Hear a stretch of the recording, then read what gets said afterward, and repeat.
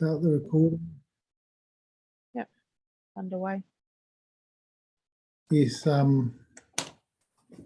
let's wait for Kit to come back into view.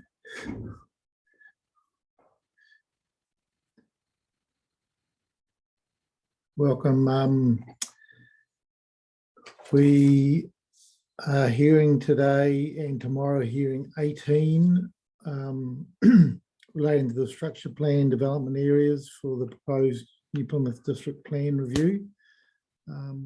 Just by way of introduction, my name is Stephen Daish. I'm the hearings panel chairperson, and joining me is Commissioner Kit Littlejohn. Just introduce yourself, Kit. Good morning, everyone. Tēnā koutou.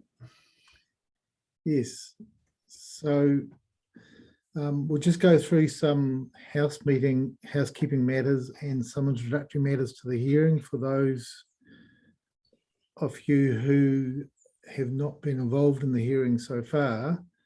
I'll just wait for Sarah Marco's just come online. We normally start with a karakia, so are you happy to do that for us again today, Sarah? Yeah, sure, fine. Tēnā tātou. He tīmata karakia o tēnei hui. Toha tupu anaku, toha tupu rangi a nui papahaha roa, aupiki, auhiki, autu, aurongo, rongo marae roa e tau. Rongo tau tangata matua e rongo whakiiri a ki runga, tuturu whakamaua kia tīna, uie, taiki. That is actually one of my favorite karakia, and I think I said it last week probably twice, but anyway, it's just for the whole day. Everything in between rangi and papa, and everything that's breathing. So anyway. Thank you very much, Sarah. And yes, so the hearings panel, we are acting under delegations from the New Plymouth District Council to hear and make recommendations on all the matters associated with the district plan review. We are, Kit and I are the hearings panel for this hearing, but there are two other hearings commissioners that sit on various hearings. We have issued a statement of interests, which is online under our minute number 4. And just before we proceed with each hearing, we just pause and see whether there's any concern from any parties relating to our independence to hear these matters. So any comments, just turn on your video, otherwise we'll just proceed with the rest of the introduction. Okay, we'll carry on. The hearing is being held by Zoom as a precaution in terms of the COVID restrictions we're covering at the moment, or we're needing to work around. The hearing is recorded, so the Zoom function does record our hearings, and that's particularly important because a lot of the evidence we are receiving is verbally, and the submitters who aren't represented by experts usually giving us most of the evidence and submissions by way of verbal submissions, so that's very important.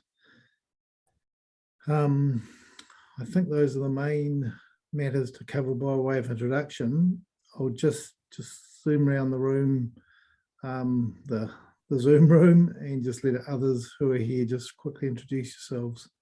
Christine. Good morning, everybody. I'm Christine, and I'm part of the administration team for the hearings. Thank you, Thanks. Christine. Sarah, we've said hello to you today, so we'll skip over to Louise. You need to turn on your speaker, Louise. Sorry, I should know this by now. I'm Louise Wye. I'm one of the reporting officers for Council for the Structure Plan Areas.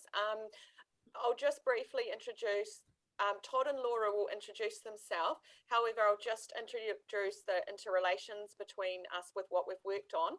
So Todd has been brought in at the submission stage to look at Bell Block Area Q. And Laura's involvement stems back to 2017 to 2018 when I went on maternity leave. She did my role, so she was involved in the structure plans then before the proposed district plan was notified. And then Laura has come back on board last year at the submission stage. So there will be a lot of tag teaming and lots of us talking because we've both been involved at different parts of the process. Thank you for explaining that, Louise. Mr. Marsman, just see you there.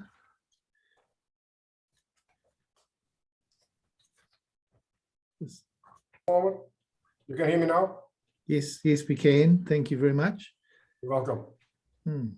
So you're talking to us a bit, or a bit later this afternoon. I think at 1 o'clock your program falls. So we look forward to hearing you there, Mr. Marsman. Yes, thank you for that. Thank you.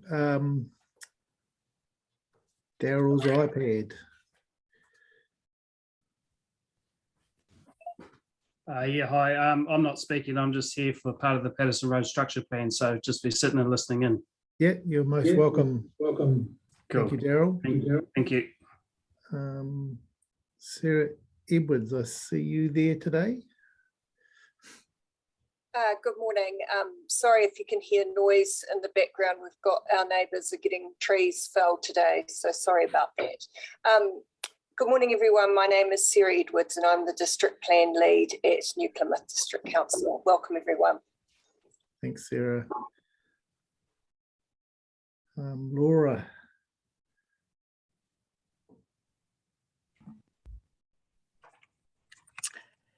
Kia ora koutou, I'm Laura Buttermore. Like Louise said, I've been involved sort of on and off with this process since 2017.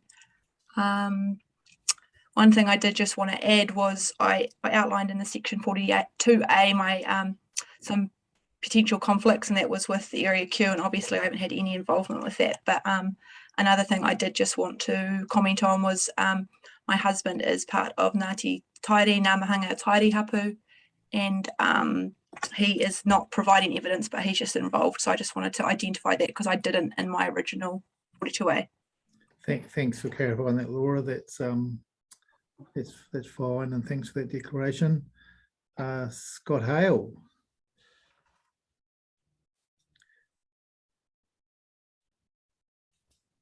Well, I need to press the unmute button. There we Yes. go.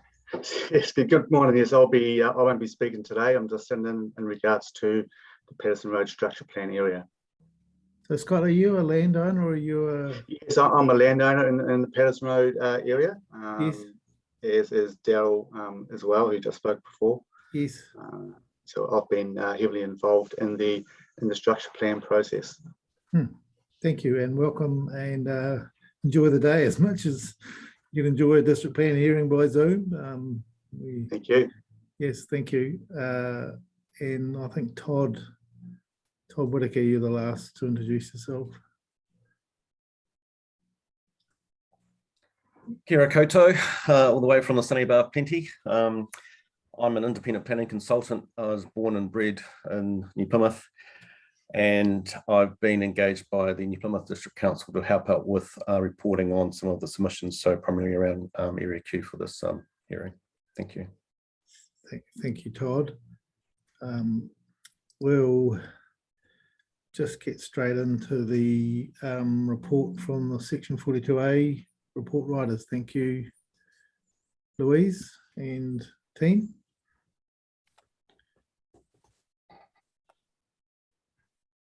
Okay, so this is the hearing for the structure plan development areas. So I'll just do a brief overview of what this presentation is going to talk about today. It's going to cover the approach in the operative district plan, the district plan review and the work that was undertaken with the structure plan areas, the proposed district plan, and then we will go on to speak about each structure plan development area individually, and we'll do a little bit of tag teaming with presenters. Next slide, please, Christine.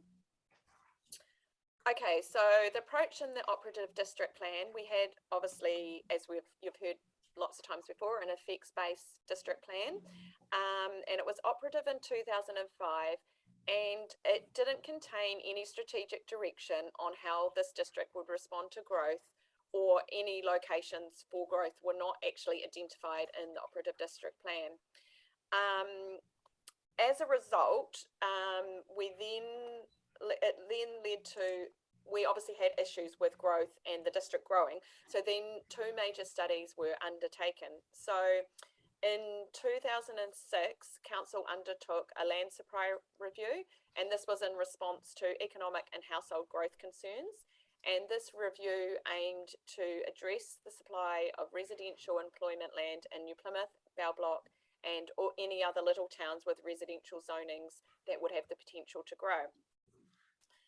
Following on from this work, the document called the Framework for Growth was adopted by council on the 4th of March 2008. And this document contains the outcome of the land supply review, and sets the direction for the urban expansion for New Plymouth District. And it was based on a 20-year timeframe from 2007 to 2027. And the Framework for Growth was then introduced into the operative district plan through Plan Change 15, which added the future urban development overlays into the operative district plan to protect these areas for future urban growth. Next slide, please.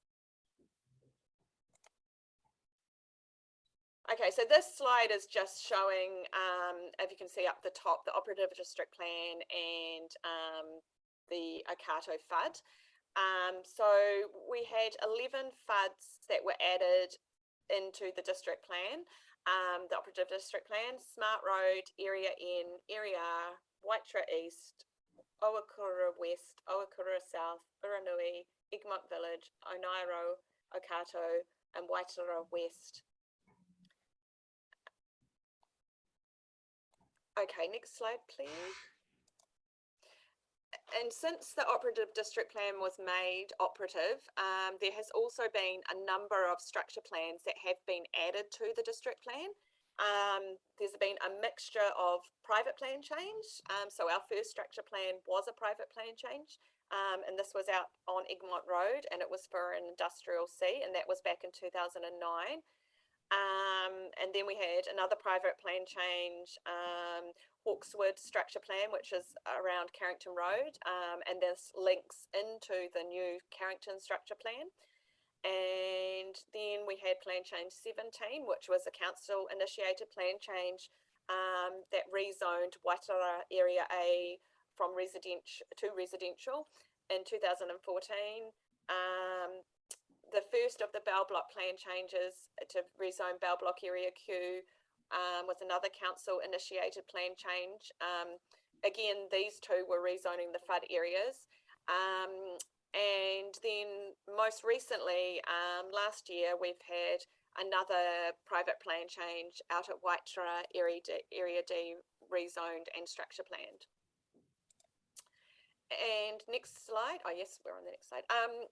So also to note that we have had some other structure plans done by the communities and the community boards, and we heard a little bit last week in the Rural Lifestyle, Rural Production Fuzz hearing about the Owakura Community Board and their processes with the structure planning that was undertaken. There was also processes undertaken for Uranui, and these structure plans were both developed by the community board, and they sit outside of the operative district plan. Next slide. Okay, so all of these structure planning processes and different structure plans under the operative district plan have led to a few issues occurring. There's been no consistent approach to the content of the structure plans. This relates to what they looked like, the detail the map would contain, whether it had guidance with the structure plan or whether it was literally just the map.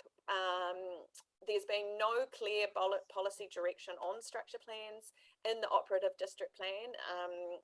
There was an attempt to retrofit something into the operative district plan, but the layout of the operative district plan meant that, and the fixed-based nature of the district plan, that meant that this didn't fit very well into the existing policy direction.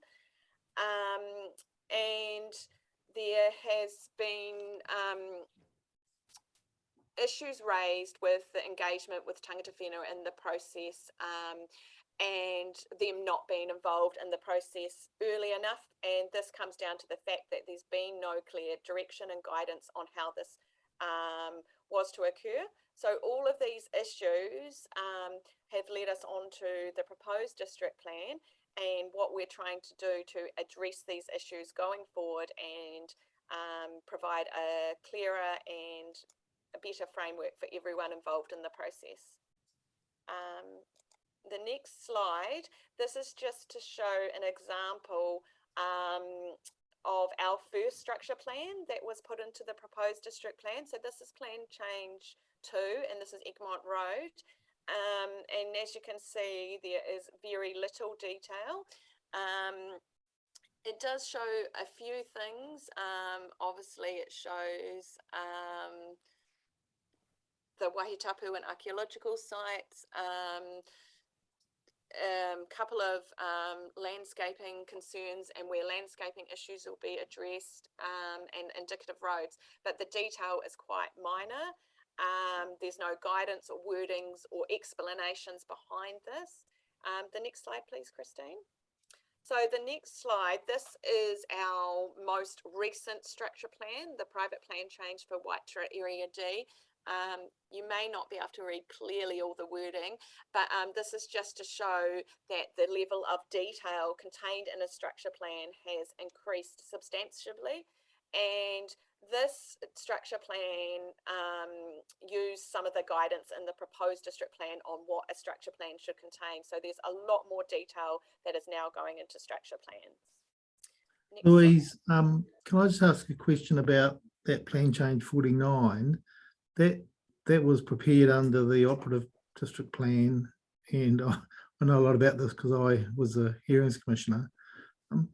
Is that there was a submission to bring that Waitara Area D into the district plan, the PDP as well, wasn't there? So is that being dealt with in the rezoning hearings, or what's the linkage there?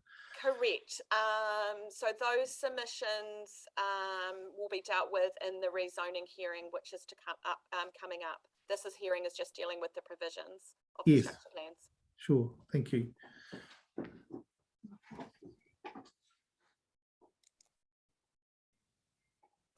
Okay, so this, all that background leads us on to the district plan review, that work that was undertaken. So there's been an increasing population and requirements to provide for housing and industrial demand, and the district plan review has identified the need for land to be rezoned to industrial and residential, and it has also identified that this land needs to be adequate land in the right location to provide for future urban growth. And a key consideration is we want to prevent and avoid the outward expansion of our urban boundaries of the district. Next slide, please. So all this information, this is just a brief update on our housing and business capacity assessments that have been undertaken, which has informed the structure plan and the future urban zone growth pieces of work. So the original housing and business capacity assessment was undertaken by council in 2019, and the updated housing component was completed in 2021. And since the proposed district plan was notified, the total dwelling demand has increased. So in 2019, we identified we needed 10,919 new dwellings over the next 30 years. And by 2021, we now need 11,592 new dwellings over the next 30 years. This assessment has also identified that overall, the proposed proposed district plan has sufficient short, medium and long-term plan enabled, feasible and reasonably expected to be realised development capacity to meet housing demands. And the structure plan development areas in the proposed district plan provide development capacity for the short to medium term. Next slide, please, Christine. Okay, so the proposed district plan in response to this growth, population growth and the need for areas to provide for this growth has identified 5 structure plan development areas. The first one, Dev 1, is Bell Block Area Q. The second one, Dev 2, is Carrington. Dev 3 is Junction. Those first 3 are residential structure plans. Dev 4, Orapururi, is an industrial structure plan, and Dev 5, Patterson, is another residential structure plan. Okay, these slides, I'm just going to briefly go through the objectives and policies of the structure plan development areas in the proposed district plan. Louise, just before you carry on, again, this is sort of big picture question about the relationship between this hearing and the rezoning hearings. And I'll use that plan change 49 Whitewood D area as an example again. If those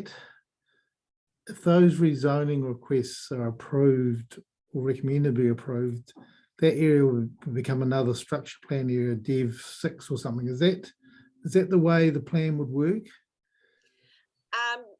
Yes, that area could become another structure plan. It's currently being put into the operative district plan as a structure plan. Yes. That process with that private plan change happened in between. The proposed district plan was notified first, then that happened second. So yes, so there is an opportunity through, because there's also submissions as well, there is the opportunity to put that in as another structure plan to the proposed district plan, correct? Yes. So these just again, big picture, in terms of future growth, these structure plan areas, they fall between, in terms of the hierarchy, you've got your future urban zones, which are long term. You've got the residential zones that aren't structure plan that are ready to roll as residential areas, and this is in between these structure plan areas as identified growth areas in the short to medium term, but they have to go through a consenting process to basically get them moving as residential areas. Is that in a nutshell the hierarchy? Yes, so Bell Block Area Q structure plan is already zoned residential, so that's a little bit different to the other 4. So that's already zoned residential under operative district plan. Yes. So that essentially has been carried over into the proposed district plan already zoned residential, where the other 4, the proposed district plan is proposing to do the rezoning and the structure planning, and then in terms of it, the areas being developed, they will need to go through the resource consent process. So Bell Block Area Q is counted in the short-term demand and capacity, where the other ones are counted in the medium term at this stage. Okay, I just wanted to get clear that hierarchy in the plan, which I think you've confirmed. Thank you. Can I just chip in with a couple of questions before we delve into the detail? Just following on from Stephen's question, how many other areas like Waitara D are there out there? And by that I mean a plan change that was made to the operative district plan that brought forward a rezoning with a structure plan attached to it. Because I mean, looking at the Waitara D area in the proposed plan, it's still general rural, isn't it? Or rural production.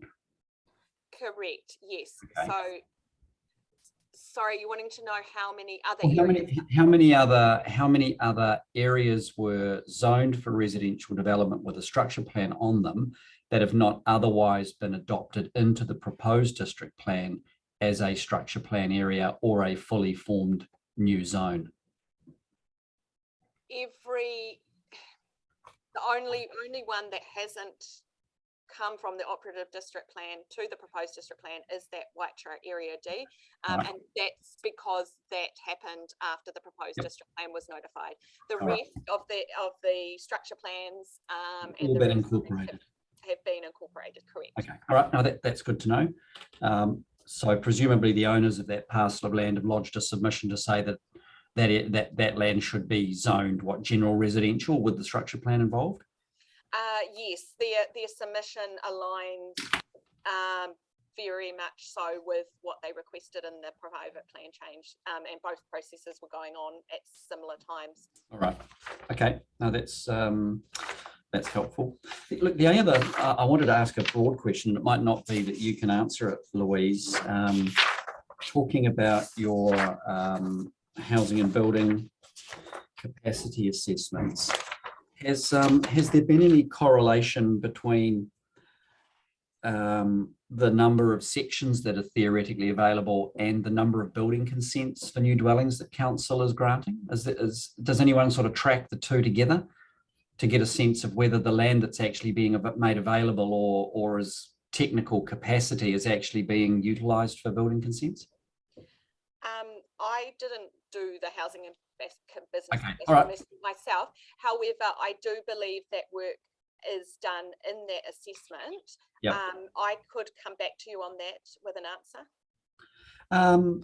I'll just note it down. It's not urgent. I mean, I've reread the assessments a couple of times, particularly for last week, but just a question that came to mind in terms of building consent data. But it's, I do believe it is used in that assessment, Sure. but the specifics I would need to come back to you all on. right. Okay, thanks. Look, Louise, one little supplementary, just so I've got my head around this. Are there any of the rezoning requests seeking new structure plan areas not covered in the ODP?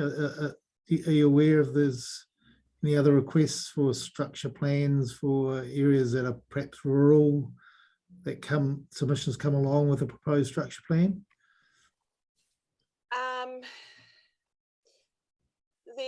There is the Owakura Farm Parks submission, which relates to the Owakura South Fuzz.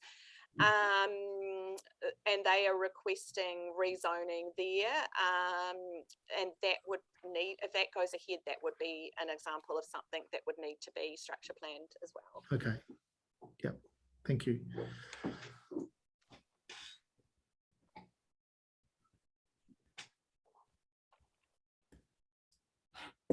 Carry on. Yep. Okay, so I'll just briefly go through the objectives and policies of the structure plan development areas. So the structure plan development areas have the same objectives. I've just used this one, which is an example on the screen of Balblock Area Q. Excuse me. So the first objective is to enable development within the structure plan area, essentially provided it occurs in accordance with the, for example, Balblock Area Q structure plan, which it refers to the map. The second objective for the structure plans is around ensuring that infrastructure is provided in an integrated, efficient and comprehensive manner to meet the needs of the development area. So that's ensuring both happen together. And the third objective is to ensure that activities within and adjacent to the development areas don't compromise the ability for those areas to be developed in accordance with the structure plan.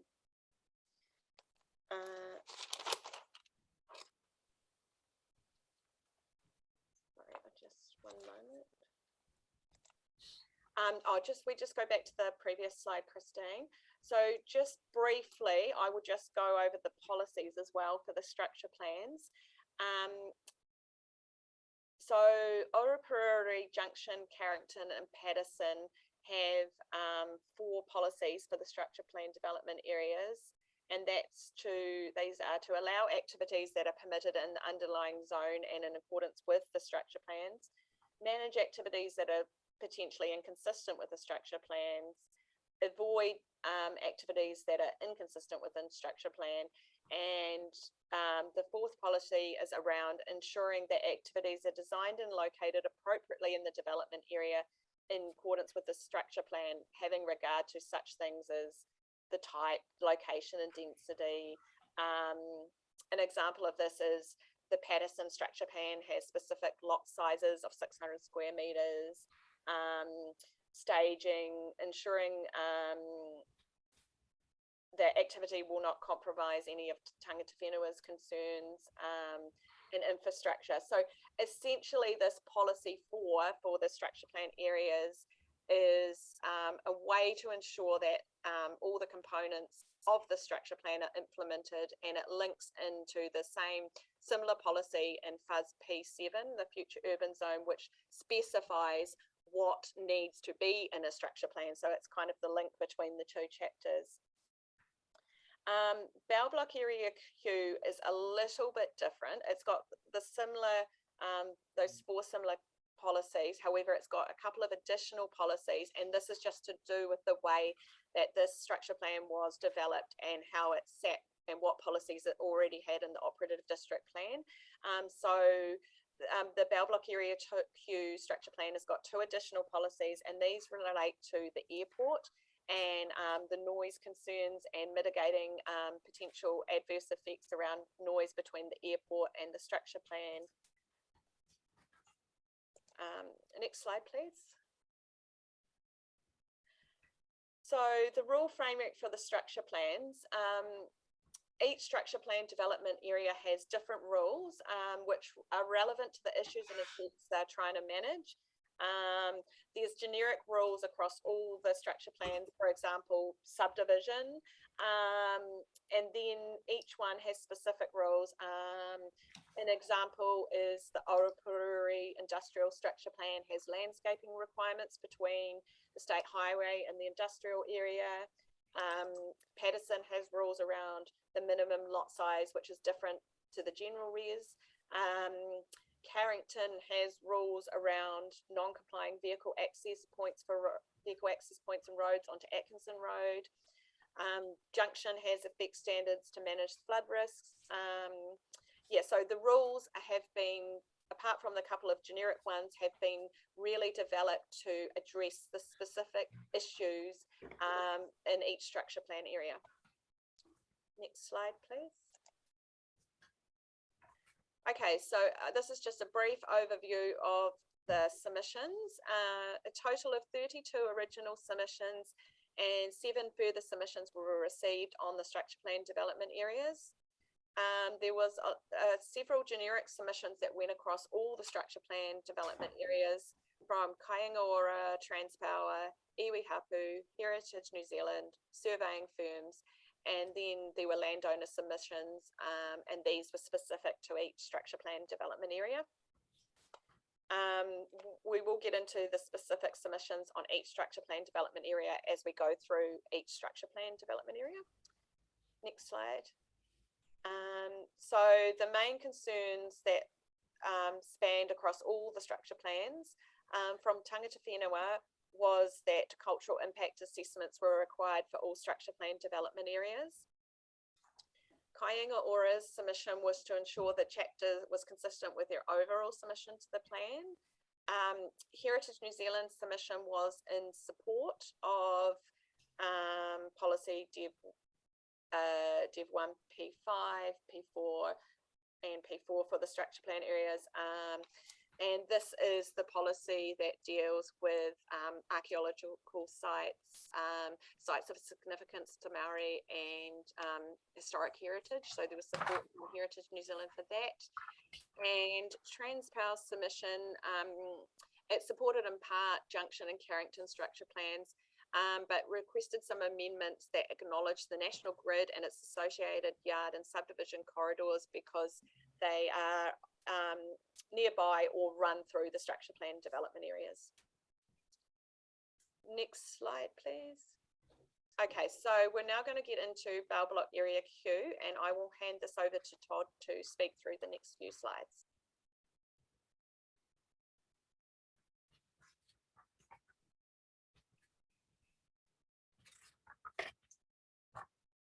Thank you, Louise. And I really do need to acknowledge the work that Louise has done in terms of the background and the context to Area Q. Commissioners, as you will be aware, my engagement with the hearings process essentially started at the end of last year. So I've undertaken quite a significant process in terms of coming up to speed with some of the background to the plan provisions, and then obviously reviewing submissions and researching some of the background material, and then providing important recommendations into the 42A reports.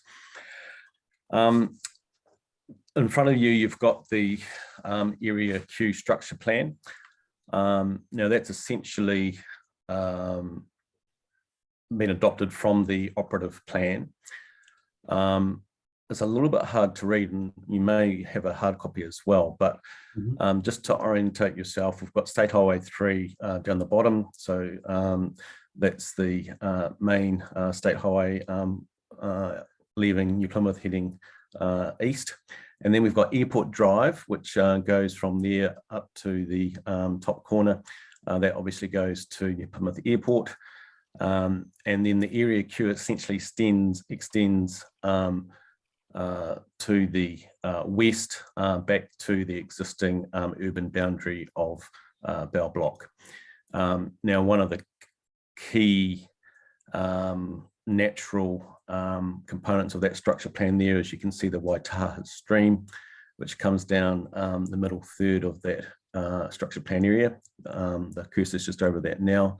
That has been subject to submissions from Te Atiawa, and I'm sure you'll be hearing more about that in terms of the issues and concerns to Tangata Whenua.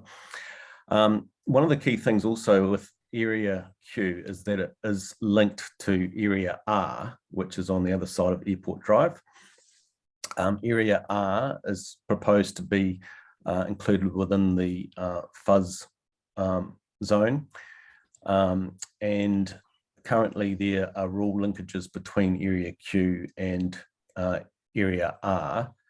And on that map, you can't see it, but Area Q is actually divided into 3 development stages. And the last development stage, 3E, which is closest to Airport Drive, actually has a prohibited activity status on it, subject to Area R being subject to a plan change process to provide for urbanisation on that. And that's one of the issues that has come up in submissions. And again, I guess as Louise has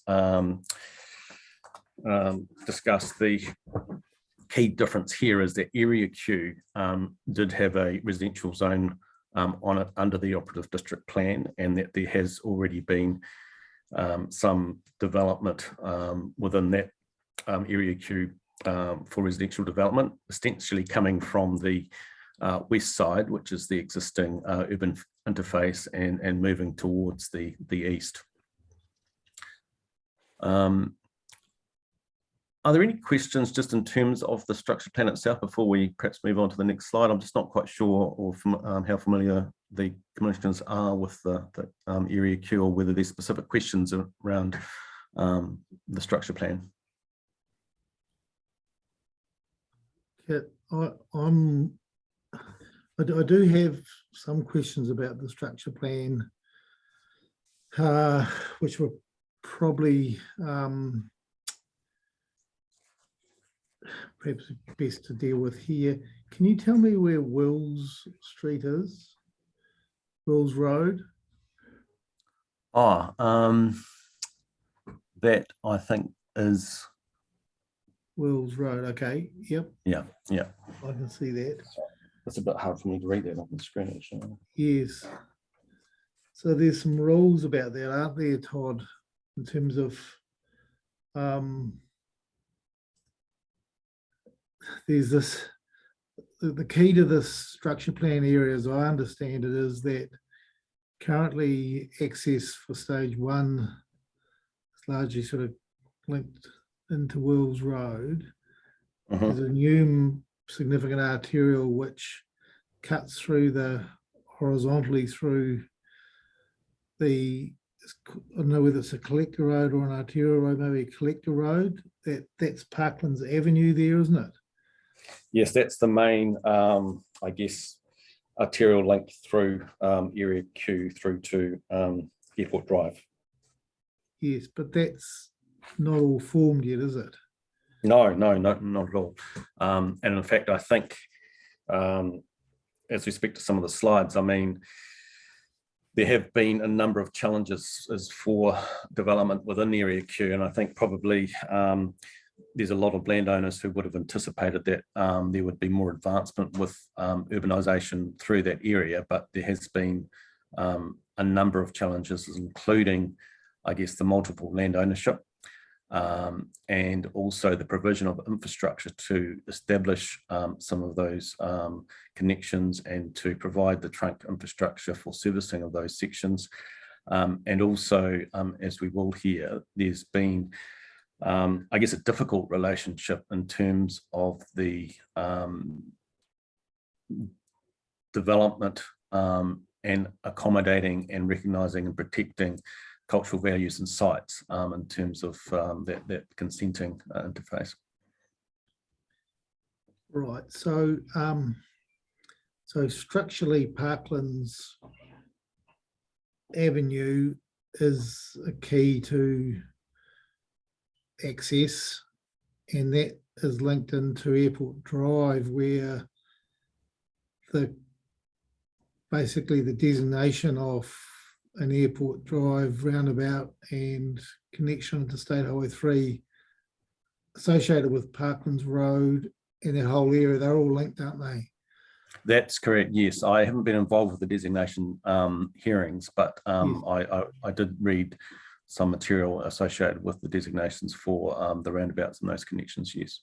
Are you aware that that designation has now been approved by the hearings panel? I think there was some discussion on that last week, Sue. So that's when I picked up on that.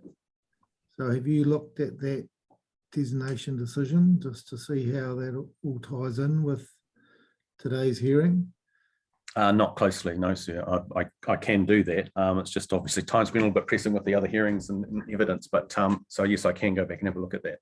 Yes, because I do have some questions about that. That was issued on the 4th of March. It was issued on the basis that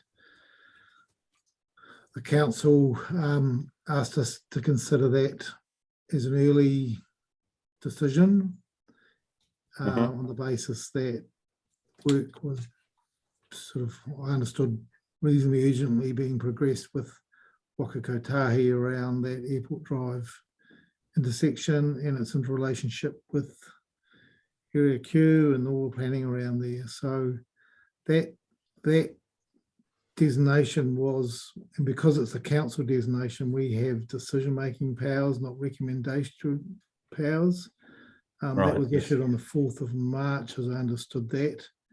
And there were some submitters around that designation, so obviously there's an appeal period to take into account, but I think it is quite a relevant planning issue in terms of this hearing, that airport and this structure plan, that the Airport Drive designation has been approved by the commissioners, subject to any appeals, obviously. If that's the case, Todd, and I assure you it is, when you look at the decision, which is on the hearing 3 part of the council's website,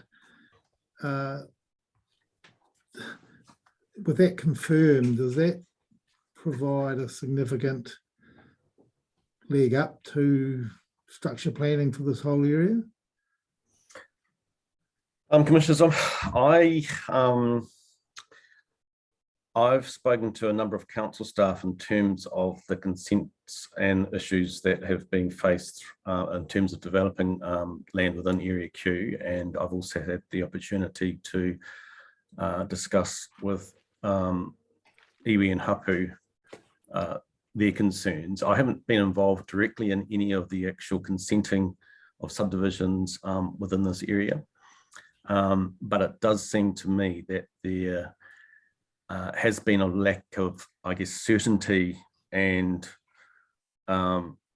progress in terms of moving some of those key infrastructure milestones forward and providing some certainty around those, and including, as I say, the notified version of Area Q actually had a prohibited activity status for stage 3E. Now that obviously means that there couldn't be even any consideration of subdivision or development within a third of the Area Q, in theory, until Area R had been through a future plan change process. I've Okay. made some recommendations around that, but yes, I think anything that can be done to provide some certainty around some of those key infrastructure challenges will help, I guess, the Landowners Council and stakeholders and tangata whenua to work towards the outcomes which the Area Q structure plan is setting out to achieve. Yes, well, I think that's not quite the answer I was sort of looking at. And this is something I think would be good to certainly come back to us on. And this may not be the correct understanding, but Area R is a future urban zone. That's correct, yeah. Yes. Area Q is a residential zone, which is tagged as the key short-term growth area for New Plymouth. It's basically the largest area of short-term targeted zoned growth. Is that right?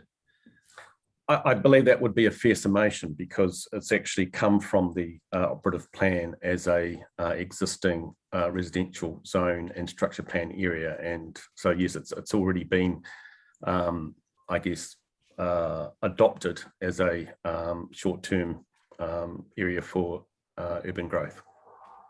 Right. And my Oh, sorry, I think understanding- Louise has just got her hand up as well. Yes, Louise, So- yes.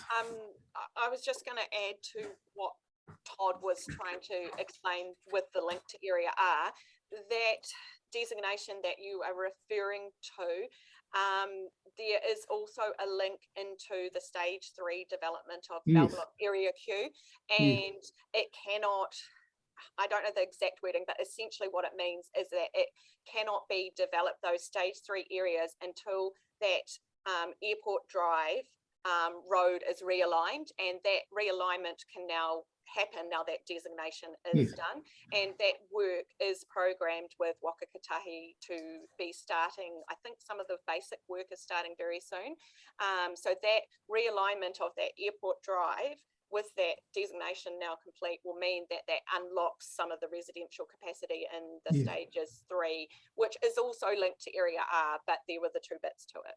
Yes. So thank you for your answer. So the planning evidence is from the council that with that new Airport Drive designation now confirmed, proviso pending any appeals, that does, from a structure plan point of view, release quite an infrastructure hurdle that's been there up till now. Is that?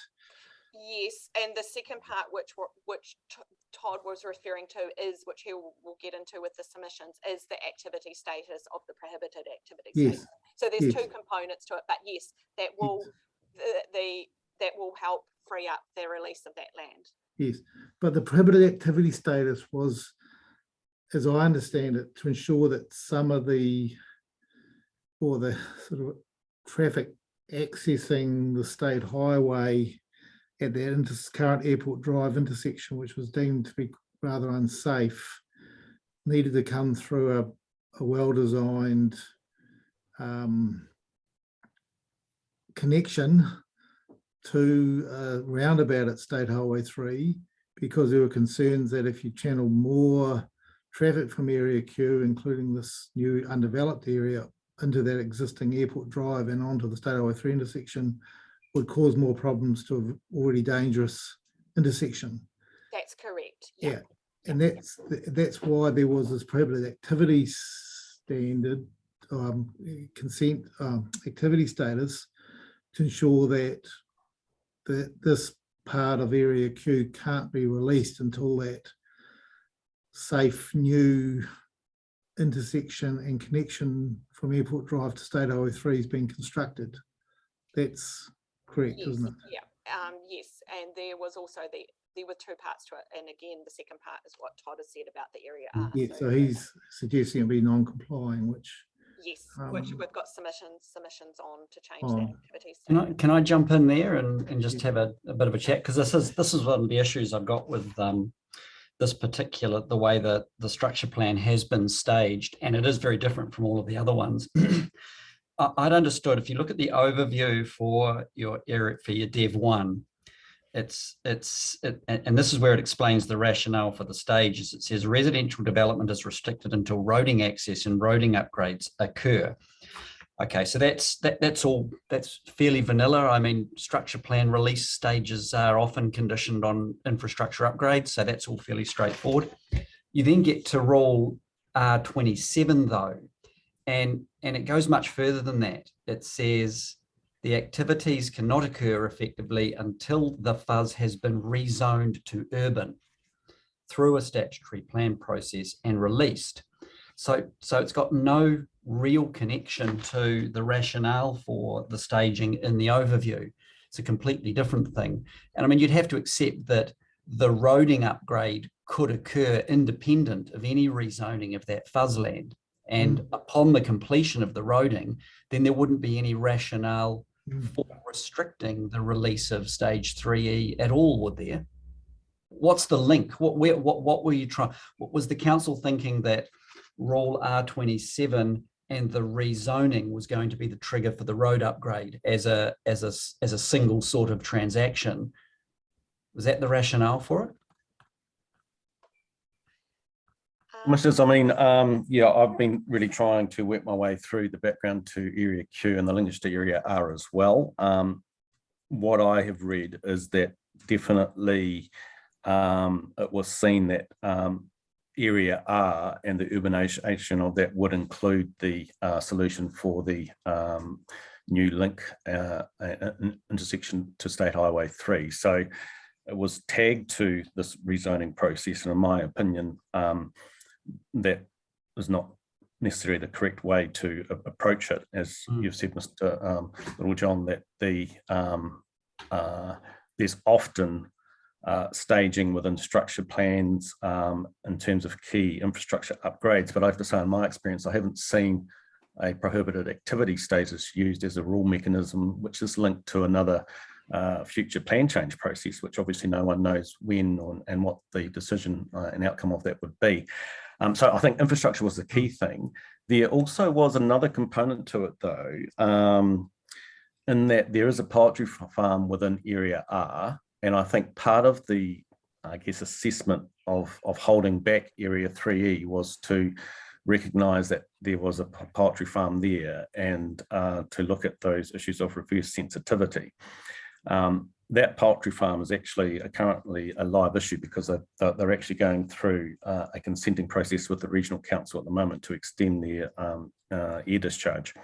And New Plymouth District Council has been party to that hearing. So I think definitely infrastructure was the key issue in terms of the justification or background to that rule, but I think there was also this component of reverse sensitivity. Okay, doesn't sort of indicate any of that. I mean, that may be so, but it's not really a rationale behind the staging expressed in the structure plan. Presumably that's correct. Presumably policy which ensures that activities don't impact upon or avoid activities that are inconsistent or will result in reverse. I know that's with permitted activities in the underlying zone. Okay. All right. Okay. Well, no, I hadn't picked up the chicken farm issue, so that's that does put a bit of a wrinkle in it. But certainly, I'm like you. I've never seen a staging linked to another zoning happening and prohibited activity. I mean, I'd be much more comfortable with a rule which said R27 residential development cannot occur in stage 3E until the following infrastructure has been completed. And at that point, everyone knows, and indeed the owners who might be relying on that happening are then encouraged to assist it to happen so that they can then release their land. Okay. Right. Sorry, I just wanted to add, there is a little bit, you were talking about overview, there is a little bit more clarification in the structure plan guidance about the staging. Yeah, well, I mean, that's another question I had, Louise. What is all of this narrative supposed to be? Yeah, so this is one of the issues we've had, because all the structure plans are being done totally differently, and this has been carried over, and we've had to try and retrofit the existing rule framework that we had into the proposed district plan rule framework without losing any of what we had and what we were trying to achieve, which was actually quite difficult. So yeah, it does raise the issue of plan interpretation. Are the rules clear enough so that they can be interpreted without the guidance or without the overview? Because obviously they have no statutory weight behind them. Yeah, well, they are a provision of a plan, which is still relevant in the scheme of things. But I understood the structure plan better reading the guidance than I did reading the rules. I'll be honest. Okay. Yeah. But I mean, that's just the way, we've tried to be really efficient with our drafting and the rule structure. But I keep looking through and say, okay, what are the triggers for the stages? And I mean, these things are constructed in such a way that it's what's not said rather than what is said in the rules that creates the staging limits. But that's just an observation, and probably most of my questions come from just still trying to get my head around how the whole rule system for these is structured. So, and I've got a lot of other little questions, but maybe best if we just continue with the overview, and then dive in as we need to into each one, because I agree. Area Q is very different from the other ones. There's a lot going on in Area Q, particularly because of the staging and the big infrastructure requirements there. Kit, I agree. Let's carry on. I do have a follow-up question before we do about rules 20 R26 and R27. These are the non-complying rules on page 14 of, I think it's Appendix 1. And I still don't have an understanding of why area, this is Kit's question, why in planning terms area R has to be rezoned before you can do any further development in area Q. That's not a non-complying activity. I can understand why the realignment and the completion of the Airport Drive connections completed, that resolves safe access to State Highway 3 issue as an alternative to Willis Road, and it collects up that Parklands Avenue. But can one of you just tell me what the planning rationale is for having a trigger that area R has to be rezoned before any more of area Q should be developed?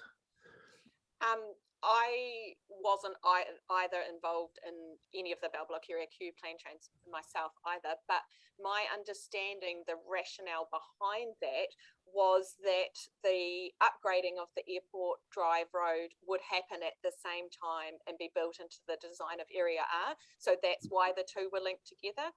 They don't need to be now, do they? No, and that's what, do you want to elaborate on, Todd, on what you were proposing to separate those out? Yes, so I think probably we've all come to the same kind of perspective that it's quite peculiar to have this prohibited activity rule, and we have a submission which is seeking to change that to a non-complying activity instead of a prohibited activity, and I've recommended that submission and that relief is adopted. I think just also by way of background, I think when I've read some of the background material in terms of the original Commissioner's decision on the Area Q, it's almost that it was anticipated that there would be a rezoning process for Area R in the not too distant future. So it may well have been at that time that the prohibited activity status was seen as quite a temporary holding position, and that within the next, say, 4 or 5 years, that rule would disappear, and there would be a plan change process and a rezoning of Area R. So while we can consider it as quite peculiar looking back, I mean, maybe at that time there was, there must have been obviously some solid justification for it to pass the Section 32 analysis. But as I say, I think it was anticipated that there would be a much earlier plan change process to look at Area R, and that there would be more progress, I guess, in terms of that urbanisation of Area Q coming through from the west. Yeah, so this I'm sorry to labour this, but this seems to be a critical point. We've heard evidence in the further urban zone hearing that you were both involved in, that these fuzz areas, they're long term, they're out past the life of this district plan, aren't they? In terms of the provision of land supply, yes. And as we heard evidence in the hearing last week, we are looking at, I guess, a policy setting in terms of, while the plan is setting up those fuzz areas for the long-term land supply, it doesn't actually shut the door on those areas coming forward to provide for urbanisation within the short to medium term.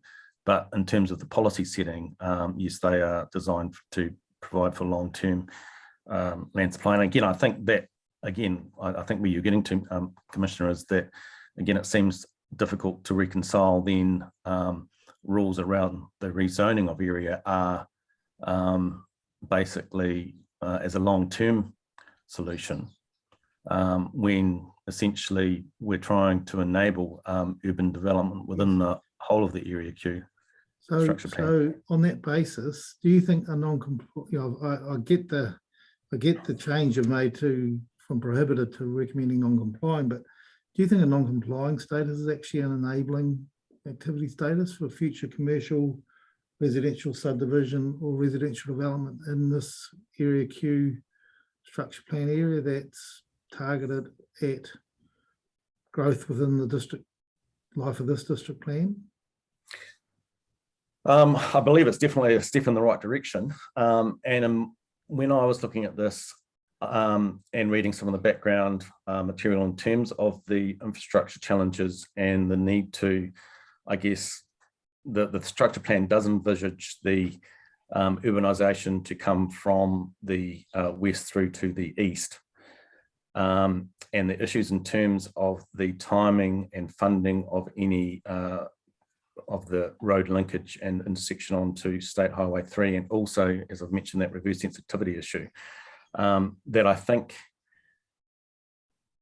I guess, the structure plan should signal that developing an Area 3E at this stage is not going to be a straightforward process. So, but at least with a non-compliant activity status, landowners and developers can go through a process to put forward the merits of any redevelopment.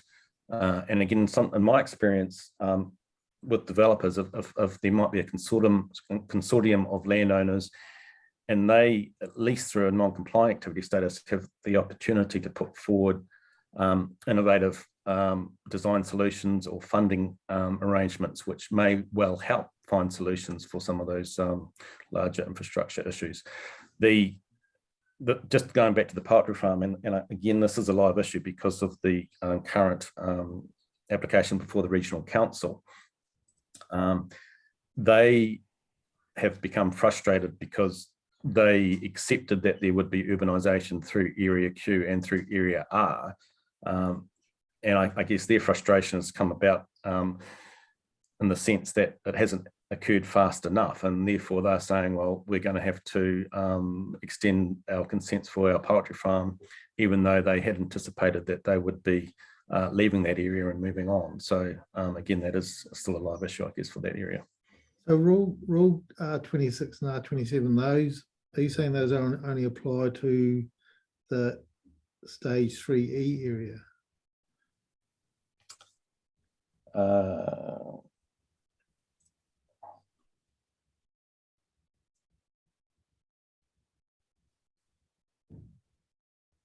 That's correct. Yep. So we had the submission on R27.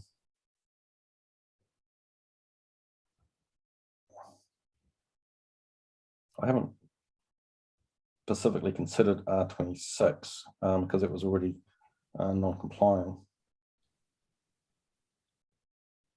But yes, so that prohibited activity status was specific to the area 3E.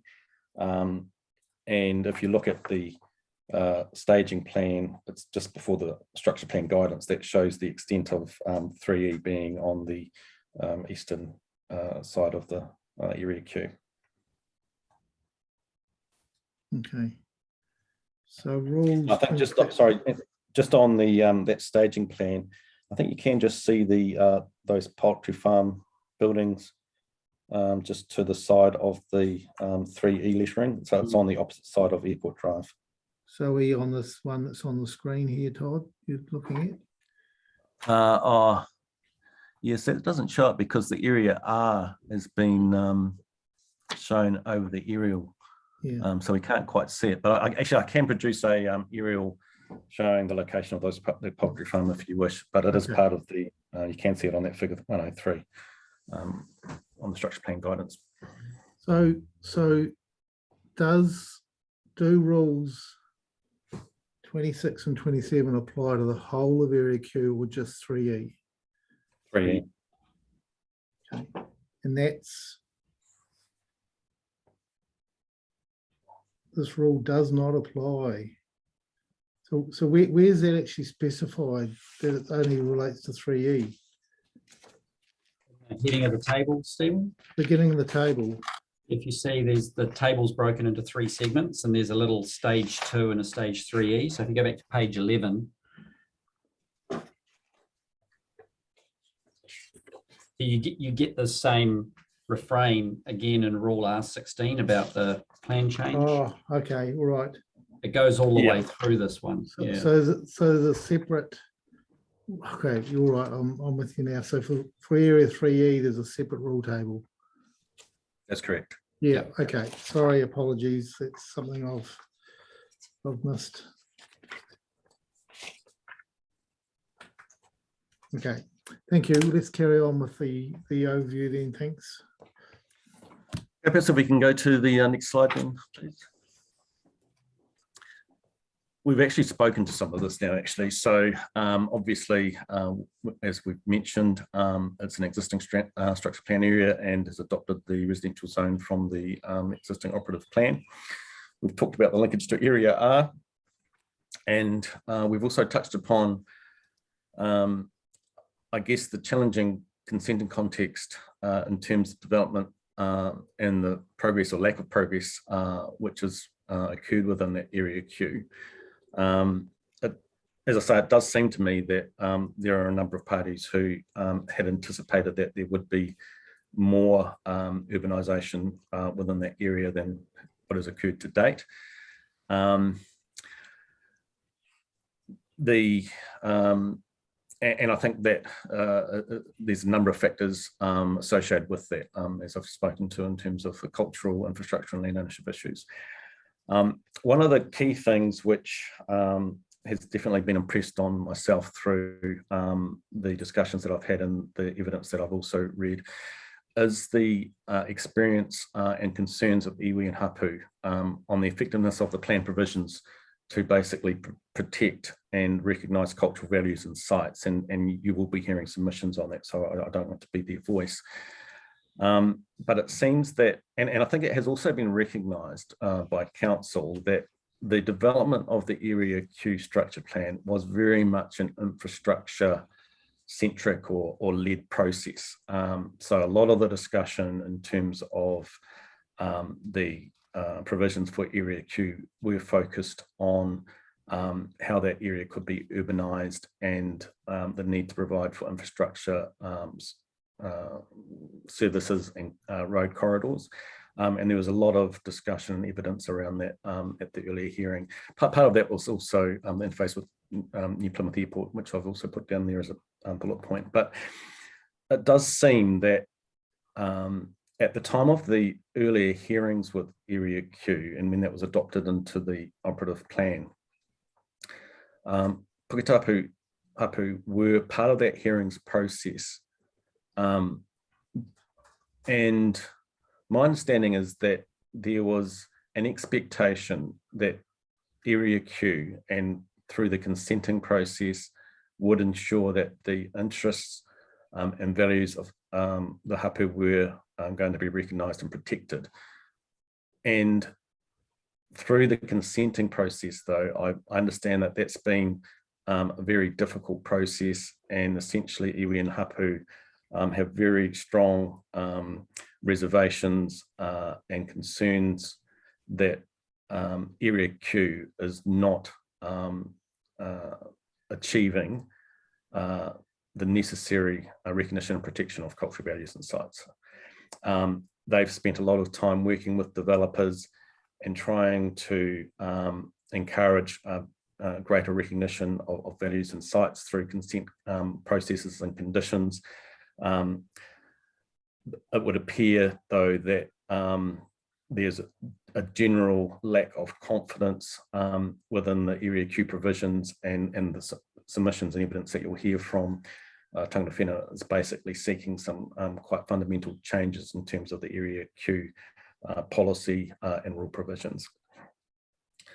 It appears to me that Council, as I said, has recognised that the original Area Q provisions were focused on infrastructure issues. And I think there has been a genuine effort to work with hapu and iwi and developers to achieve a better consent process. Now that consent process obviously sits outside the matters before the commissioners in terms of the actual policy framework.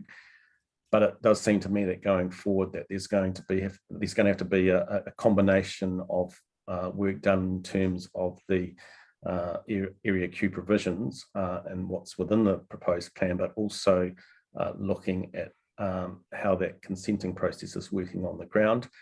And I'd also just note there that while the district plan obviously provides for the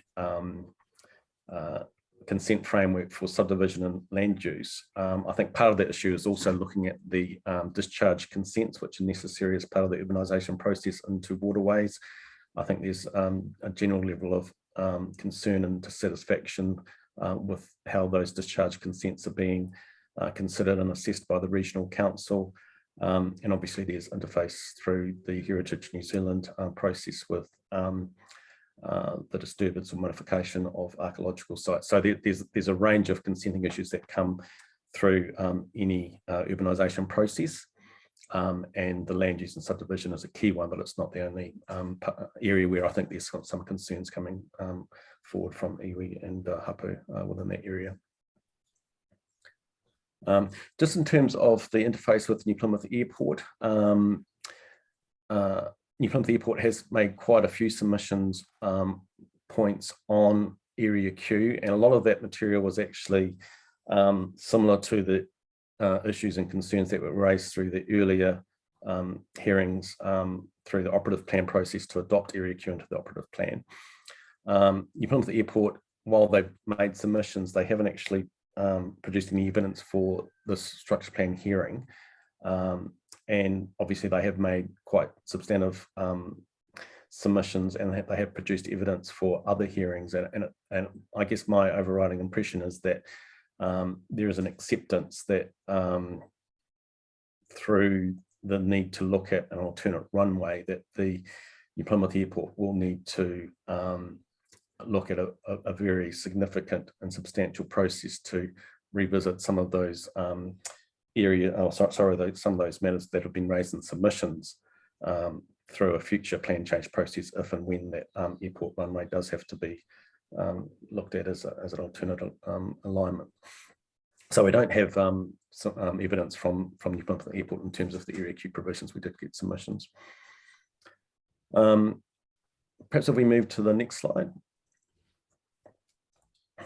Todd, can Again, I just we've already- ask, Todd, sorry, Yep. what seems to be the problem with extending Parklands overthrough at the moment, overthrough into stage 2? Anyone? I think there's issues in terms of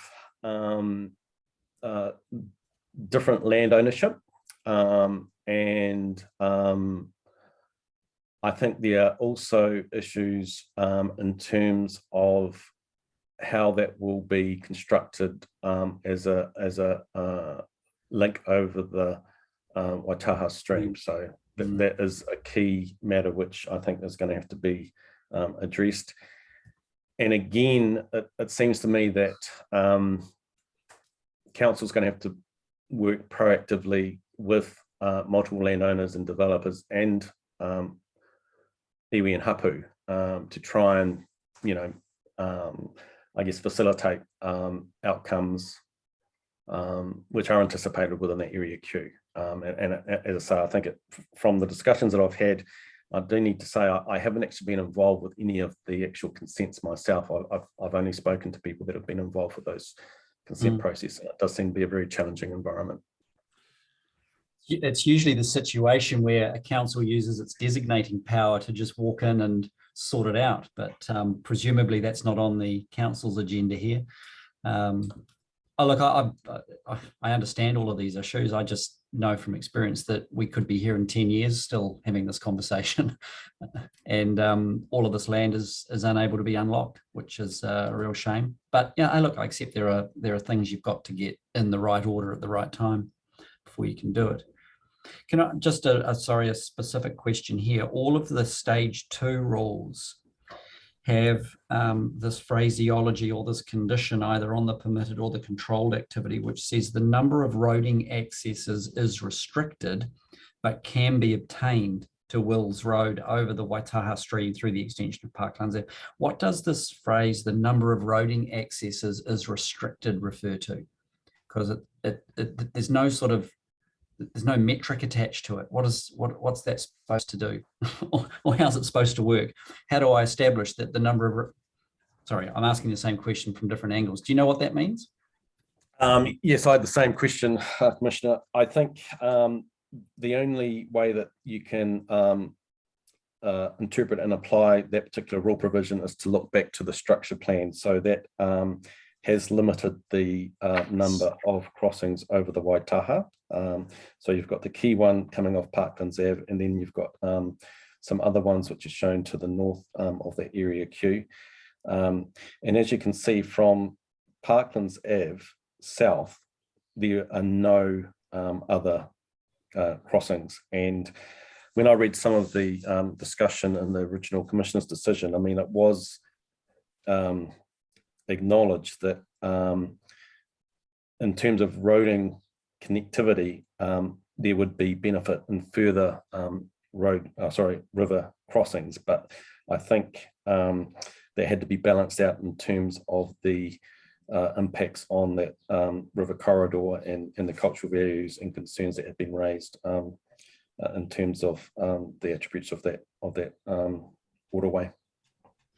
Yeah, look, I appreciate your candor. I still don't understand what that particular rule means. Maybe something I'll reflect back on and how it actually operates in context with the structure plan. I guess one way this could all be unlocked effectively is, I mean, the stage 2 already contemplates the possibility that the stage 2 would be serviced from Airport Drive.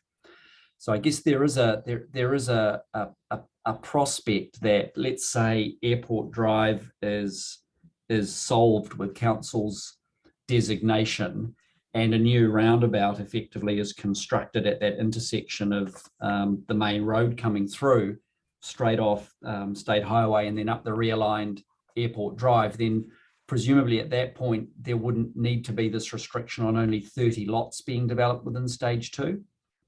I guess we don't know until the consent has looked at it.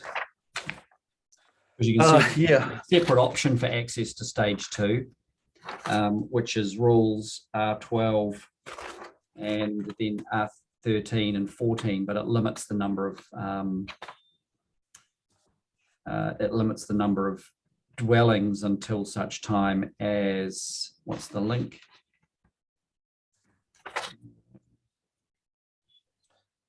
I think part of the issue was that with the way that the roading assessments were carried out, it wanted or relied upon an overall assumption that there would be the road connectivity from east through to the west. I guess in terms of balancing out where the traffic generation would enter and exit area Q. So, and basically by having the east-west connections, then that traffic would be split in terms of its impact on the roading network. And again, that overall connectivity across area Q. So you didn't end up with having, I guess, residential neighbourhoods which ended up in a dead end and no connection through area Q for an extended period of time. So, Yeah, look, yeah, absolutely, it's not ideal. no. I mean, none of this is really ideal. I don't think, just in terms of the challenges, I think that has been faced with the development in this area Q. I mean, definitely if you read back through to the commissioner decisions and reports, it was, and I have seen this before, it was, I think it was written and decided on the basis that, you know, development within area Q would actually happen quite quickly. But for various reasons, obviously that hasn't occurred. And I think I'm sort of coming around to the view that the district planning exercise is not really going to assist to solve some of those problems. Those are more around land ownership and allocation of other resources. So yeah, okay. Yep. All right. Sorry. Thanks for. Yeah, That's good. Todd and Louise, just a few other clarifications. The main trunk, existing wastewater trunk main, the area that's the trunk main that's running up from the bottom of the page, the top of the page on the map 2, that I understand that was recently permitted by way of another plan change that was heard 2 or 3 years ago, or some process, and that's recently just been constructed or about to be constructed. Do you know about that? I haven't got detailed knowledge of that. However, I am aware that, again, there's been really significant concerns raised by iwi and Hapu, basically with the location of the wastewater treatment stations and, the pumping stations, and just the location of some of that infrastructure in relation to the cultural values of the Waitaha stream. So again, that has been a challenging process. Yeah, Todd, I suppose we just need some more information on this, because it's one of my declared interests is that colleagues of mine in Dunedin help the council with that process around getting that trunk main along the river sort of organised. And I'm pretty sure it did go through a Schedule 1 process, but because I wasn't directly involved. So my questions of clarification are just, can you let us know about that? And has yes, that, definitely we can. Yep. Second question is, has that new trunk main been constructed? And the third question is, that new trunk main size to cater for wastewater for the whole of area Q? Okay. I'll find those answers to those questions, Commissioner. It may not be able to be done in terms of the verbal reply tomorrow, but I'll do what I can. And it will definitely be answered through the written reply. Thank you. Carry on. Again, we've already touched upon these things. So there's been concerns around the that wording there's not correct, is it? It's concerns around the development progress, which we've already spoken to. We've spoken to the recognition and protection of cultural values, also the airport. One of the submitters that you will be hearing evidence from today is from the Hibil property owners at 47 Airport Drive. They are essentially seeking some additional flexibility in terms of the provision for access onto Airport Drive. They have actually made a number of submissions and further submissions across the Area Q provisions, and we have actually recommended or adopted some of those. The Section 42A report didn't recommend any changes in terms of the access provisions. And I think you'll be hearing evidence from was that this afternoon, or if it's not this afternoon, it'll be tomorrow. So I don't want to talk too much to that, because you'll be hearing evidence on that. I would just like to make the point, though, that I think it would have been helpful in terms of the evidence for the support of the Hibil submission if there was actually traffic engineering advice or expert evidence provided, because I think part of the key issues there in terms of those rules and standards for access onto Airport Drive obviously have their genesis within the need to protect the efficiency of Airport Drive, and there's an issue with the proximity to the proposed roundabout as well, but you will hear evidence on that. And I understand also, Commissioners, that there is still a live issue in terms of the Hibil's seeking to be heard as part of the rezoning hearing as well. And so I think that all I'm aware of is that that is still potentially a live issue. Yes, we'll address the Hibils when they appear before us on those matters, Todd. You'll be listening in. Yes. Yes. Again, I have some questions about the relationship with this new designation with the Hibils and how that all fits in terms of the traffic stuff. So we'll canvass that then. Just one other question, responding to Commissioner Littlejohn's query about, the council has designation powers to perhaps look at designating that key Parklands Avenue. Do you know if the council's ever considered that specifically and as a process?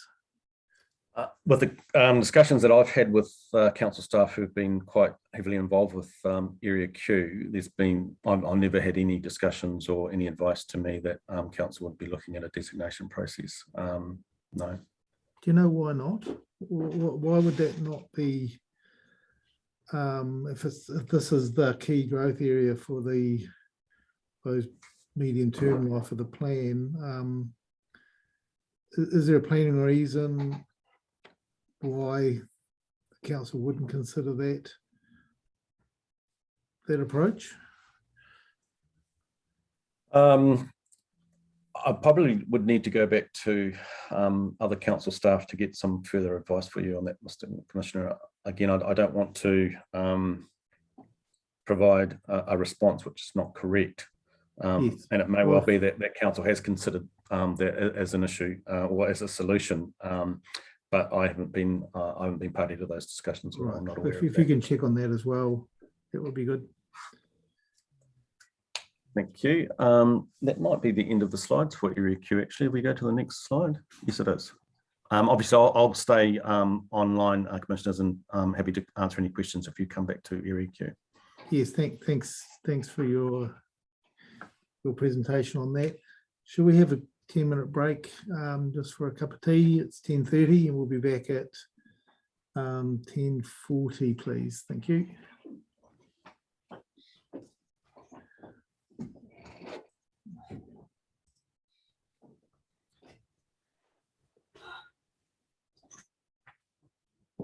Yes.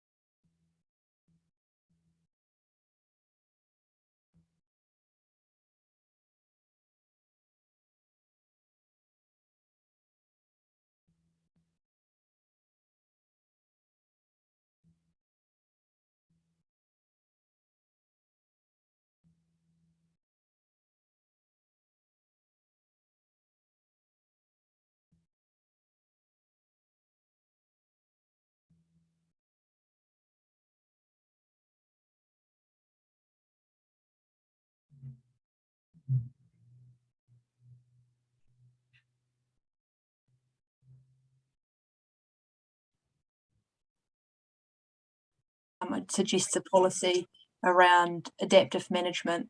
And I think probably that's exactly what we need to consider there. And it's not just even these areas that Mr. McCurry's identified. I think it's probably across the board as we do that first earthworks clearance of any sites. It's around how we manage what if and we find those sites, if and when we find them, and how we can adapt accordingly. People, I've just got to take a break for a minute or two. Someone's banging on my door. I've got some follow-up questions, so can we just hold for a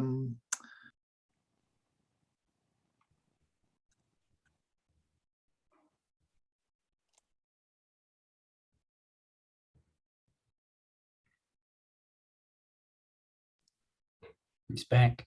yes. I was going to say, Laura, sorry, Stephen, I was just thinking while you're out of the room, just as this is a possible solution to think about, in your proposed earthworks rule for these areas, could you make one of the other prerequisites that an archaeological investigation of potential archaeological sites has shown no archaeological material, and then trigger it into an RDIS if, for example, that work has found archaeological material, and then through the RDIS consenting requirements, you could make provision for the protection of archaeological resources found on the site during earthworks. So you actually use the consent process to create your protection for the site, and then subsequently a district plan change could follow later to update the schedule perhaps. So that way you make the clearance of the site from an investigation point of view one of the prerequisites to being able to undertake earthworks as a permitted activity. Yep, I think you're right there. That sounds like a Just as a thought. yeah, that sounds like a good way forward in terms of how we manage it, because I think there is still a bit of an issue there in terms of how we deal with those sites. And it's obviously the sites that we've identified, but like you say, there might be more that are uncovered as we go throughout the process. Well, I think we've got to either rely just simply on the accidental discovery protocol for that, or, and as I say, we haven't finished our deliberations on that, or there is actually a broader proposition within the earthworks chapter that deals with that. And again, we haven't sort of come to a final view on that. Yeah, that's right. And I guess it's the potential of what is found too, and that adaptive management, if something of such significance is found, like you'll see in this Carrington structure plan, where those areas are, there's also the main collector road running through it. And so my initial conversation, proposed collector road. That's right. Yeah. So, it might be that things need to move and change, but it might also be that they don't. So there's also the requirement, while from a consenting point of view, it might be that we need something specific from a policy above that as well, around the ability to adapt if and when we need to.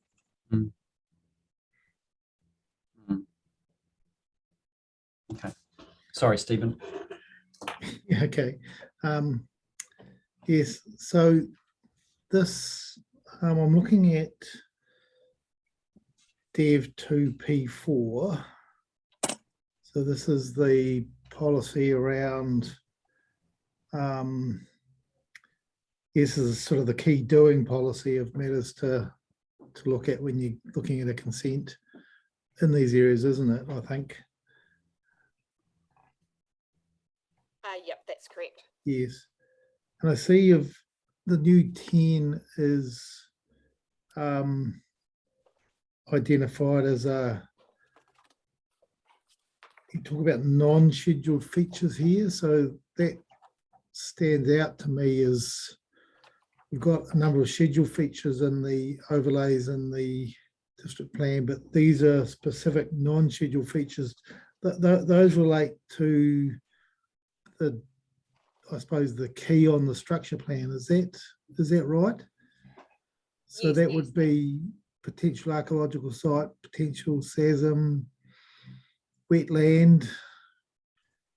Are those the three that you would say fell into that non-scheduled features policy? Yeah, I think so. I think the wetlands will be scheduled to an extent in terms of that the water body provisions chapter will encompass wetlands, whereas the potential sites of significance to Māori and the archaeological potential sites aren't scheduled. So yeah, they're probably more so those ones that'll be captured in that part of that policy. So Laura, the wetland we see on this structure plan, is it actually mapped in the water bodies chapter? I believe it is, but I would need to check. Okay. It's just that the discussion we're currently having is around how we deal with structure plan areas that are signalled as the key growth areas in the life of the plan, urban growth areas for the district. We've got a process to go through, a consenting process to release those areas either in a stage way or in a overall way.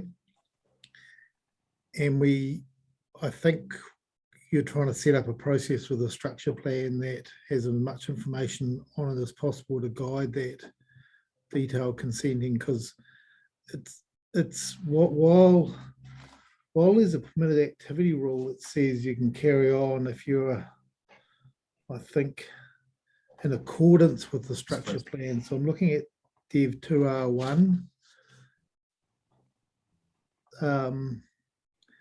So is it right that if you're in accordance with the structure plan,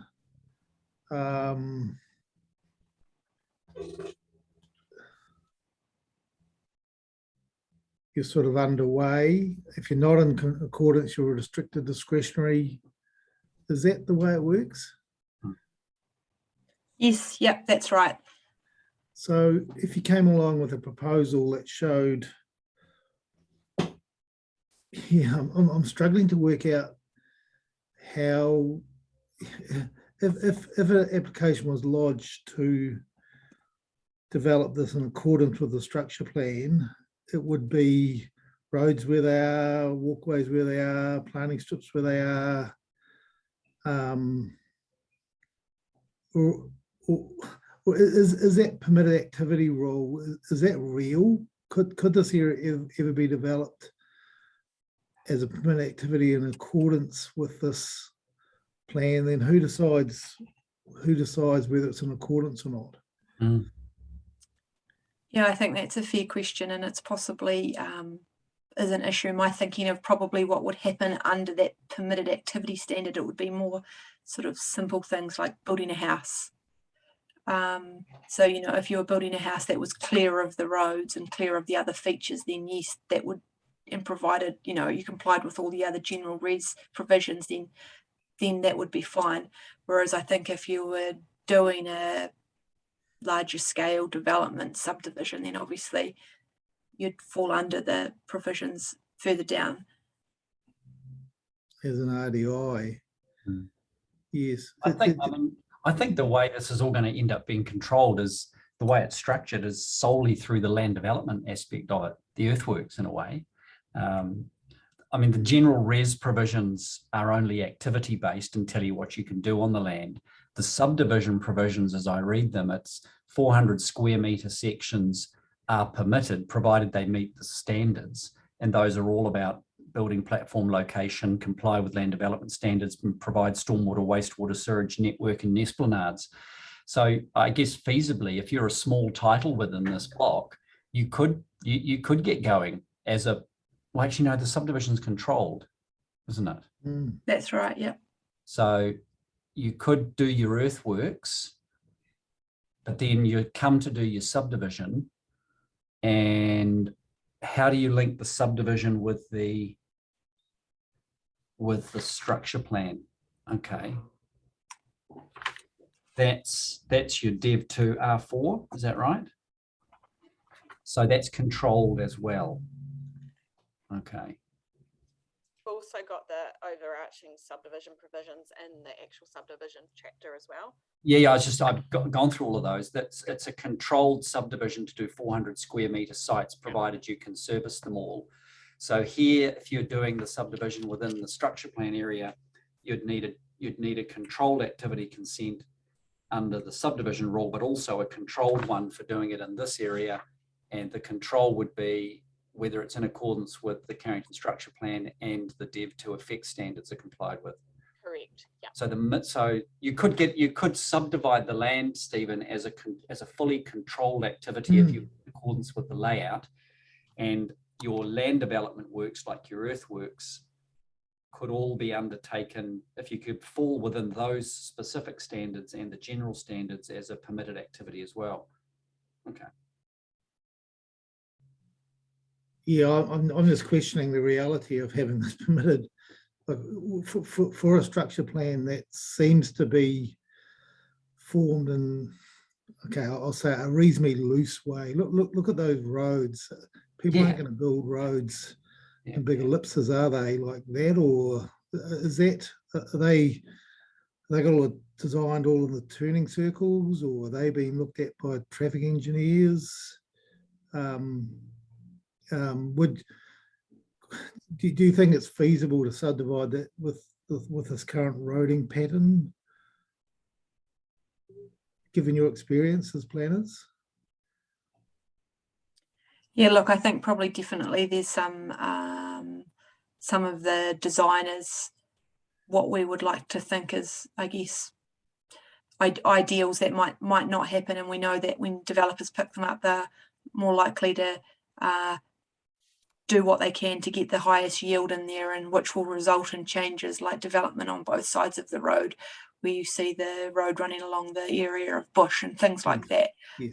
But we have had an infrastructure engineer look at this one. There wasn't a specific traffic engineer, but he did provide advice on sort of road layouts, and he discussed it with the council roading team in terms of the layouts. And I think what we're trying to achieve here is, I guess, a reflection of other issues of subdivision we've had within the district, where we are seeing, even if you look in the Fernbrook development just to the north of this, a large number of cul-de-sacs. And I guess the idea of this is trying to show where that these are connections, and that the connections are going right through the site, rather than the encouragement to provide, or the discouragement of providing cul-de-sacs and that kind of development. And while we may still see them in places, I guess this is the ideal layout is what we're trying to demonstrate. Yeah. I'm just trying to establish a hypothetical that I think the earthworks limitations does stop you doing much by permitted activity. I'm just thinking about the hypothetical landowner saying we're in accordance with this plan, we're underway, we can develop this without getting a resource consent. And I think the answers I'm getting is that that's highly unlikely that, apart from maybe a one-off house, that would be able to be achieved. I think, yeah, I think that's right. Anything large scale, I'd say, would need to go through the consenting path, and that's a purposeful and that's intentionally done so that we can consider all of those big scale issues but if you're doing something sort of small scale and discrete, then obviously there's the opportunity, if it fits within the general res and structure plan, that it can go through as a permitted activity. Okay, thanks for those answers. Perhaps carry on with this kid's got anything else? I've got lots of things, but let's press on. Yes. We're all coming up to speed with this. You guys have been living with it for a wee while. I'll just briefly, before we jump onto Junction, I'll just briefly go through, if we go back to the original map, the Carrington one, I'll just briefly go through the wetlands and the work that was done there. So through our discussions with iwi and Hapu and through the archaeological work that Mr. McCurdy did, it was identified that there was potential wetlands in all our structure plan development areas. So we had discussions with Taranaki Regional Council and a staff member there, Miss West, has been doing all the identification work for the wetlands under the freshwater MPS, and she's tasked with identifying them, mapping them, determining if they are wetlands, taking samples. So she went out and did site visits and confirmed that yes, we did have some wetlands within the structure plan areas. So that work and that mapping has come from her.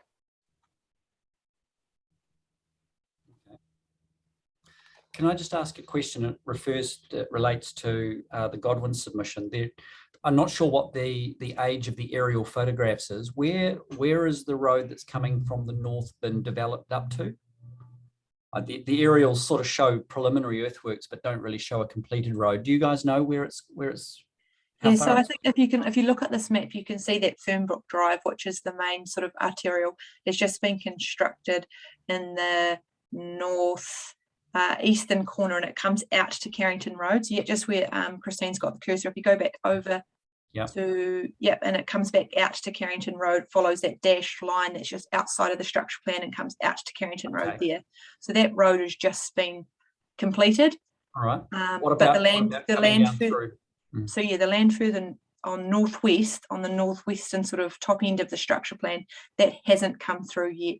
So that area is sort of, I guess, the last stage of the Fernbrook development, and it hasn't been consented, I don't think, right up to the northern boundary of the structure plan yet. So, all right, okay. No, thanks for that. Right, should we move on to Junction now?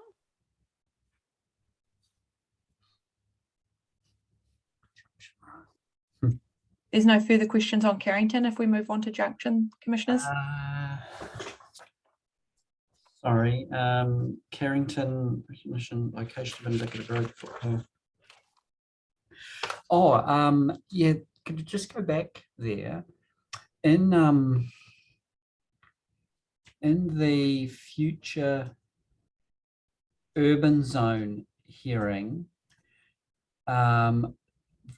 I asked a question about about midway through on the western boundary of the structure plan area, the Godwins were that land is zoned rural lifestyle, and there is a pathway that was extending along the boundary there, and you can still see it in the district plan. And I asked the question, what about this pedestrian path that goes through this rural lifestyle land? And I was given the answer, that's going to be dealt with next week in the structure plan hearings. And I'm just wondering, has anyone got anything further they want to add? I think my question was, the Godwins wanted it confirmed, and I think the planner there, it might have been you, Louise, was saying that yes, they've got a couple of opportunities for rural lifestyle lots there. But then I asked the question, there's this indicative pathway that goes through the rural lifestyle portion of the property, and I'm not sure whether there's even any submissions about it, but I guess the question is, what's the mechanism to create that? Would that be a requirement to be created on the development of that rural lifestyle land? So you're talking about this one that's on the boundary that's by the SNA, aren't you? Yeah, it goes across, no, further north, go further north. There's a pathway that connects in off this one here. You can't see my cursor. Sorry. So you see where the little keyhole is in the top of the SEA over here? On the western extent by that keyhole there, there's an indicative pathway that runs through that area and connects back up over to what I think is the stream boundary. So I think that stream boundary, that's the top end of the Huatoki. And I think as correct. part of the, I wasn't involved, but as part of the pedestrian access links, I think the Huatoki walkway finishes just further north of the structure plan area.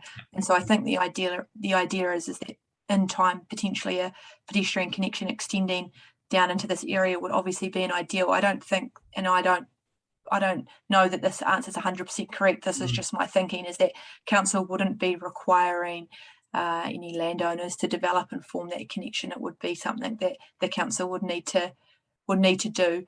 But perhaps if that area of land was part of a lifestyle subdivision consent, then it might be considered at that time. But I think more so that area of bush, which is an SNA, would feed into any development that the council would have on the connection of that Huatoki Reserve.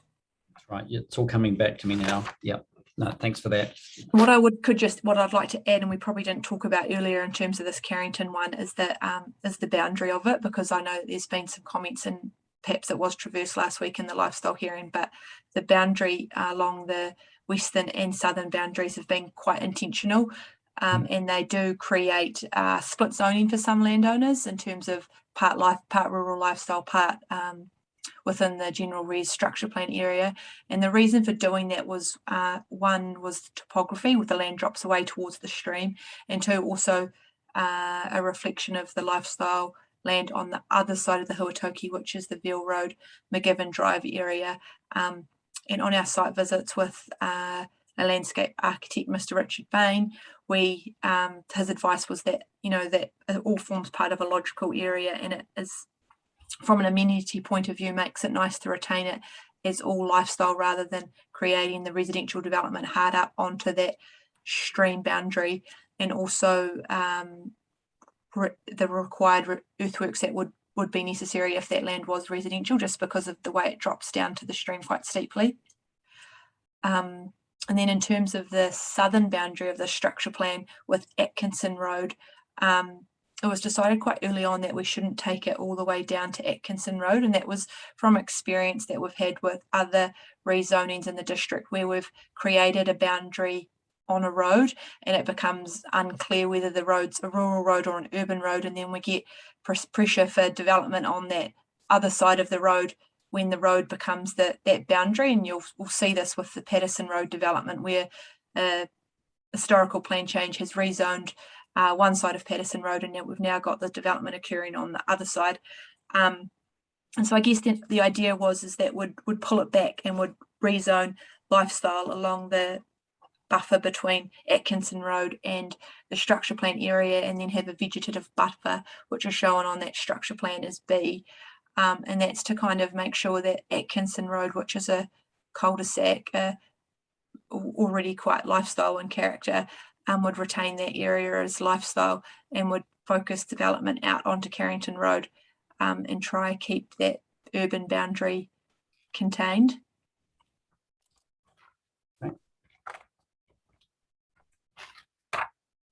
Well, I have one other question about this before we move on. The differentiation between a potential site of significance to Maori as a reserve and a potential archaeological site. Why is there that distinction? Yes, the reason for that distinction is that obviously Mr. McCurdy's report identified all the potential archaeological sites, and obviously there is overlap with potential sites of significance to Māori, but this site that we've got in that reddy colour that was identified, it wasn't something that Mr. McCurdy identified, it was something that Hapu have given us some information on, and I think that they'll provide you some evidence when they speak tomorrow. But that site there is not something that's archaeological, it's something that has more meaning in terms of it's a site that two brothers met historically, and it was a place where war was meant to break out, but they ended up reconciling, and so it's a place that has significance to that hapu for a reason that I guess isn't archaeological. It's as part of their, it's a Wainanga space for them, so it's still important, but it's not archaeologically important, I guess. I suppose reading between the lines and reading your Section 42A report, I think it says explicitly that perhaps I'll preface this with the fact that we have some submissions from Hapu supported by Te Kohitanga that these development areas should be essentially rejected, haven't we? They don't support them. It's just that is just the one and that's Urupururi, the industrial one. Okay. The I thought rest I is- read in Ms. Marco's evidence that they sought that all these structure plan areas be taken out of the plan. Maybe I've got that. They thought that cultural impact assessments were undertaken, and I think it was the future. Yeah, I urban think from my planning that understanding they, is that, wanted the rezoning to stay rural. Sorry. yeah, my understanding is that they're supportive of all of the structure plan areas with recommended amendments to them, which they've provided, Oh, and right. with the exception of the Urupururi structure plan, which they are seeking is retained as rural. Okay, I'll just look at Ms. Marco's evidence because I want to get this right. Just a minute.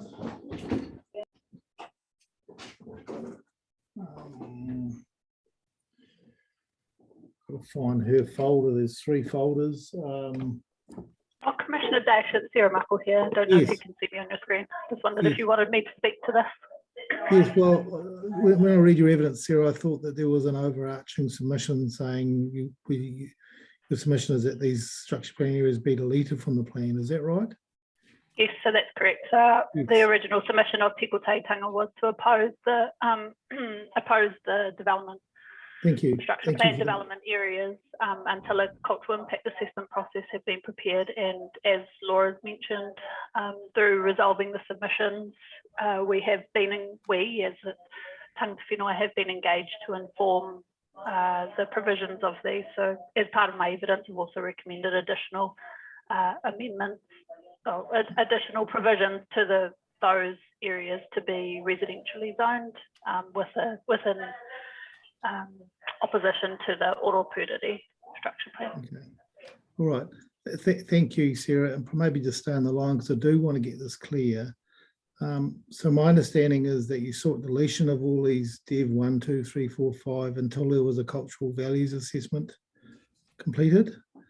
And if there's no cultural values assessment completed, is the position of the Hapu that these, which there hasn't been from my understanding. This is why when Laura said that the council's got some information from Hapu about that potential SASM area and the reasons, was that through just some general discussions, or was that through a cultural values assessment? Maybe Louise can answer that.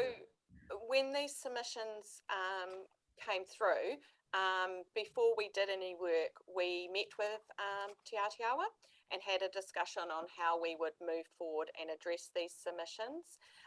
So the work that was undertaken, while it wasn't a cultural impact assessment, the agreement with Te Atiawa was we would do this work, we would do the site visits, we would do get Mr. McCurdy to do the assessments, we would have discussions with Hapu and iwi, work out what the issues were, work out what needed to be addressed, and we would go backwards and forwards and agree on the provisions. As you can see, we haven't finished the process in terms of agreeing on the provisions yet. Yes. Okay. So that is still an evolving work in progress. So the agreement was, we don't have a name for this process, but agreement was this alternate process to try and address their concerns and the way forward. Okay, look, I think that's what I've gleaned from reading. I've also gleaned that the process has run out of time to work its way through to a state that we can make a good decision on these structure plans with the information we've got in front of us and evidence. Is that the position? There's more work to do. I'm not sure if you'd like me or Sarah to answer that, but well, I think between the three of you would be quite good to sort of because I am thinking, you know, we talked about running out of time my view this year and busy new year and Yeah. COVID and rah. Yeah. My view is there's more work to be done, and I think Laura would agree. And if you want to say something, Sarah. Yeah, I mean, I don't know if Te Taitanga agreed to the process. I guess it's in my view, the process that we have been through is sort of an alternative cultural impact assessment process where we were able to utilise Laura as and her planning expertise as well, just given how stretched we were on our side. And yeah, essentially we did run out of time.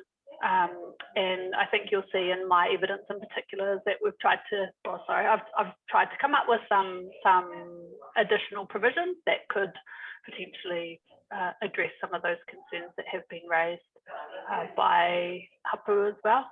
And just a note as well, obviously I'm presenting tomorrow, but those provisions that have been drafted have come from, their inspiration, I guess, have come from the Waitara Area D provisions as well. So those which were discussed last year or the year before. Anyway. Thank you for that. I think we just need to keep on hearing these matters, and if there's some more work to do before we deliberate, let's talk about that and make some recommendations. You know, I have to say that I've got a considerable amount of unease with looking at a structure plan that sets up a consent process, but with, you know, main roads through the middle of potential archaeological sites, like this one does. You know, and we've been on a site visit where we have seen key sites that are bisected in the past by roads, and I know there's been some archaeological work done. It's just seems to be quite a key timing issue with this, that if we are going to set up a structure plan for growth in the life of this plan, if there's more work to do, let's work our way through that. And Sarah, I did read you our adaptive management approach in your evidence, and I think you're looking pretty hard at productive ways, planning ways of actually moving forward with these areas. That's a sense I've got. Is that fair?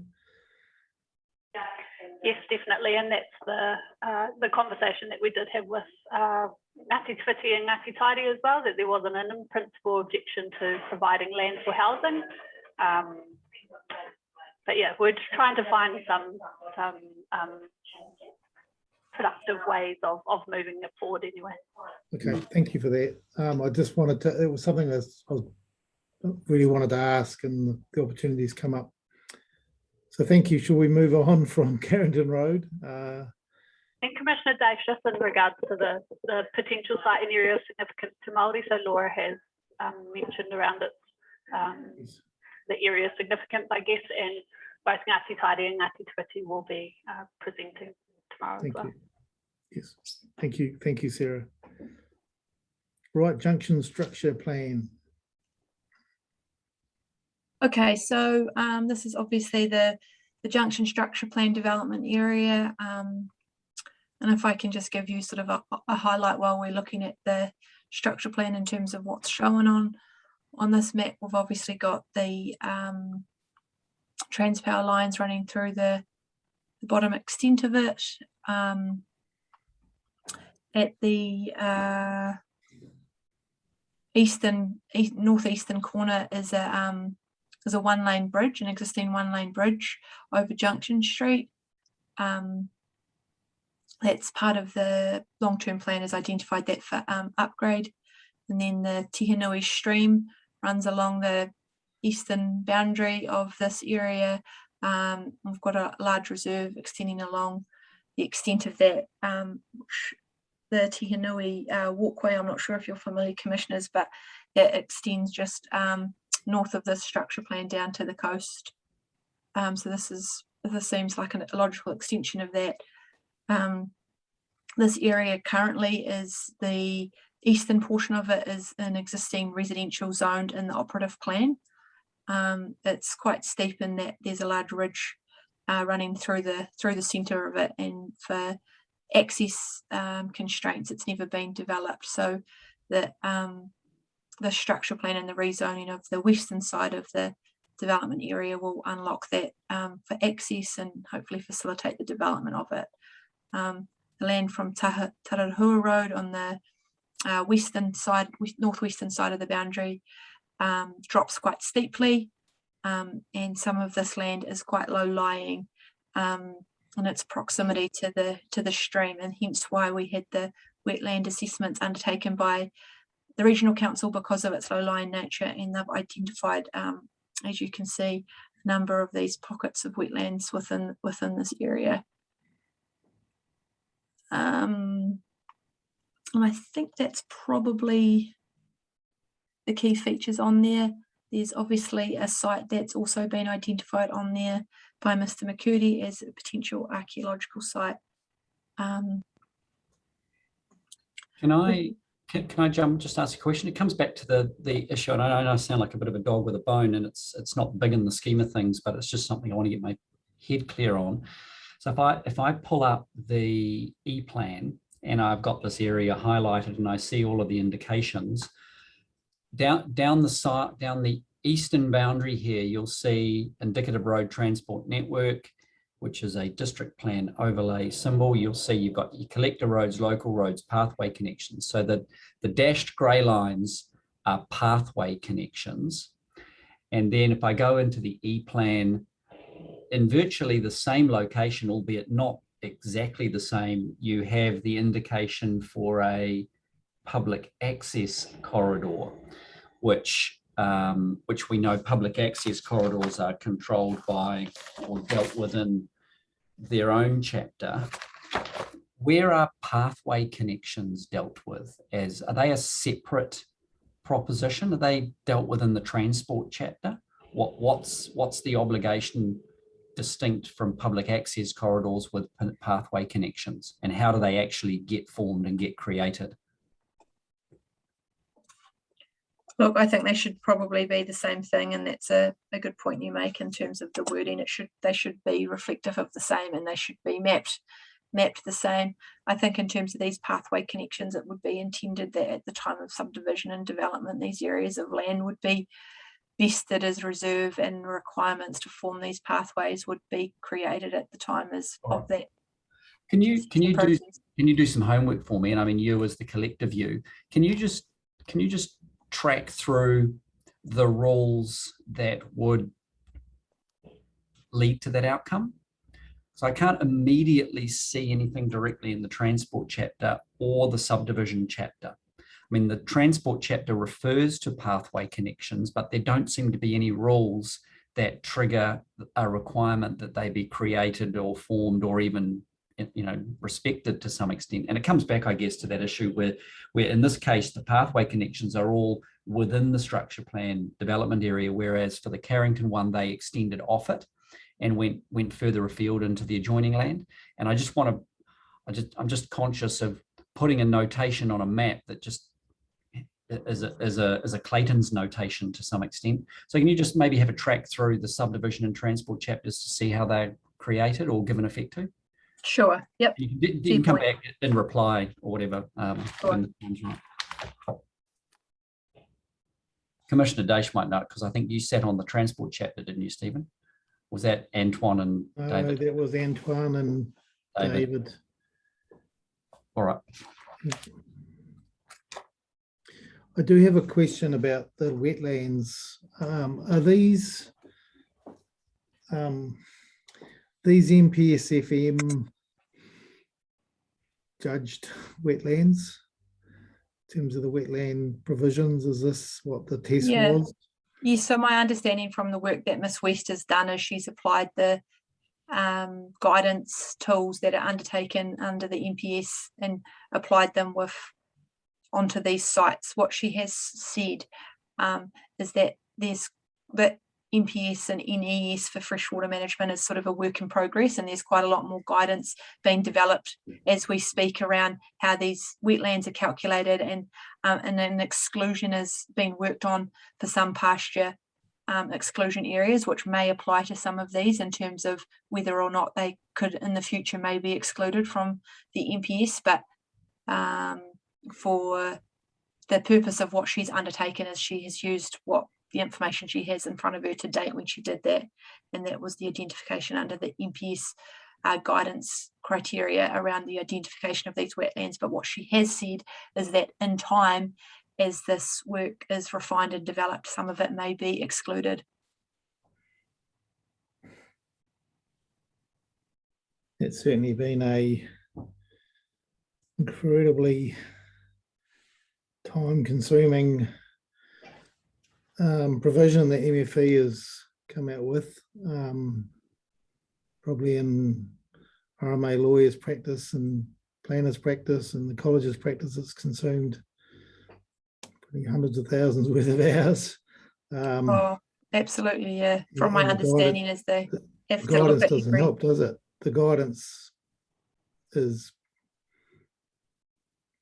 I don't know what your experience is. So the reason for my question was, you're notifying these as wetland, and I was just going to ask whether wetland is defined under the MPS FM 2020, but you would suggest that we didn't do that because of the uncertainty with, is a wetland still? yeah, that's right. I think it's a bit of an issue, and that what sort of my thinking was is that with these areas is that once they're spatially mapped, it'll give when we're seeing a subdivision or resource consent come in on that land, we'll probably have some requirements around ecologists providing input into that process, and those exact extents being confirmed through that process. And as that MPS guidance document gets refined, so might these areas through any subdivision consenting process. Yes, and the same would apply to the neighbourhood reserve areas. They may or may not be exactly where they're shown here. And because the way the rules are permitted, do you think you can swap around those areas or put them in different places? Or yeah, I think, yeah, that's exactly right. And that those two neighbourhood reserve areas that are identified, it was very much like an arbitrary, where's the best spot for them at the time that the structure plan was developed. But now that we see all these wetlands, well, we didn't move the neighbourhood reserves. It probably would be better outcome if we could include those in and around the wetlands, and have an actual nice space and some connections with those wetlands into the streets with some reserve areas. And that's sort of my vision, and whether or not that occurs, that would be my hope. So someone could come along later on and completely redesign this structure plan where the roads, where the reserves, everything was as a discretionary activity, and be up for a resource consent consideration, wouldn't they? That's right. Yep. And I think like the important aspects on this would be in terms of that roading link. So we did do a bit of work on that, and we've got a traffic report on that, where that best place for that collector road is to come out because of the intersection issues we've got in that one, and the location of that one lane bridge. And we've got a provision in this structure plan to try and manage the location of that collector road intersection, because we've got some quite intricate issues there. We've also got a bit of high level access road that runs along and services those Junction Street properties on the southern side of Junction Street that are inside the structure plan. So Mr. Skerritt, who provided us that traffic report, he provided some assessment around that location of the intersection and how it would work with those high level properties. So I think that intersection is probably the key, in that collector road, and the rest of it probably isn't sort of die on the ditch issues in terms of those roading links. And if they were to change, they're probably high level, and they could definitely, as part of a wider subdivision, if we were looking at that wider area, they could easily enough be amended and still achieve some good outcomes. I think that's probably what our P4 policy is hoping to achieve. And if we have the variance in someone presenting something slightly different, hopefully there's the right provision in that P4 policy to ensure that we are considering everything in a revised structure plan. Yeah, yes. Okay, thanks for that.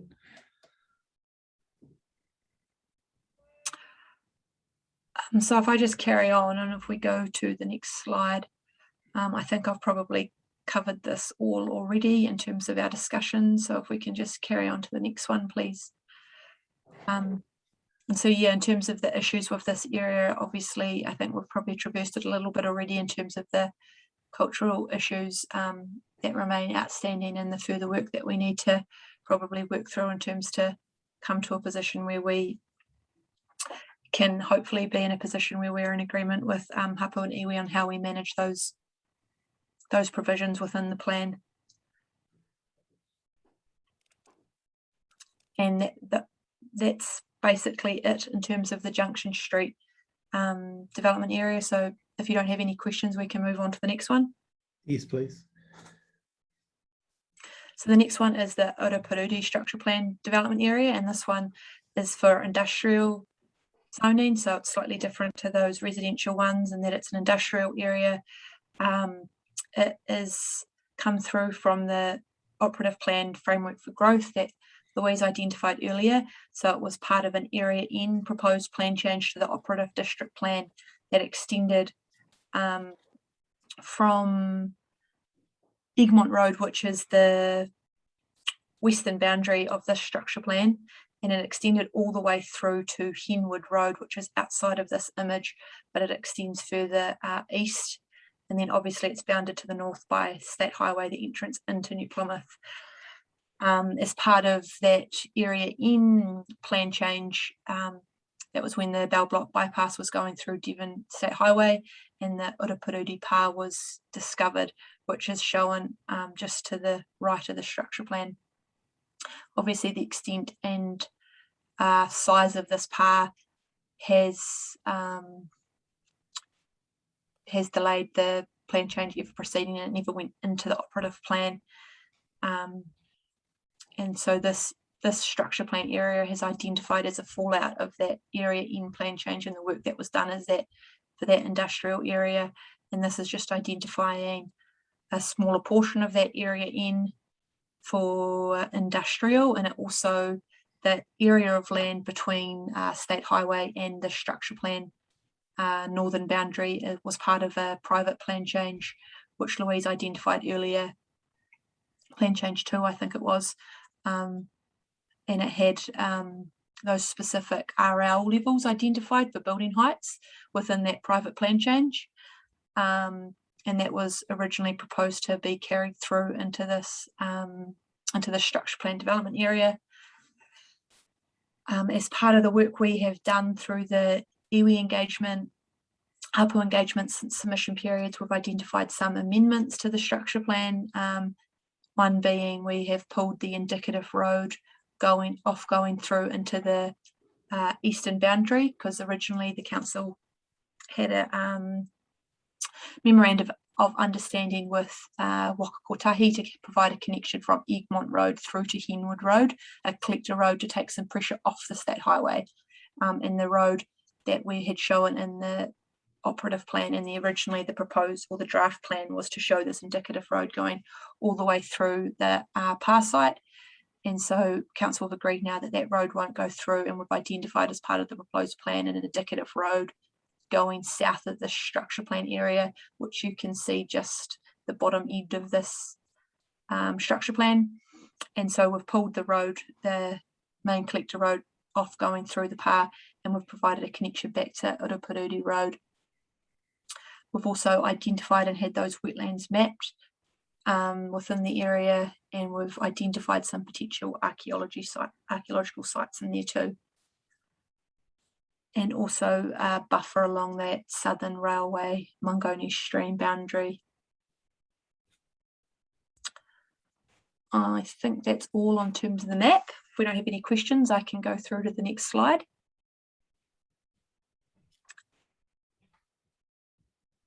So yep, I think I've probably covered all of this stuff off already, but as you can see in the map on this image, it shows where the structure plan area is in relation to the rest of the area in land, which has been retained as FUZ or future urban zone as part of the proposed plan, and that includes the Urupururi Pa, and there's also an Urupā on the other side of the pa from the structure plan area. If we go through to the next slide, please. And so then the issues that remain for this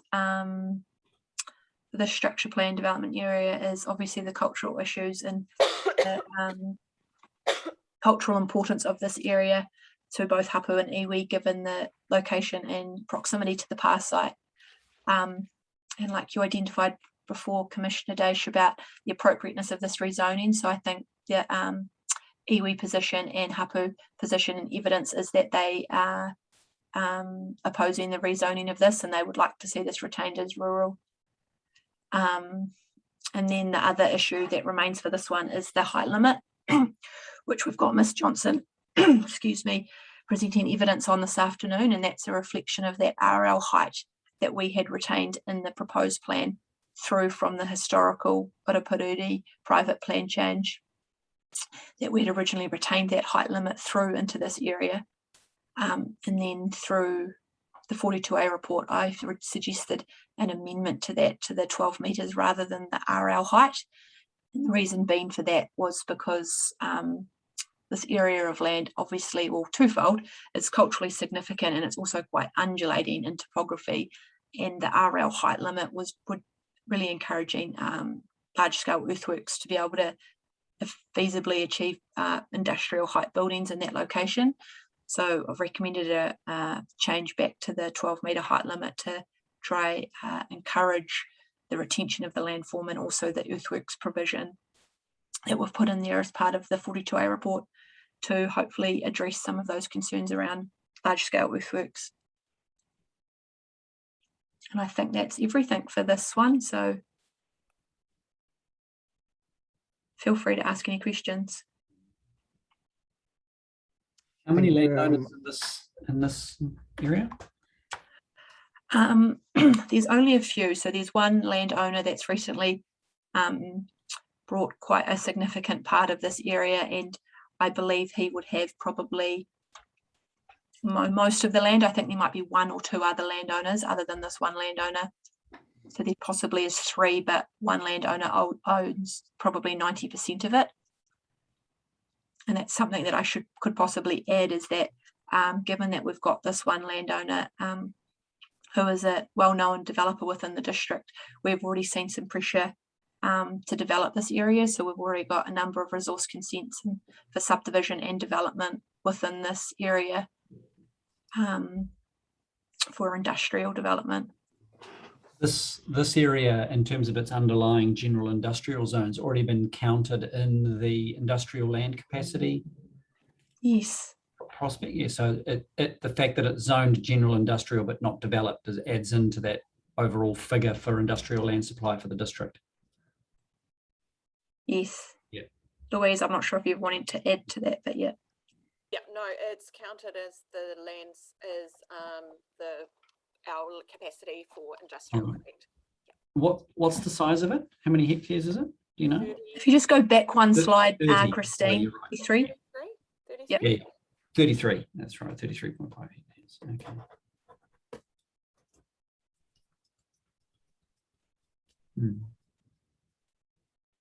Okay. Yep. Thanks.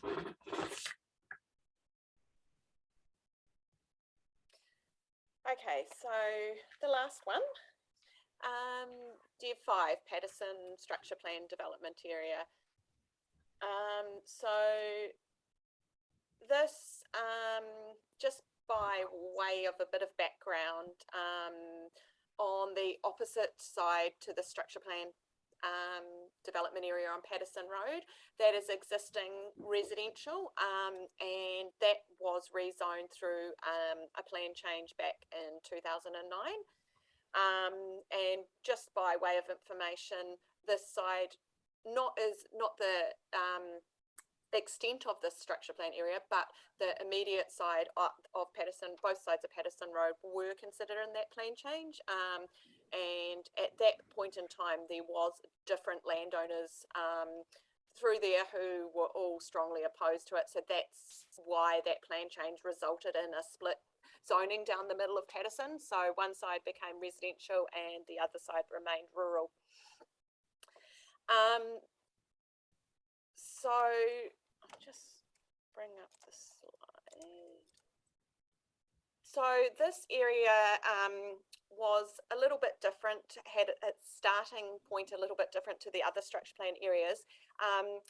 So when we put out the draft district plan, for feedback, this area was nominated by the landowners in there, and a request that was considered to be rezoned and structure planned as part of the proposed district plan.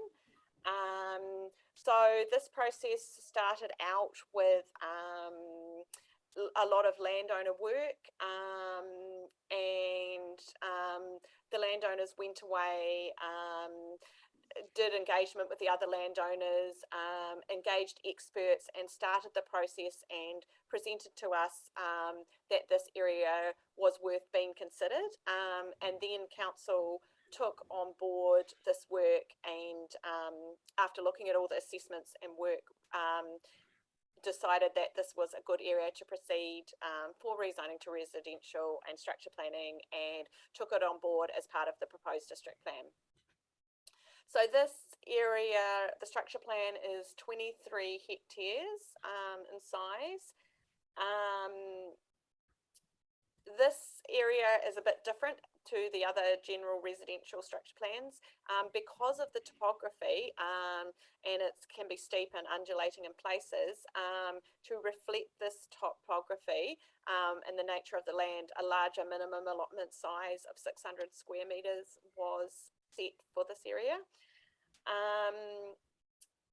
It is also, again, a very culturally significant landscape. There are identified sites. There's Dingles Blockhouse, which is listed in the plan, which is the A on this structure plan map. And again, through the archaeological work that Mr. McCurdy has undertaken and the input from iwi and Hapu, there is a number of potential archaeology sites. You can see those in the purple. There's also a tributary of the Hirotoki stream that transverses the site. The structure plan also details some of the infrastructure requirements in terms of the water trunk main, an indicative wastewater pump station, the stormwater reticulation. What else do we show? We also, again, we had the wetland work undertaken, and there was several wetland areas down the bottom of the structure plan map that were identified. If we go on to the next slide, covered most of that. Go on to the next slide, Christine. Okay, so the key issues that were raised through the submissions on this area, I would like to acknowledge we have numerous submissions in support from landowners in this area, and in support of the plan change and the structure plan and the rezoning. But there are some stormwater concerns that have been raised by Mr. Marsman, who is speaking this afternoon, and the recognition and protection of the cultural values and the cultural sites is a big issue that we need to find a way to resolve. Thank you, Louise. Could you go back to the plan again? So, a couple of questions.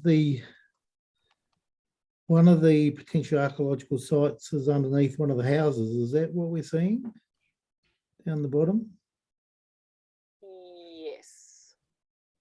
An existing house, yes, correct. Yes. Are any of the landowners within this area not happy with the idea?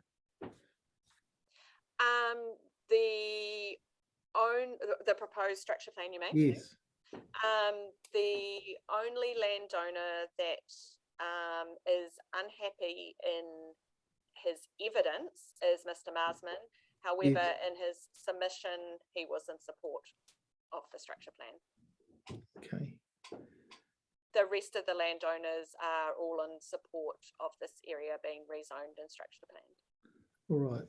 And in terms of stormwater, I can see existing stormwater reticulation in lime green at the top of the plan. Is that running down a road or underneath a road or something, is it? Yes. Yes, it is. Yep.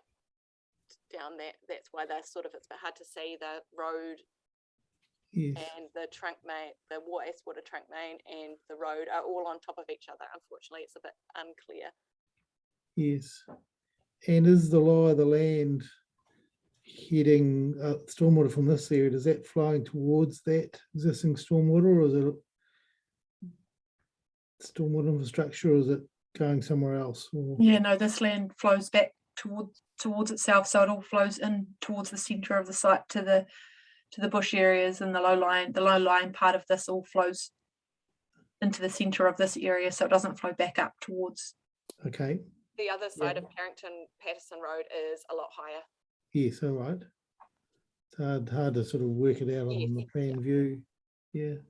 Okay, no, that's all of the detailed questions I have on this plan.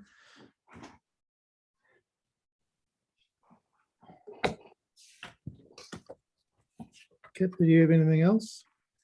No, I just had some general questions I wanted to sort of talk about. So thanks for the introduction to all of these areas. I don't have anything in particular details. Not to say I won't, but I just not top of mind at the moment. I'm sure the more we think about the issues that submitters bring to these, the more we'll have questions for you in the course of the hearing. So can I ask some general questions? Yeah, of course. The section 32, I went looking for a separate section 32 report for the development areas, and I realised that I'd actually already read it because it was part of the Future Urban Growth 32, wasn't it? Correct. They were both included in the 132. So I can tell that the idea, the planning technique of having these structure development areas has been considered at a high level at a section 32 analysis. But would it be fair to say that the actual nitty-gritty and the detail of them and how they are going to be managed hasn't really gone through a thorough section 32?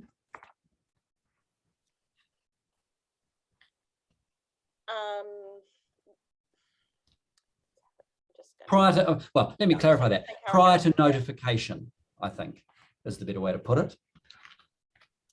The location of the areas have gone through that section 32 because they were part of that report. Yep.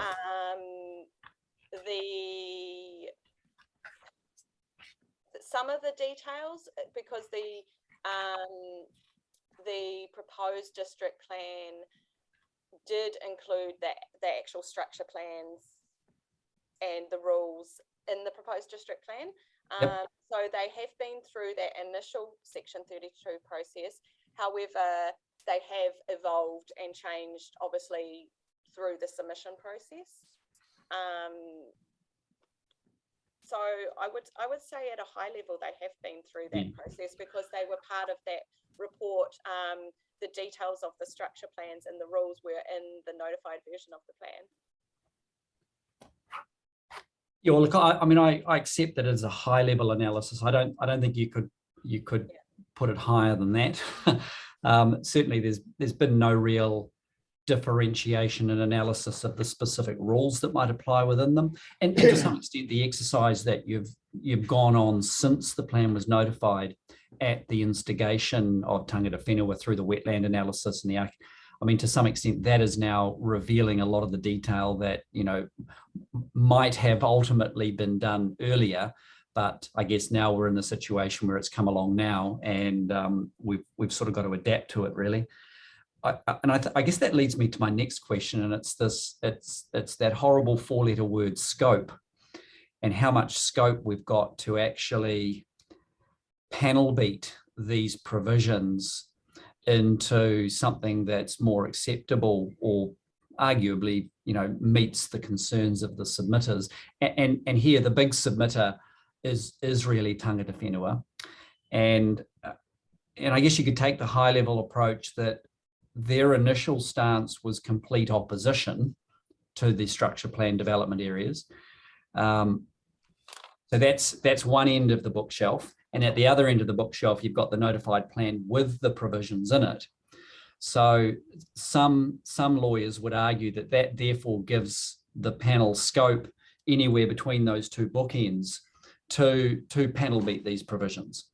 And certainly, I mean, that's the sort of approach in the absence of significant opposition by parties that I personally would lean to. I haven't talked with fellow commissioners about it, because the other alternative is that unless specific relief has been sought with respect to every provision, we're sort of stuck with a status quo or as notified.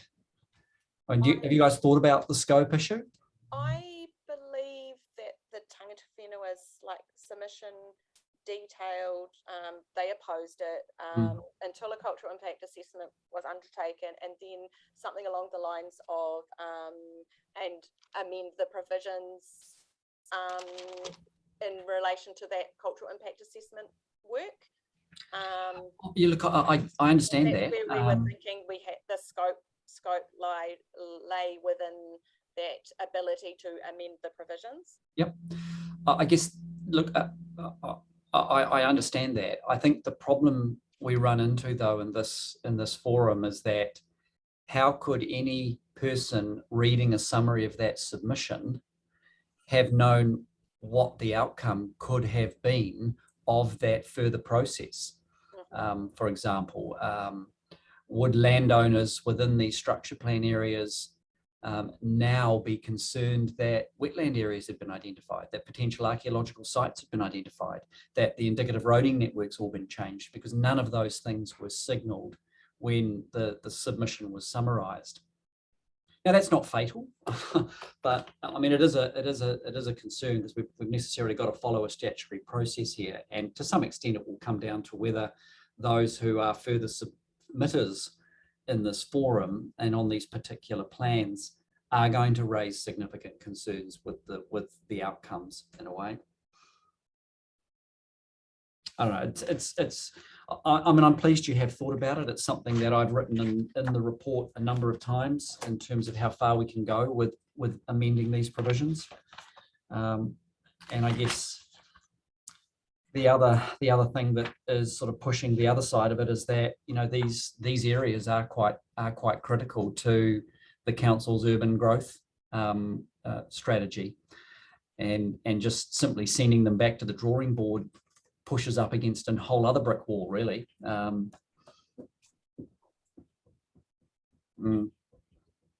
Sorry, I'm thinking out loud. There we go. I'm wearing my heart on my sleeve. Kit and I, we haven't talked about this at all before the hearing, but I think from our procedural point of view, we're very much on the same page. You know, I was quite surprised that we've got a big number of technical reports that have not underpinned the, well, correct me if I'm wrong, that they weren't prepared for the Section 32 analysis, were they? They were done subsequently. The wetlands and the geometria one by Daniel McCurdy were done subsequently to address submissions. But the other infrastructure ones were, Louise? Correct. The other infrastructure Yes. ones were done as part of the proposed plan, Section 32. All right. So it's really the wetland and the cultural values, archaeological matters that have been done some more Correct. work on, and those are in response, clearly to the Tangata Whenua Party's submissions. Those were key issues: the streams, the wetlands, the waterways, and the lack, I think, in their opinion, of cultural values inputs in its widest sense, not only around archaeology but sites of significance. Seems to be come through quite clearly that they felt that enough work hadn't been done at Section 32 and notification, that there was work to do. In summary, your council's evidence back to us is that yes, you understood that, embraced that, and been working away for the last 2 years, 2.5 years, backfilling some of that information and bringing that to us with some revisions in the structure plan. And that's gone a certain way along, but there's still more work to do. What we've heard today before you'd be comfortable really putting these final structure plans up for decision, or this is a question I asked before. Are we, on today's and tomorrow's evidence, so are we in a position to, in terms of making a good decision, take this forward to say yes or no to these? Or do we need to set up a process, another process for some further work?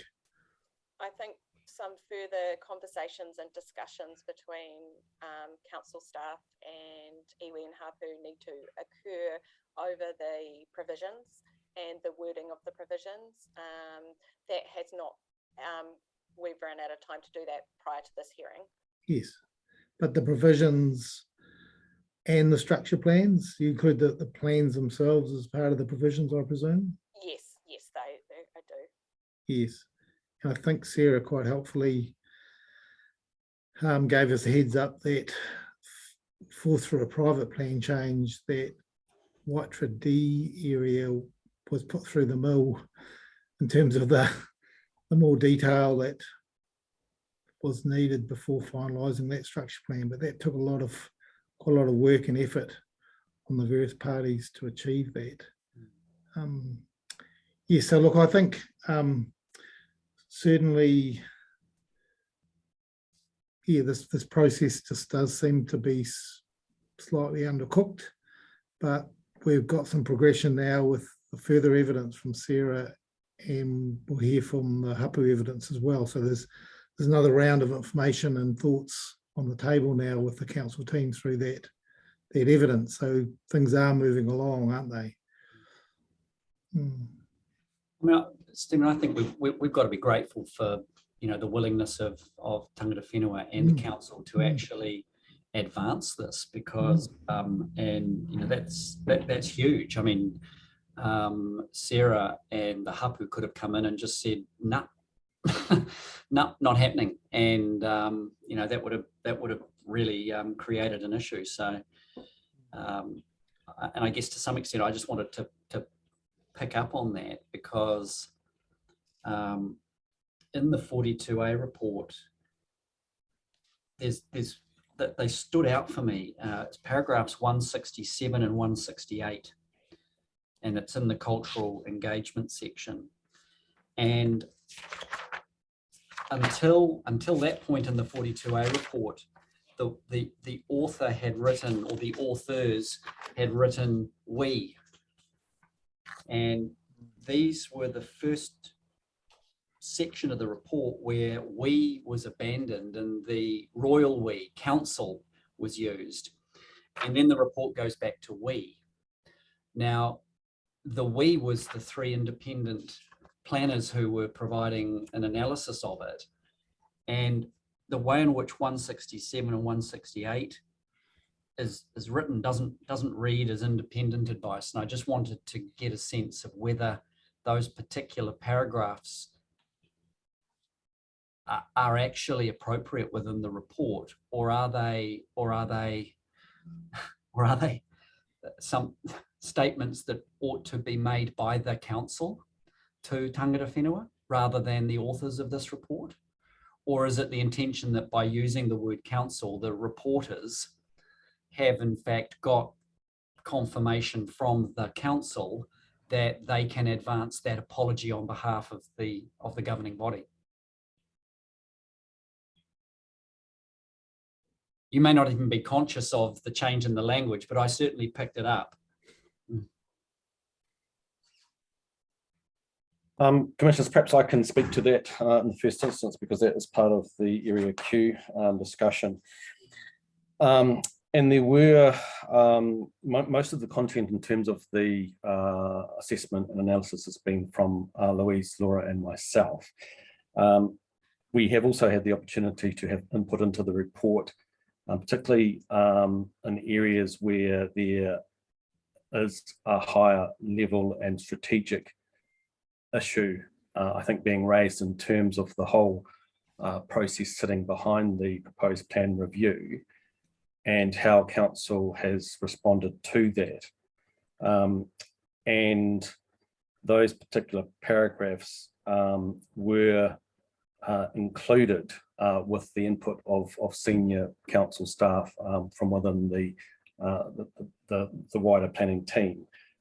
So I do, in speaking to that, I do think that they, and also I haven't been involved with some of those meetings and the development of the provisions and then direct engagement with tangata whenua through the, I guess, the response to the concerns and issues raised in submissions. So I wasn't able to talk to that directly. So again, that was part of the background as to why that particular language has been used. But as I say, it does, I think, reflect a higher level acknowledgement from council.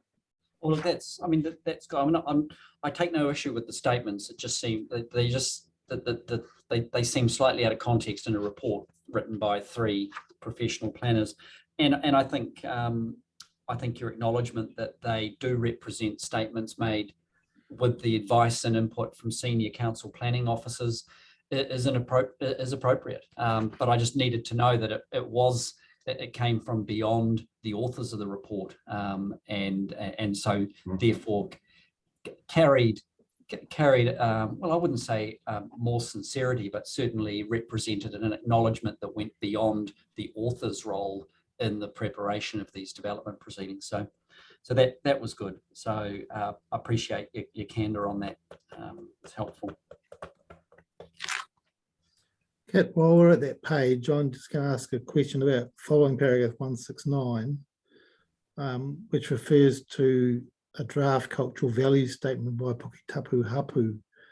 So I went looking for that. Is that in amongst the evidence somewhere?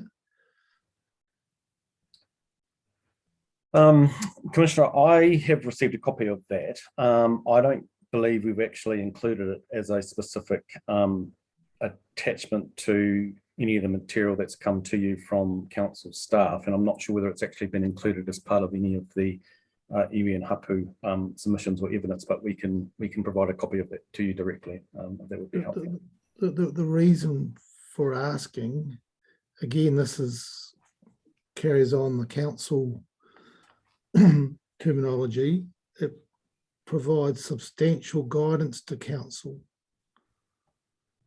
So on behalf of, we're making recommendations for the council, and I think if that is not, I'm always very circumspect to receive draft documents, and there's already some draft memos in the evidence and some of the appendices. So provided that can be relied on, and Puketapu Hapu, we'll probably need to ask them about, the process, and is it draft because it's incomplete, there's more work to do? Is it draft because it hasn't been checked by someone or approved? Do you know those answers? Sarah's just joined us, so I think she's probably the best person to answer those questions, Commissioner. Thank you, Sarah. Oh, kia ora no. I just thought I'd pop in. Yeah, so my understanding is that the cultural value statement isn't complete. They haven't had full hapu sign off. It hasn't been endorsed fully by the hapu yet. Okay. Yes. And I'm well aware, Sarah, of that important endorsement process for documents like that. So are you suggesting that while it might provide guidance to the council, it's not really ready to bring before us? I would be happy to. So Fern is scheduled to speak tomorrow on behalf of Puketapu. She's actually just informed me this morning that she thinks she may have COVID. So I'm not entirely sure if she'll be here tomorrow, but anyway, what I will do is I will check with Fern if she's comfortable with us sharing that, or with that cultural value statement being shared. Okay. I think in my opinion, I think it does give you a good indication of what their expectations are in Puketapu Rohe, particularly in relation to their cultural values. So I think it would be good to receive that via Fern, with the provisos around it, as you've explained to us, so we can actually receive that with those qualifications. That would be good. Thanks, Sarah. Apologies, Kit, I interrupted, but carry on. Well, my view on that is it's up to Puketapu Hapu to just determine whether they want to bring that out into the open prior to going through their own process. So,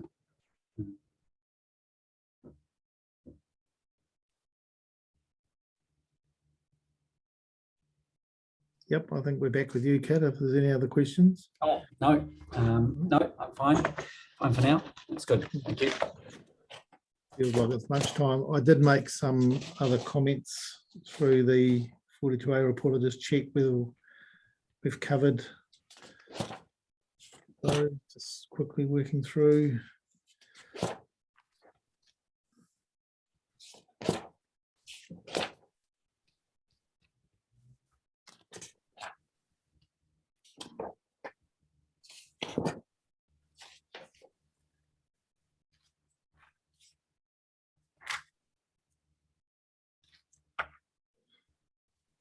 Yes, I did on paragraph 239 of the 42A report.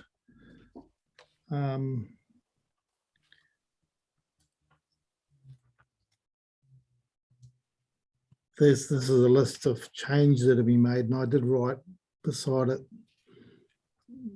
limited scope question mark. So that was really around this continuum we have of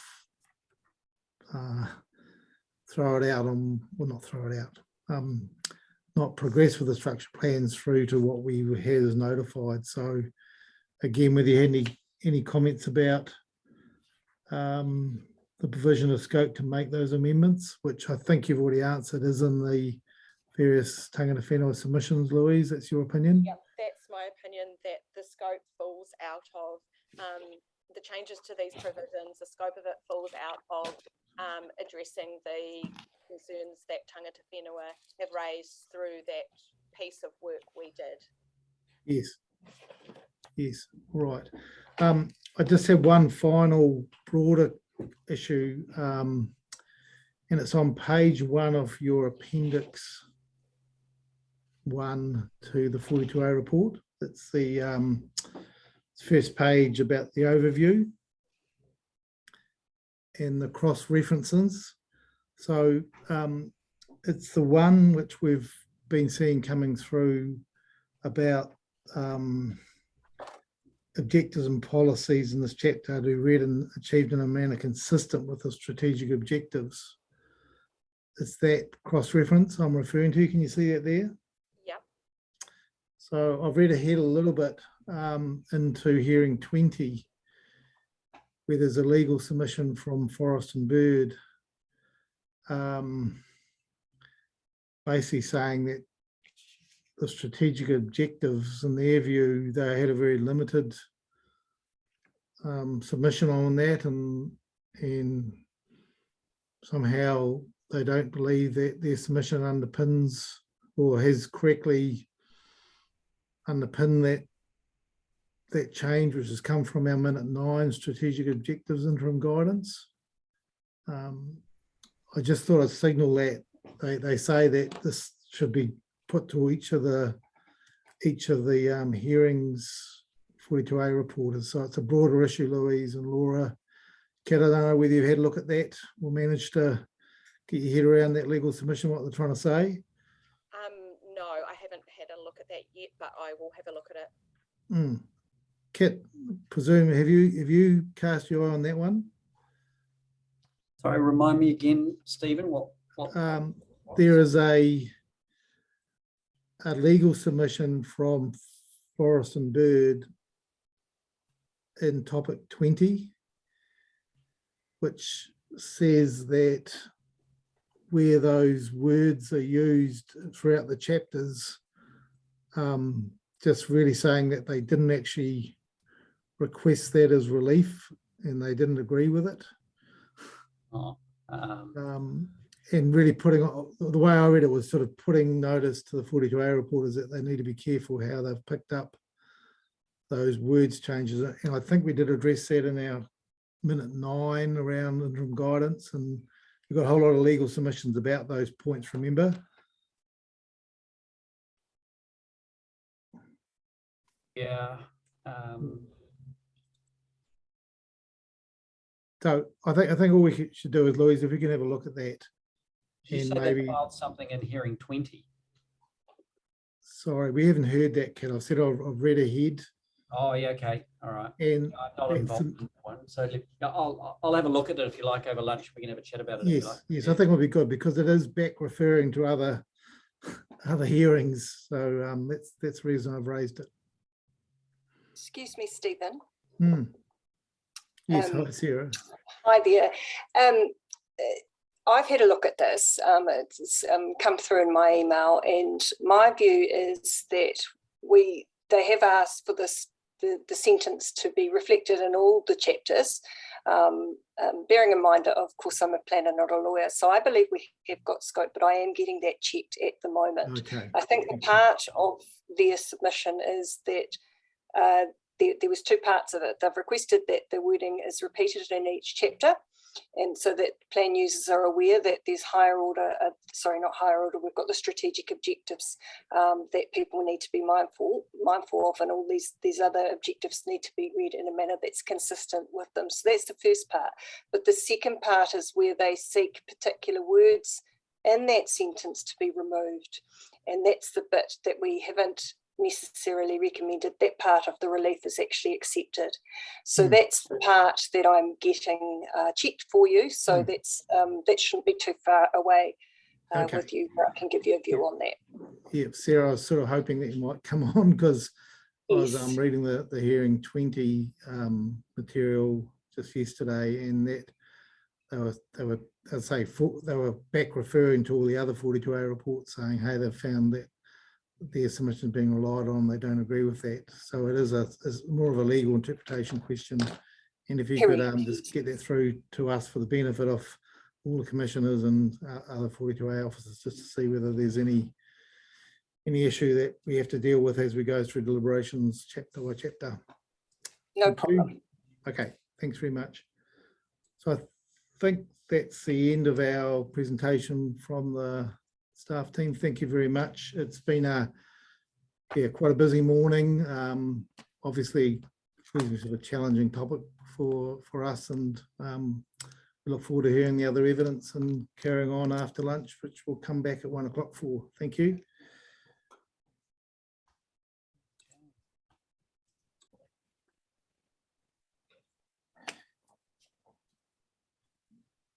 Yes, welcome back, everybody. Hope you've had a nice lunch and nice break. Mr. Marsman, we're with you. So I know you've sent through quite a lot of material, so we had a look through that. So if you can just give us your highlights and main points, and we'll ask you some questions if we have some at the end.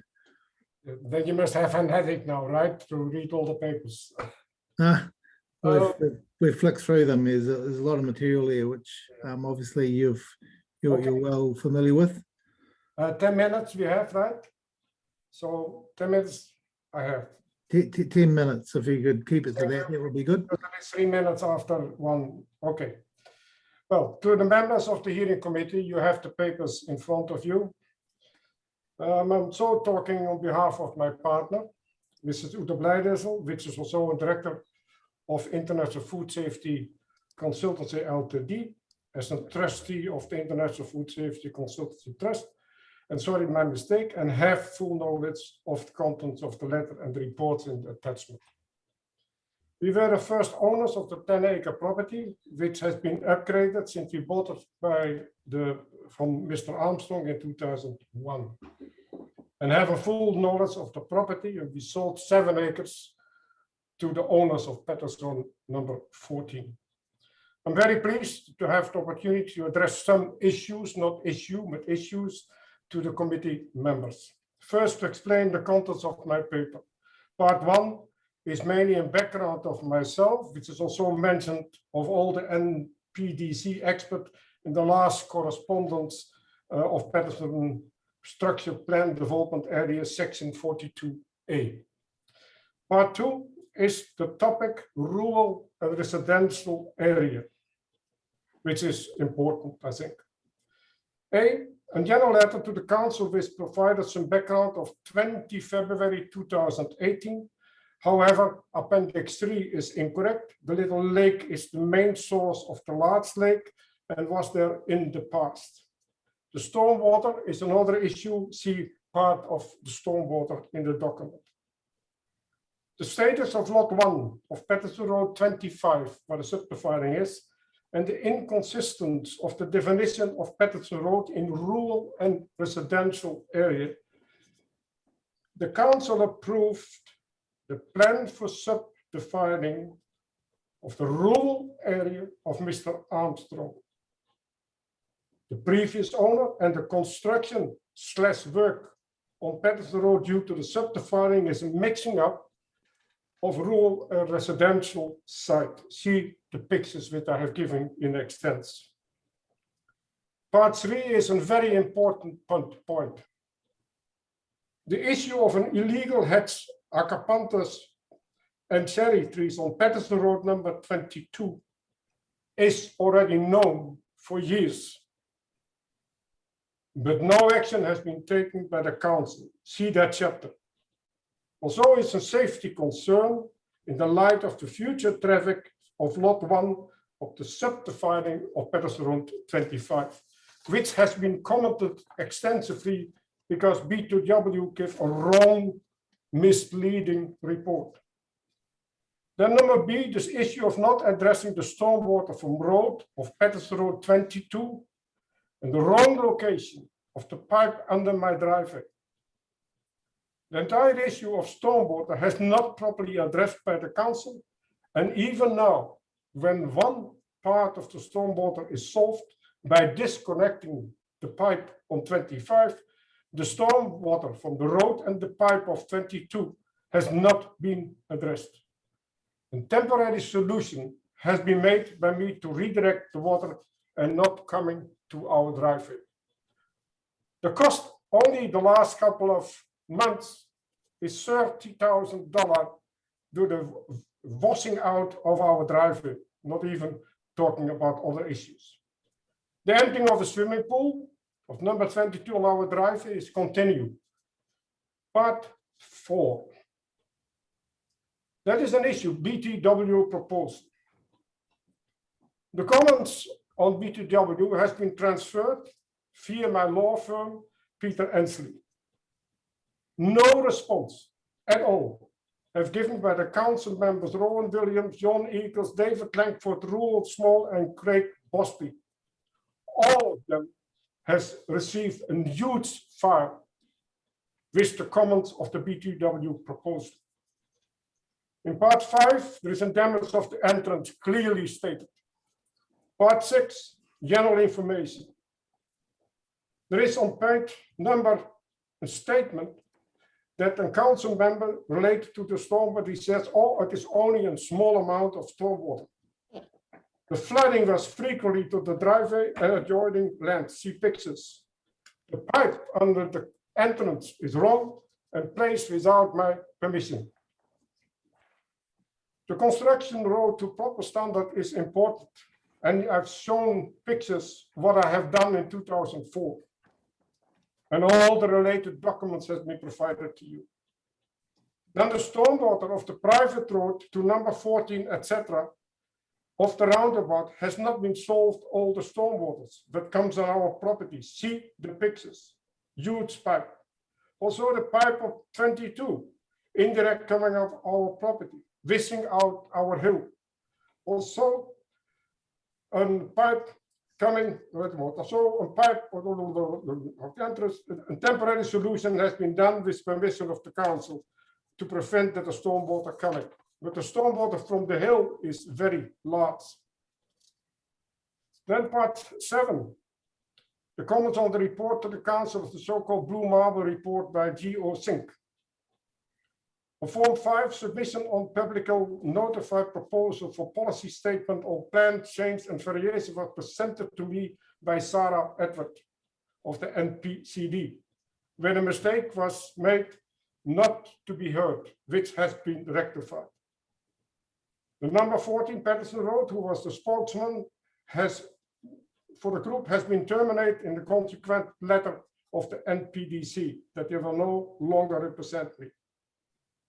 In general, ladies, Mr. Chairman, I had not an opportunity to discuss or ask questions of reports, which no minutes of any meeting has been provided by the so-called project team of Patterson Road number 14. Reading all the reports and not able to have possibility to ask questions in the draft report, not in the final report, in the draft report, was not possible.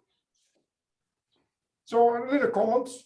The Patterson Road structure plan is only mentioned by the council as Mr. and family Hale.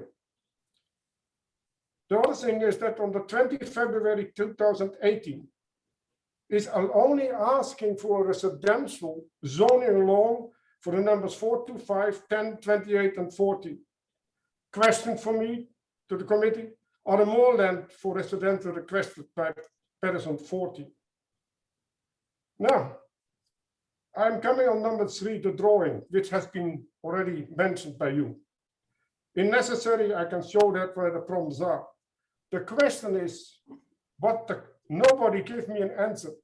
Who initiated the change of the future of the lake and the reserved area, and Mr. Chairman, the non-reserved area? As indicated by third parties, the owners of Patterson Road 40 proposed it to the council in a favorable opinion for a residential area of their entire property. Is that right? I don't know. But I'm asking the committee members, do I have the right to object or not object, Mr. Chairman? Just have a discussion. Because why?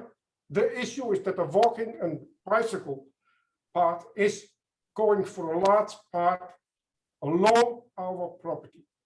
So I thought it is normal that I should be able to talk, to ask questions, not to be confronted. Now, then saying number 4, comments on the Patterson Road structure plan summary report, so-called Blue Marble report, provided by you, is no appendix provided by the project team, a special appendix 4. Then also that page 1 is a wrong statement that the project team was appointed by the majority of the landowners. There was no project team, only Mr. Hale on Patterson Road 40 was nominated. Landowner mentioned in the report is wrong, that must be landowners.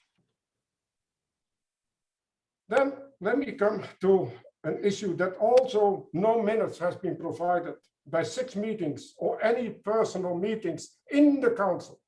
Normal, everything is recorded. My experience in many governments all over the world. Incorrect that the project team has been at pains to explain it, and when the land is rezoned and especially no meeting ever take place with the writer of all the report. Summary, because the time frame 10 minutes. The damage, Mr. Chairman, of the entrance of Patterson Road by the council, water pipe, Patterson Road number 22 to the septic tank repair, and present the construction worker has not been addressed.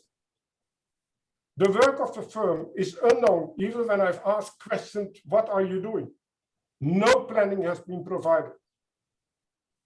The stormwater of Patterson Road has not been properly addressed from number 22/26 and the natural stormwater. Number 3, the definition of rural and residential does not exist on Patterson Road. And for that reason, Mr. Chairman, I think it is needed that entire road should be upgraded and not what is done. It is not understandable, Mr. Chairman, that a sump in the rural area has been placed in the beginning of the road and not in the entrance of 28. The major issue for me is the illegal heads, which is mentioned there on that plan. I can show that if necessary, which is already known by the council for many years. All the correspondence, Mr. Chairman, I have given to you. It has not been addressed, nor actions has been taken. Years have been passed by, and everybody in the council know that there is an illegal hedge which is there, all on the paper. The same thing with the decision to lake. Of course, it is fine, but let me discuss that. See where my security is jeopardized or not. The stormwater from the private road, where you have seen the pictures, should be addressed. So I think I'm in the 10 minutes, correctly? Yeah, I think so. Yeah. So the main item for me is, it is quite simple. And just talk together, exchange of views, and address this issue. Thank you, Mr. This here is a dangerous item. Mr. Marsman, thank you for that summary and for keeping within the 10 minutes. Like I do have a few questions. So one of the things that would help me would be, Christine, if you could bring up the structure plan area for the Patterson Road on the screen. So we'll bring that up.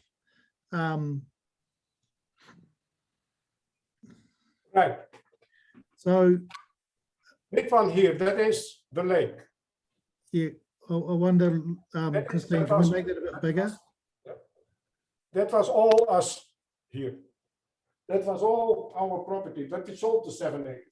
Where my concern is, Mr. Chairman, is that the walkway is suddenly planned by no consultation in any form or art, to me, as a part of where my property is going. Yes, Mr. Marsman, just we'll pause while we get a good copy of this up. I think it's in the PowerPoint, Christine. Yeah, From the that's staff is the best one to go to. okay. Great. Just bear with me. Stop share that one. Oh, PowerPoint. So I'll just get you to guide us through these issues just on the plan, Mr. Marsman, when it comes up on the screen. Have you got that now? Have I shared it? No. Not yet, Christine. Okay, sorry. Give me a minute. That one. Share. Here it comes. Could you make that a, as in, yeah, yeah, we'll just wait until we get it. Oh, no, Yeah. that is okay, that is the one. Yeah, I can't see it, Mr. Marsman. My eyes must be worse than yours. So we're just waiting for it to come Oh. up as a bigger slide. Otherwise, I can give that to you.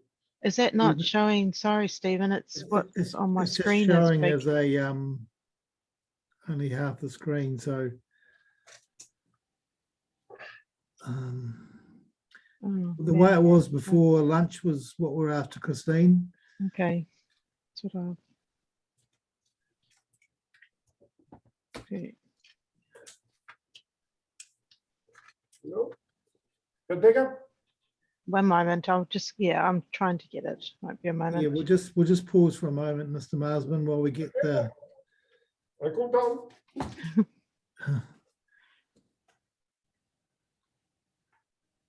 Right. Share my screen.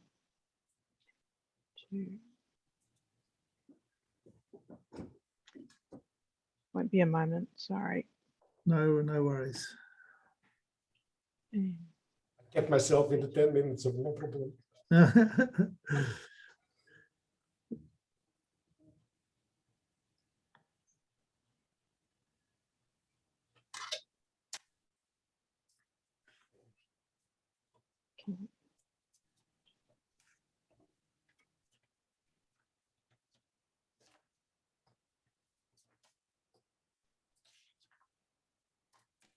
can-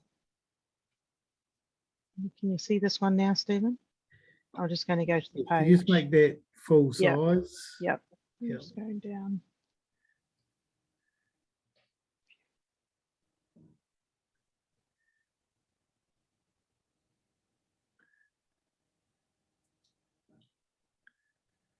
Oh. Go past it. No. Yep. Here we go. Bit touchy. There we are. Okay, thank you. Now, Mr. Marsman, can you just using the, can you see that okay? Can you just tell us where your property is on this plan, just by, I do this. yes, Oh, I have this one here. Oh, okay. This one here. That is that our one there, entrance, right here. yes, This is our property. It goes there, goes up, and then goes down. This is the borderline. So okay, that is the area where the people are going in from the roundabout, where the big pipe is also for stormwater. okay, So that means that this area, which has a little fence, but why is it not possible to discuss the security issue what I have, and that is all going, and also it goes exactly by the roundabout, which is our property there, then I have to organize certain things.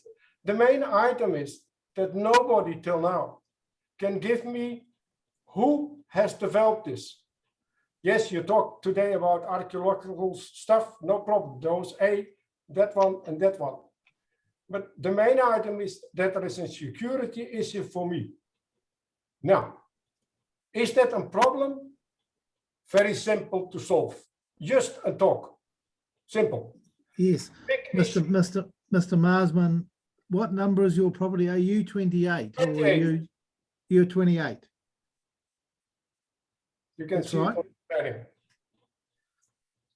So, 28 this is our house. This is Avery. It goes in there, goes there, and goes up. okay, And Stephen, then would to you, there.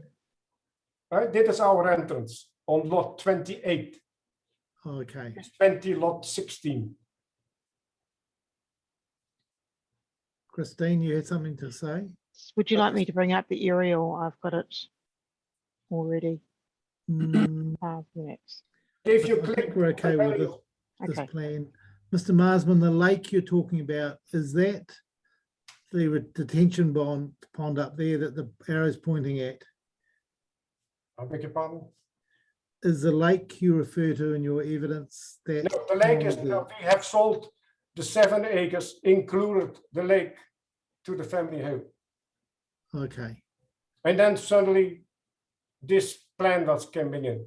So the only thing for me, which is simple to solve, is the security. This is the big issue here.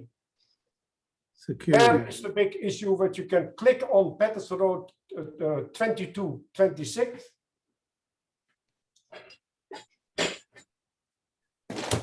Oh. 20, this is Patterson Road. yes, You see there is the entrance. yes, 28. yes, That is the borderline. This hedge is illegal. Already known. why is it illegal, Mr. Marsman? Because, Do you see here the sign? That is the borderline of the council. This is put down on the paper road by number 2226. Illegal. And it is confirmed. You can see it on my papers. Here on number chapter 3. Yes. Here Okay. Yes. and here. All You right. see this? And then you see this one. Yes. So the Yes. head is on the paper road, which is known. Okay. So, Mr. Marsman, we heard from the staff today that your submission on the plan was supportive of the structure plan. Is that right? The thing is that by the subdividing, there was a group of people, in which Yes. I was out two apart, but I'm number 74. Yes.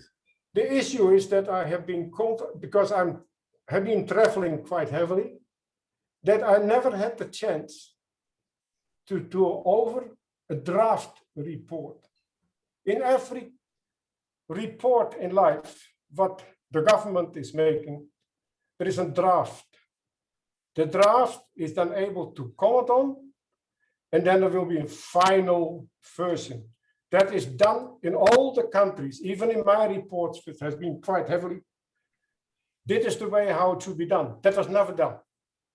So, And if so you we, look on- in our, Mr. Marsman, in our papers, we have an appendix 13, which is titled Patterson Road Structure Plan for Scott Hale.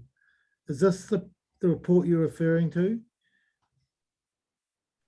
Which one is that report, what you're saying?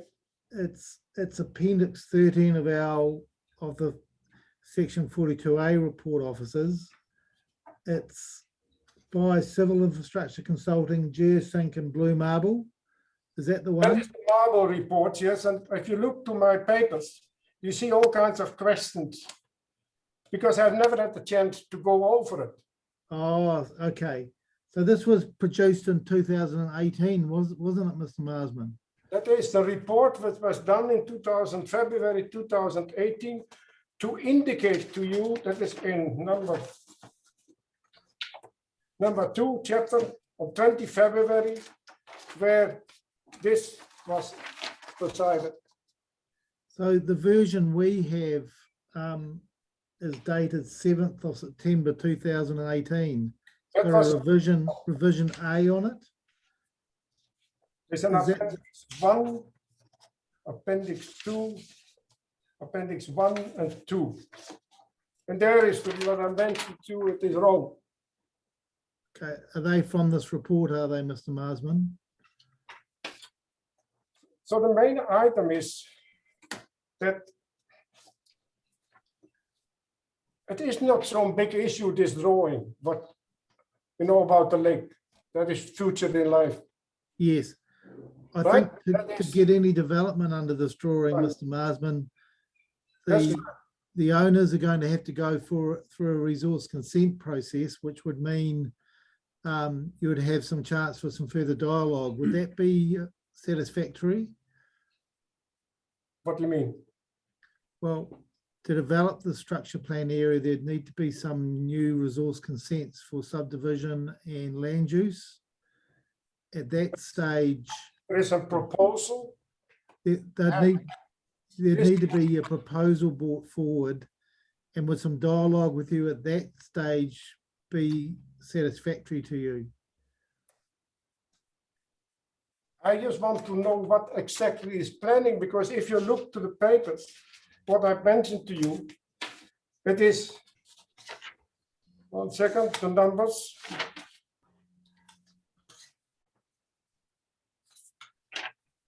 Because I have given you the numbers in my papers, I cannot find them, because there are here in this area, 1, 2, or 3, but there are more. I give you the numbers in a moment, please, if I can find them quickly.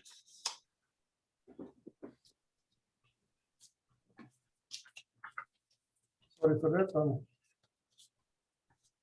So the only thing is, let me say, we cannot oppose, Mr. Chairman.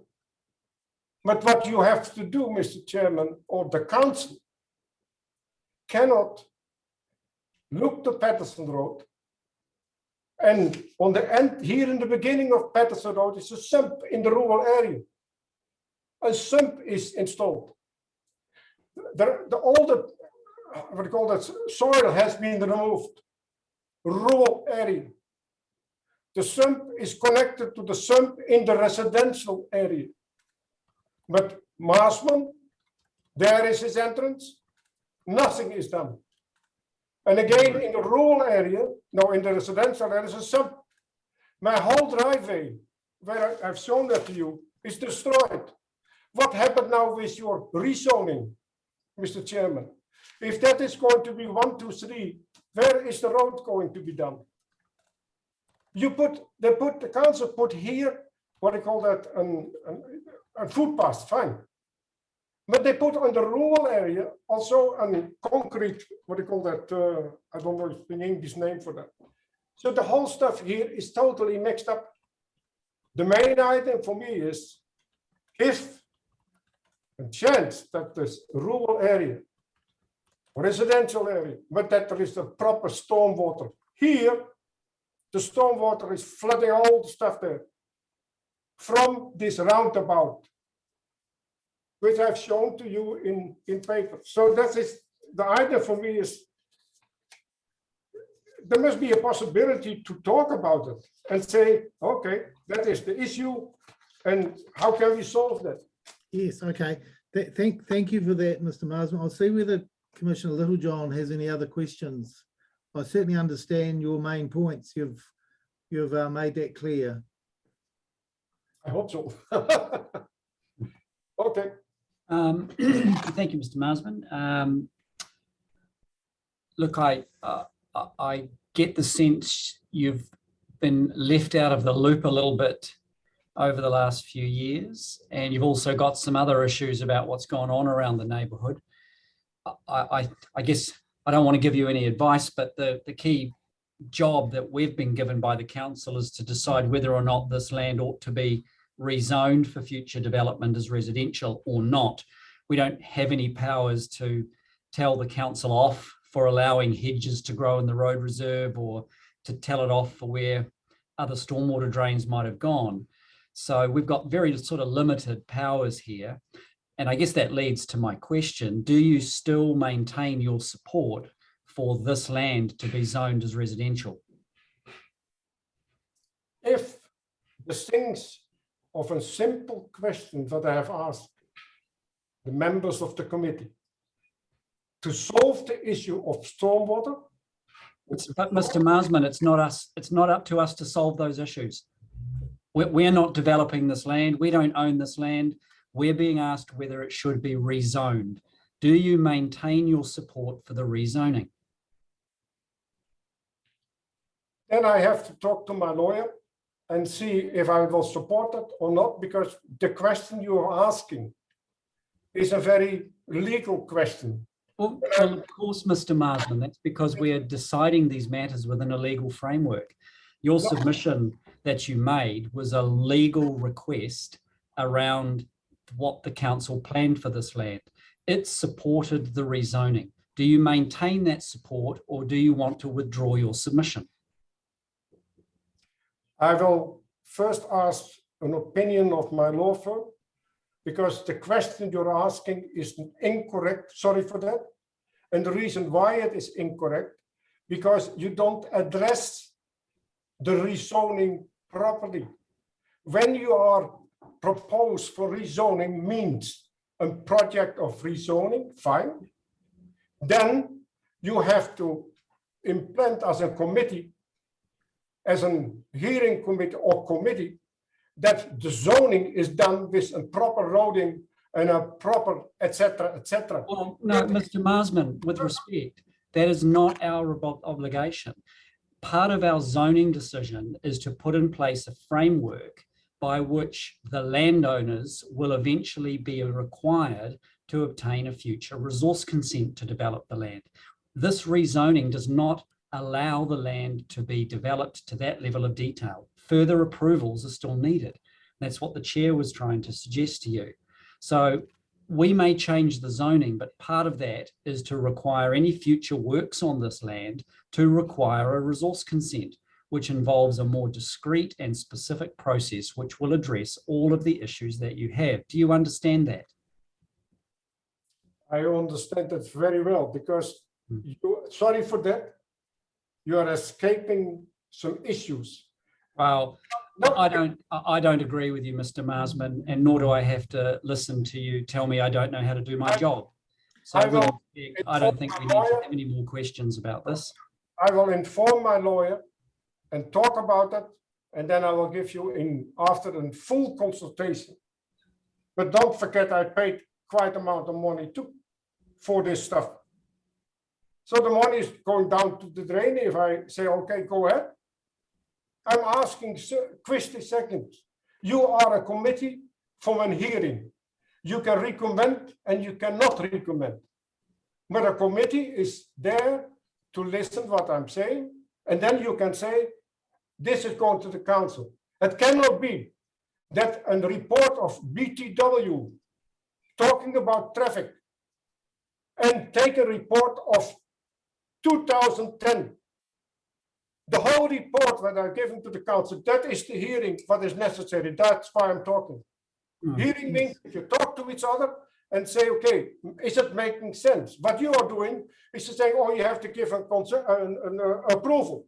No, I will check it now out in detail. And then I will find out. Mr. Marsman, I'll need to cut you off, I'm afraid. We have our powers to recommend the structure plan go ahead with whatever provisions we think are appropriate.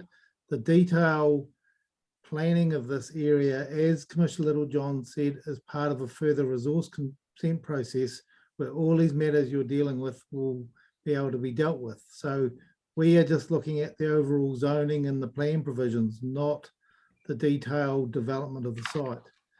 We do understand the issues you have presented to us. We have read them, we have heard them, and I think that is about all we can do.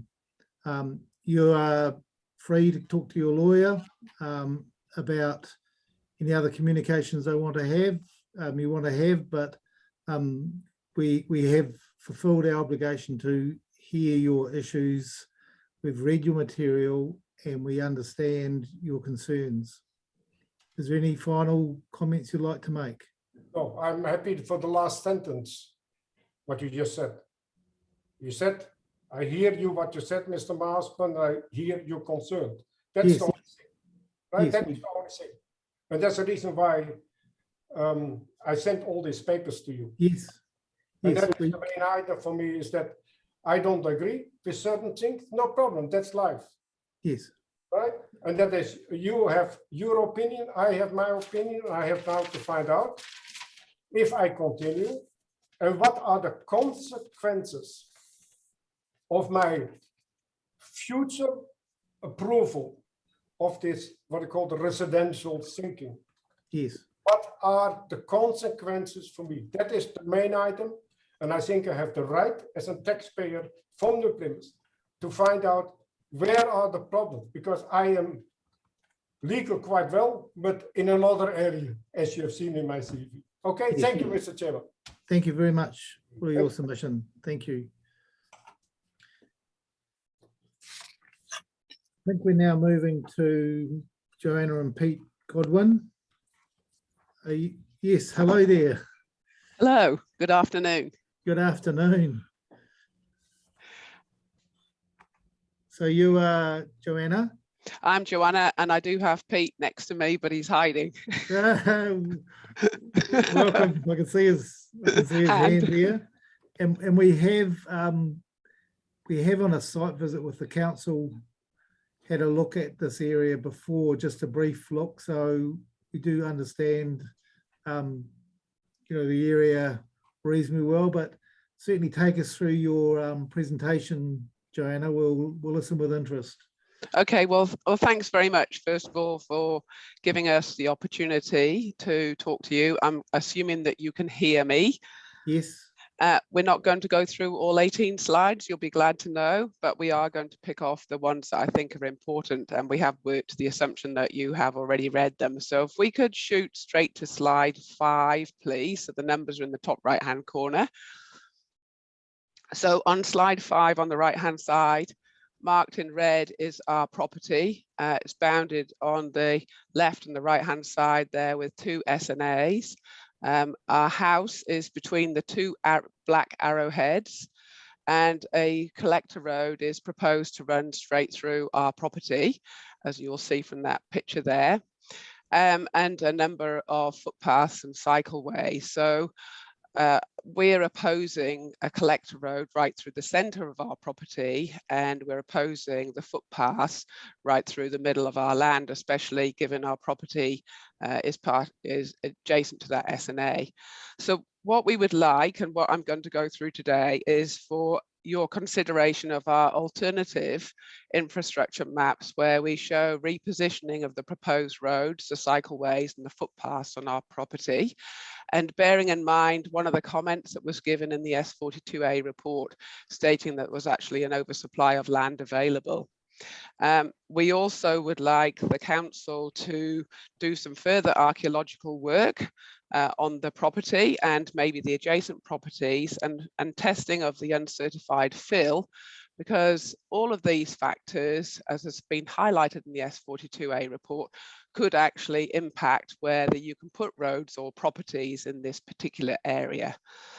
We want to continue on being collaborative, and one of our concerns is there are a number of landowners who are impacted by these collector roads that have been put on that map on the right hand side, who have not taken the time and effort to be involved in the structural plan. I believe they don't really understand what's actually happening to them or potentially could happen to them.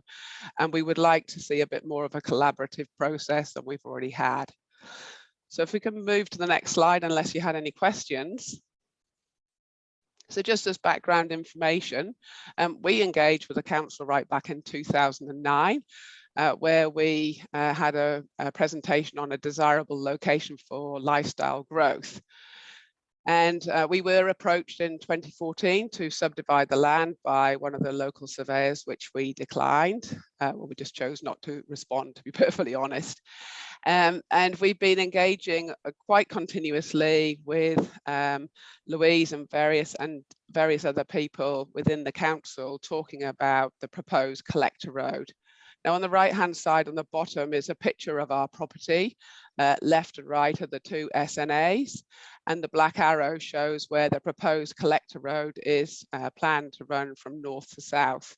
And the top picture is a picture of that land. We planted those trees to create a park-like environment. So as you can imagine, the last thing we really want is a 25-metre road blasting through our property. However, we've continued on with working with the council, and as you're aware, there have been a number of visits with the local iwi in September last year, and also in December we had an archaeological survey carried out. I think we've been very engaged, and all of our conversations have been very convivial, but we do find that we keep going back to this story of the collector road is only proposed, but there's never been an alternative put forward. So if we go to the next slide, please. Now, I've got a series of slides now. They were really just for pre-read. I'm not going to go through them all in detail, but the top part of each slide are excerpts from the S42A report on various appendices. And the bottom is basically our recommendation. So one of our concerns is that a lot of work has been done in the Fernbrook area, which is north of us, to develop the land. And although there has been, we have signed off on a number of activities in the area without really realizing what the bigger picture plan was. And what we find now is that we're in a situation where this road is, knocking on our neighbour's door and is ready to come through. We read in this report, as is highlighted in yellow across the top, the road connection from Fernbrook Drive to the northern boundary of the Structured Development Plan area has not yet been consented, but the owners have draft scheme plans in place to extend this development through. Well, guys, we've really got to consult on this, because you can't just start putting roads through people's properties if they actually don't want them. And we need to come up with other plans, because we're getting edged out further and further, and with less and less opportunity to be able to do things. So we really want to have some more consultation, especially on the bigger picture, and especially if Fernbrook 2011 are planning on doing further work, as is highlighted above. To say that the Godwin's property is the only feasible solution feels like we're being boxed into a corner, frankly, and that's not a situation we want to be in. So if we move to the next slide, let's get on to what our alternatives are. So on the left-hand side is a picture taken straight from Appendix 11, which from memory is the BTW report. And you can just see our property. Hopefully Christine can put the pointer a bit further north. Christine, keep going, keep going, keep going, stop and go left, down a bit and left, down a bit further and left, and down a bit to that property underneath that. That's our property, and that black line is the collector road with the 2 bits of bush highlighted with the yellow footpath around it. We don't want that road, as we've suggested. So our suggestions are shown on the right-hand side. They're shown marked up in red. It's using exactly the same map. And we have put in 2 red loop roads that could then feed off this collector road that starts from the Fernbrook Stage 5B development, which is just hanging there at the moment. And then perhaps another loop road coming off Carrington Road and looping round. And my understanding from read the report is that collector roads are really all about collecting up people through bus services or rubbish trucks. And to be able to do that with having maybe larger plot sizes and loop roads like this, the structure would be such that you could still collect up all the people and collect up all of their rubbish, and you would still get some form of development in the area. So if we can move to the next slide, please. Okay, so why do we think that our plan assists the council? So let's just work through the first 5 bullets. So the plot on the left-hand side is that is a map of our area, and the red are my highly schematic suggested roads. And one of the issues has been the archaeological sites. So to the south of where Christine did have the cursor, yes, just there are some hashed areas. These are the archaeological sites of interest that were identified at Christmas time, and it is suggested that they actually need to have some further work done to assess the status of those, noting in fact that there is on the right hand side of the map, just by the number 5 in fact of my text, there's an actually significant archaeological site further over, Christine. Actually there's a green there, and also if you go up to that northern collector road, Christine, there's, and come inwards a bit, there's a pod of plants just where you are there. There's another archaeological site there. So we know that there are archaeological sites here.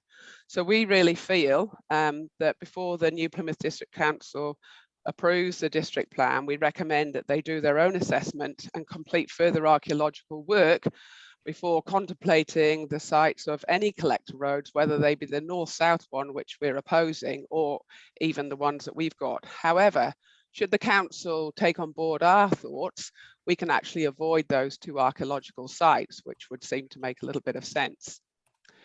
Second point Diana, is, can we just ask you a question on why you got the slide up? You have on your key at the bottom a blue dotted hash title alternative road. yes. I can't see that actually on your figure. Okay. See the red southern collector road? Yes. And the bottom road there, Oh, just where Christine's okay. showing. And that really fits in with, well, 2 things. 1, the uncertified feel, and 2, the less than enthusiastic landowner. I'm using the words from the report, by the way. If you can't access out through onto Carrington Road, it's been suggested by BTW that you would have to go out onto Atkinson Road, which would seem like the obvious solution, because Atkinson Road is already an existing road, which is virtually a two-lane highway. Well, not highway, but a two-lane Joanna, road. are you and Pete, are you the less than enthusiastic landowners? No, Oh. believe it or not, there's somebody that opposes it more than us. I couldn't work out Apparently. what that code was referring to. No, the less than enthusiastic landowner, if you see where the blue uncertified fillet mark is on the right hand side, that's Yes. it. So the landowner there, my understanding from reading the report, and not from discussion with the landowner, but from reading the report, this is where the less than enthusiastic landowner exists and doesn't want to develop the area. So that would mean that access onto Carrington Road, whether you go by the proposed plan with this Northern Collector Road, which actually links up onto Carrington Road, or even our plan here, does have a slight flaw in it going onto Carrington Road. So Atkinson Road would seem like the obvious solution. But the uncertified fill that's marked up, that has not had geotechnical work done on it. It's not been engineered, it's just literally fill. And it is pointed out in the report that this would have to be tested to see if you could even put roading, let alone housing on it. And we would also suggest that, given that the fill from a long time ago, you would also want to do some water and soil tests, given the water coming out of that area certainly wasn't something that our dogs would ever get into. So maybe it's not quite as nice as it should be. So that's something I think the council needs to look into.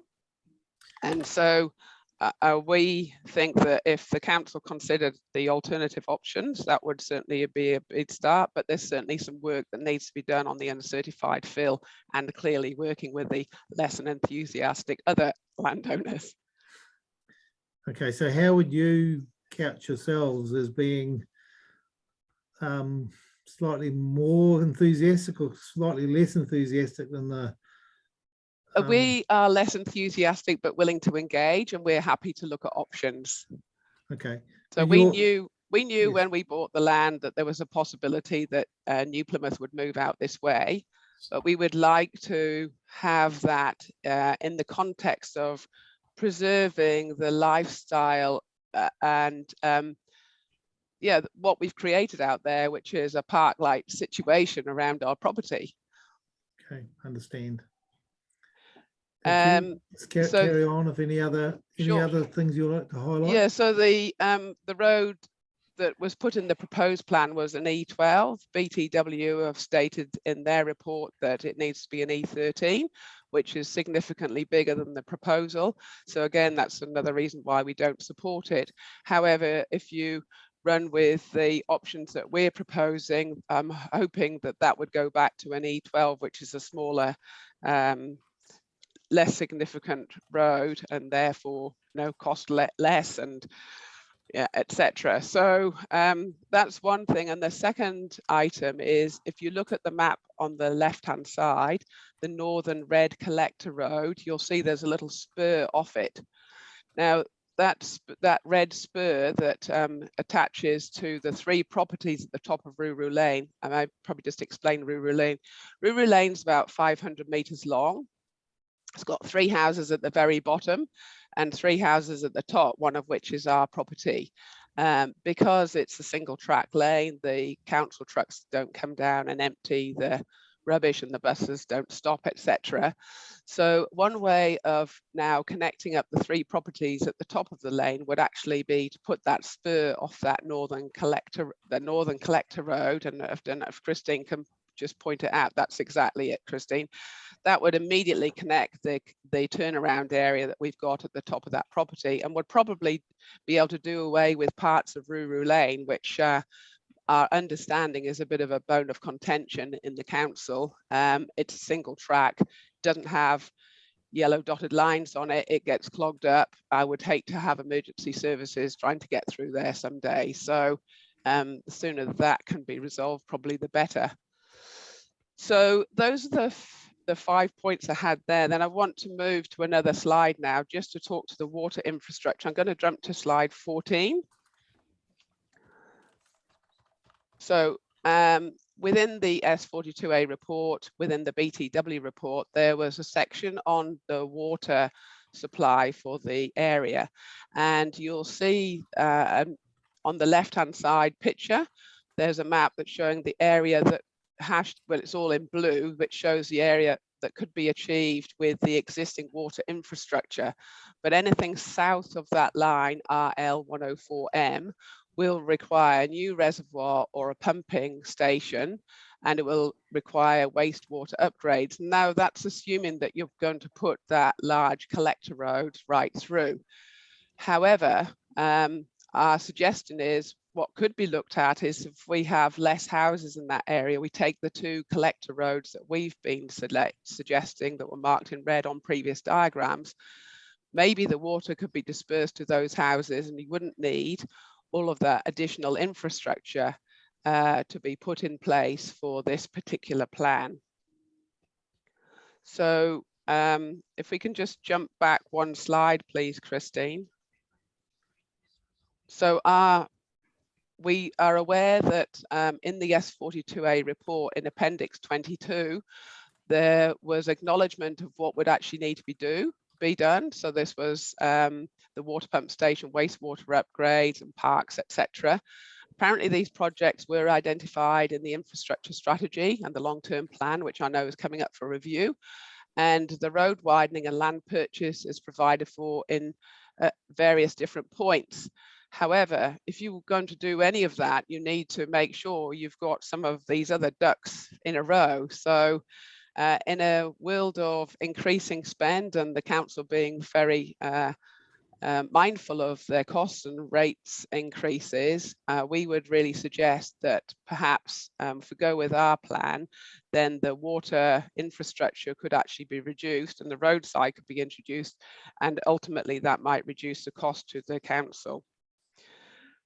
So if we can now move to slide 15. So we've talked about the roads, the water. The other item that I'd said very early on was that although we do enjoy cycle paths and walkways in New Plymouth, we make really good use of them and we certainly support them. But what we don't support in this particular plan is that the SNAs that we have on either side of our property, which is shown in green on the right there, we certainly wouldn't want any footpaths or walkways adjacent to those because they are absolutely tinder dry.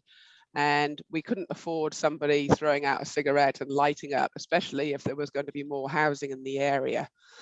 So we have made a suggestion, and they're the kind of red and black squiggly lines shown of where the footpath could go, which would actually skirt around our property rather than going right through the middle of it.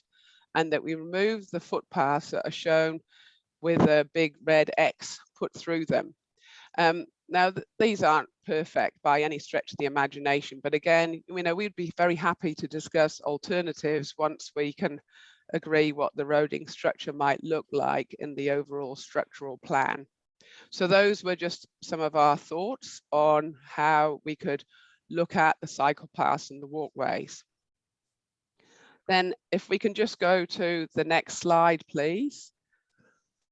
So as summarized up what I observed, or what we both observed in the S42A report, and there were some very clear comments in the Appendix 11 by BTW around the order in which things should be done. And they've talked about, if the land owned by the Riddick family, which is the less an enthusiastic landowner, were not interested in developing, this would leave only one point of access into the land off Fernbrook Drive, which unfortunately is the road that is pushing up against our boundary to be developed. And we want alternatives to be looked at for that. The clean fill dump site, that obviously needs to be looked at. So it's already recommended in the S42A report, so I'm probably repeating what's already there, but we do want to make sure that before anybody approves the proposed district plan, further work is done on the archaeology, further work is done on looking at the clean fill on the adjacent landowner's property.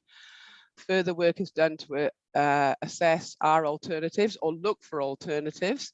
And with this, maybe that can solve one of the problems with regards to water supply.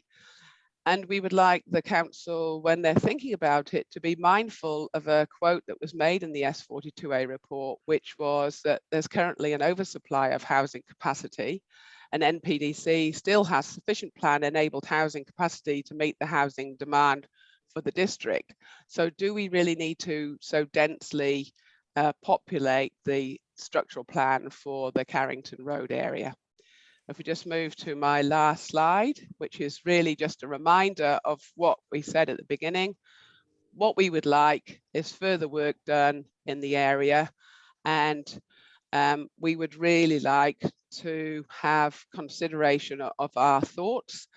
And instead of putting in front of us a north-south collector road in front of our property, we would like people to start thinking of alternatives that will be more amenable to the impacted landowners. And I think that's probably it. I've got one slide which basically says, thank you for listening. Thank you. Thank you for your presentation, Joanna and Pete. I'll just see whether Kit has any questions. Thank you, Joanna. Fantastic presentation. Much appreciated. I mean, I completely understand the rationale for all of the suggestions you've proposed. I'm just wondering whether in terms of that rationale, you've had any specific advice from a traffic engineer as to your proposed roading layout? I can say no, we've taken no advice whatsoever. But what we have done is copy the size of the loop roads that we've seen and other parts of the plan that was already put forward. Yeah, no, I can see that. Yeah, that's good.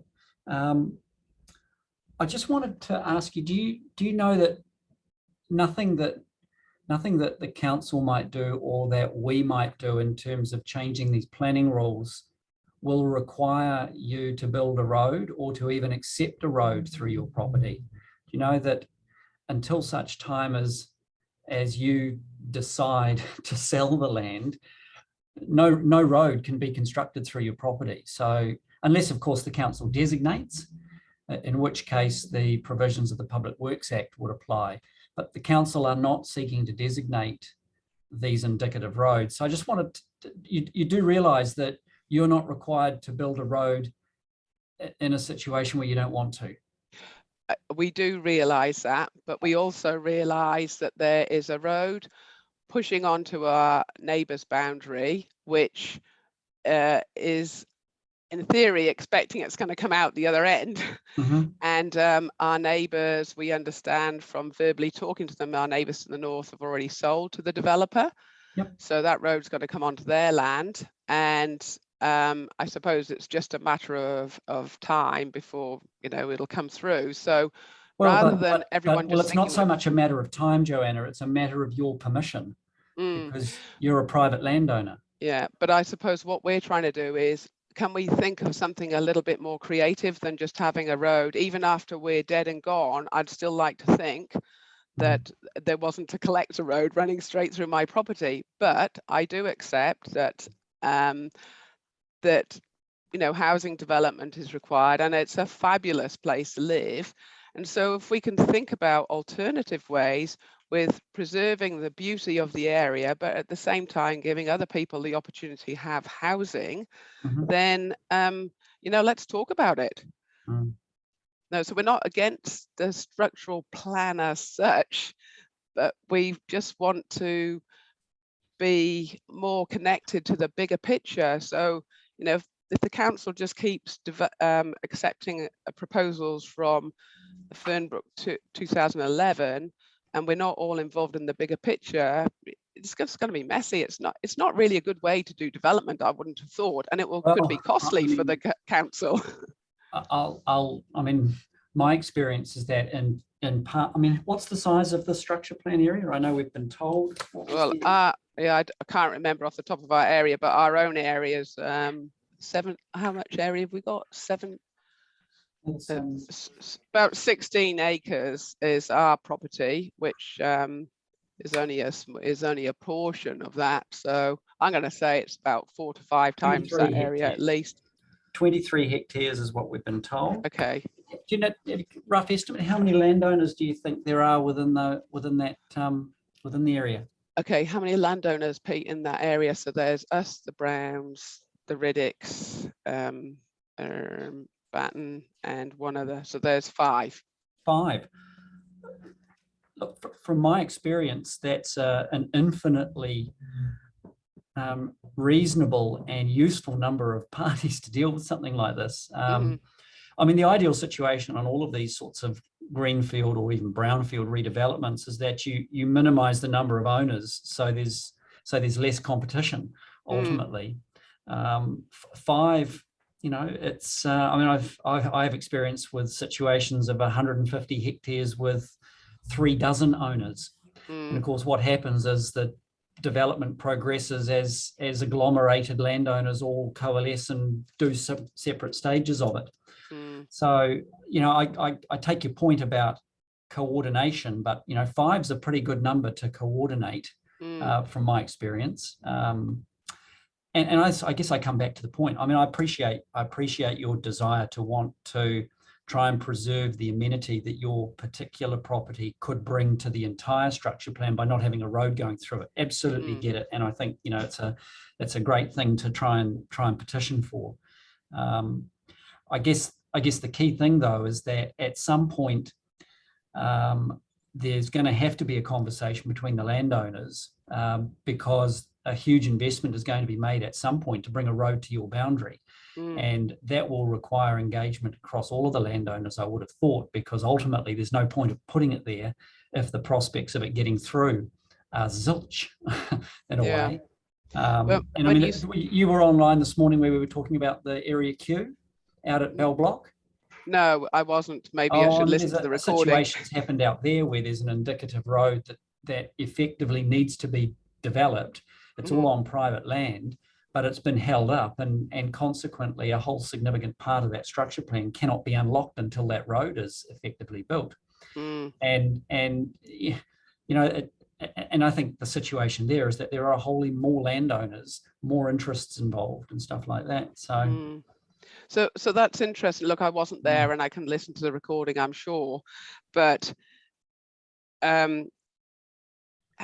when you say collaborate, is this something that the council then pulls these people together? Yeah. And so no, not ultimately. Ultimately, it comes down to the landowners. So they have to work together, none of whom have any experience. I don't have any experience in development. You look from my experience, what normally happens is that an experienced developer will slowly acquire the blocks of land, or the landowners who wish their land to be developed will stay as a landowner, but will effectively contribute to an ongoing consenting project that's led by the developer. And I suppose that is what's happening, is that there is a company that's pushing their way through, but they've got to a point where they've got to block because the locals don't want to be developed. Well, and that's right. The only person in this country who can force you to sell your land is the Crown. Right. I'll have a chat with Her Majesty one day. And that's the Public Works Act. So, okay. You know, that the Crown, the Public Works Act is the only way that any private landowner can be compelled to give up their land. You know, and I've seen cases around the countryside in Auckland with a road that ends at a boundary and there's still major lifestyle on the other side and the people are not going anywhere. And there's nothing anyone can do. Well, that's what we've got today. If you go up to the road where it stops. Yeah, well, look, that's a common feature. Right. You know. Anyway, look, it was, as I say, it was a great presentation. I really enjoyed the work you put into it, and I appreciate it, and we'll seriously think about it. Okay, much appreciated. Thank you. Joanna, likewise, a very good presentation. I certainly appreciated you've got your thinking cap on about other alternatives. But yours and Pete's position is pretty clear that you're you're just not comfortable with that road coming through your property between those two SNAs.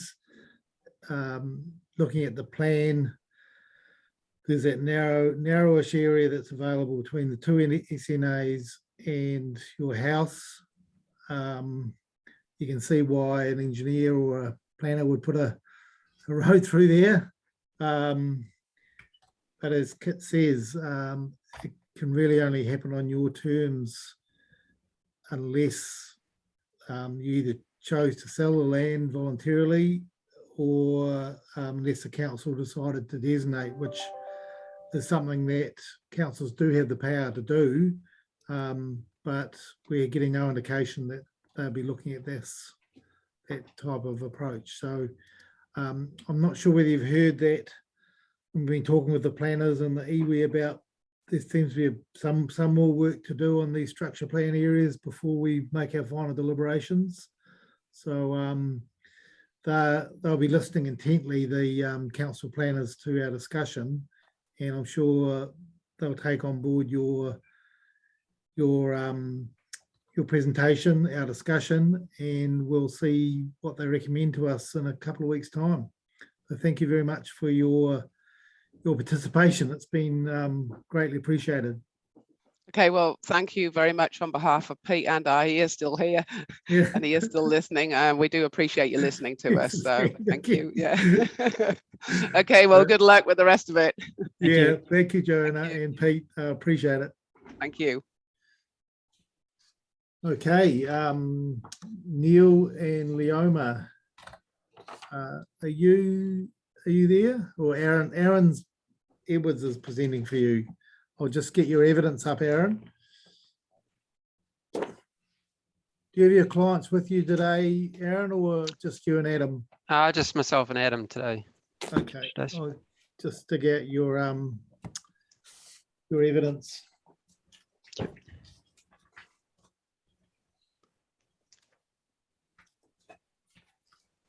Is Mr. Grieve involved at all today?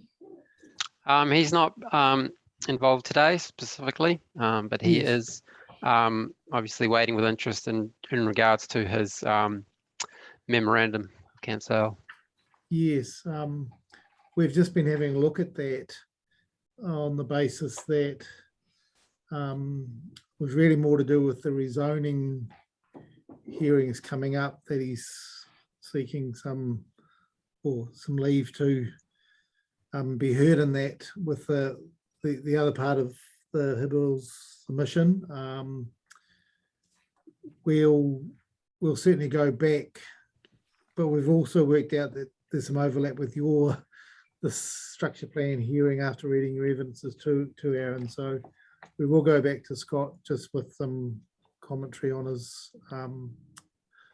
his memorandum. Thank you.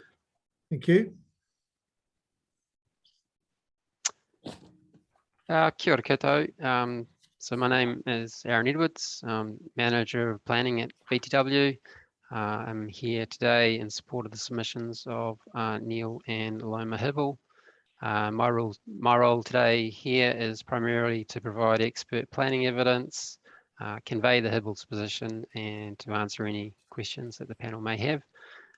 In support also today is Mr. Adam Thompson, who has prepared expert economic evidence and to include an economic assessment.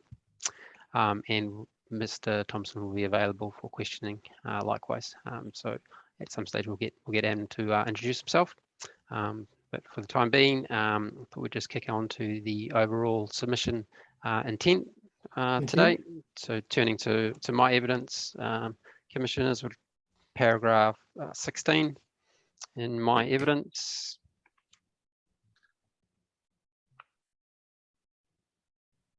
And it comes under the heading there of proposed commercial rezoning.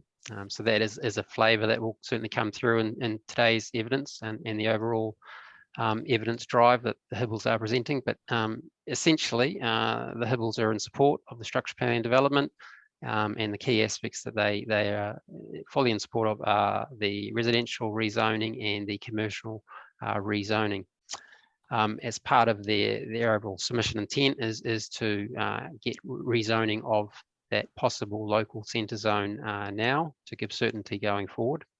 And the paragraphs in 17 through to 25 essentially provide some of the background information around the original submission, the intent of their submission, and not intending specifically to go through those matters because it largely is what Scott Grieve has talked about in his counsel. So today, really focusing on the rules, objectives and policies for the structure plan. Obviously in the background, we do have that rezoning submission point that we obviously want to talk to, but we're presuming that the logical time to do that will be at the rezoning hearing. So there's that background information there just to sort of frame and set up our submission points, if you like. So I guess it's not my intention today to just directly discuss that rezoning any further. But if there are any questions around that, certainly can answer any questions to that point. And I guess Mr. Thompson's primary role here today is that he's submitted this economic evidence, which will largely be in support of that rezoning hearing. So if there's any specific questions for this hearing, again, Mr. Thompson is available to answer any queries that you might have. But again, primarily see Mr. Thompson's role in the future hearing at the rezoning hearing. Thank you, Aaron. Just a couple of preliminary points. I'm not sure whether you've caught up with minute 23, I think, from the hearings panel that we're looking at rescheduling the rezoning hearings. Yes. At the request of the council team. So those were looming, and so probably you'll be talking to us a bit later than perhaps you expected to a few days ago. That's the first point. The second point is that we will get back to Mr. Grieve Scott on his memorandum in the next day or so. Yep. The third point, we wondered whether you had caught up with the fact that we have made a decision to confirm the designation for the Airport Drive road. We were requested to make an early decision on that, which we've done, and that's in hearing stream 3, their decision. So have you caught up with that last point as well? Yes, we reviewed that, and no appeals will be forthcoming from the Hibbles. Okay, so I wonder whether you could go to your scheme plan, and I'll sorry, we'll need Christine to bring that up in the evidence. So it's Appendix B of Aaron's evidence, Christine.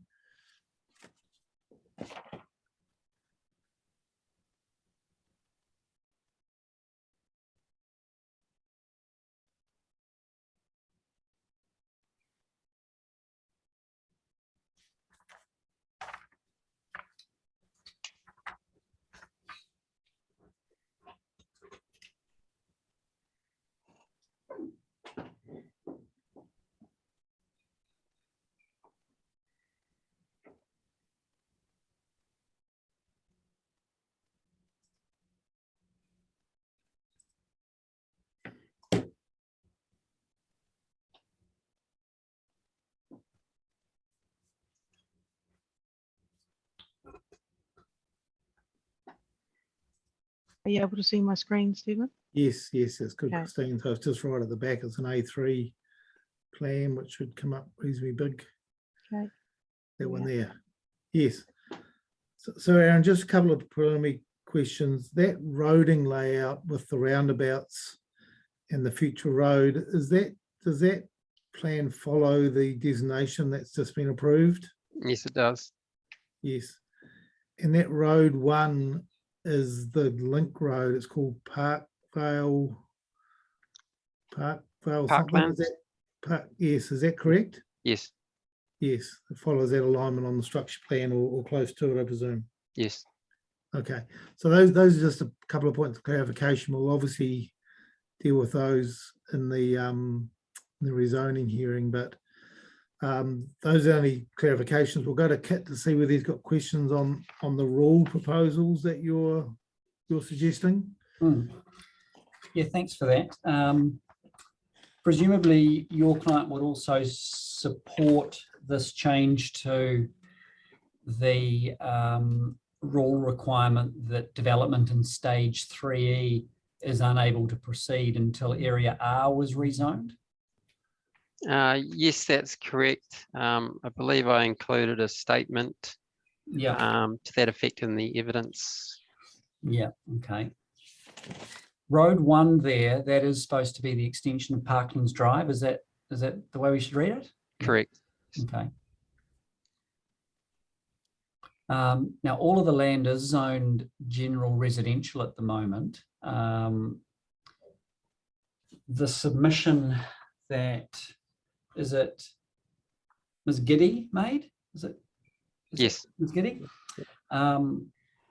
Identified 3 sections on the back of the submission, which collectively added up, or in my math, add up to about 4,000 square metres. The current plan that you've shown there identifies an 8,000 square metre area. Do you have anything that you want to say about that and whether there's a scope issue there? I mean, this assumes we accept that you've got sufficient scope within the submission to seek a commercial rezoning. Do you think it's limited to the land area that's identified in the submission, or it can now double that to what you've shown there? No, that scheme plan that was submitted in the original submission was prepared well back, I believe 2010, possibly. So that was prepared without the benefit of having seen the current road layout. At that time it was prepared, it was very much we are looking at a future road alignment, and the exact details of the location and the extent, the size of that roundabout was not known, and it was a very high level scheme plan that was prepared more than anything to assist the Hibbles in understanding what they could potentially do, what the framework would potentially mean for them, and a feasible outcome in terms of subdivision development. Since that time, obviously we've come through and had a bit of a look more with the fine grain and come up with that commercial area to support what we have as our relative demand in that location. Yep. So to answer your question, do I think there is a scope issue? I don't specifically see that their submission point locks them down into an area of that. The general intent is to provide for a commercial area in that location, a possible local centre consistent with the structure plan. Structure plan itself does not necessarily talk to the relative size of that commercial area, and it's more just a location of where that local centre zone might potentially be located. So in that respect, I think in my opinion, the commercial area as shown is appropriate and within scope of the original submission. All right. The commercial service activities in the general residential zone are non-complying. So do you think it was the expectation of the structure plan that to give effect to these possible local centres, the landowners would seek a non-complying resource consent, or would you expect there to be another plan change to change some areas to local, commercial centre zone or something like that?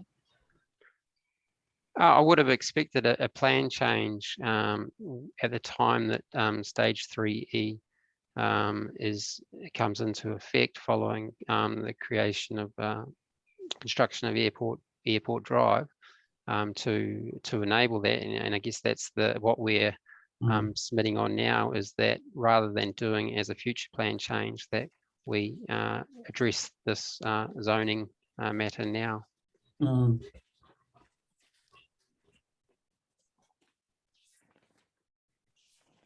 Yeah, I mean, it seems a bit clumsy to identify possible commercial centres within a structure plan, but keep the underlying zoning entirely residential, to then court another plan change in the future. But yeah, okay.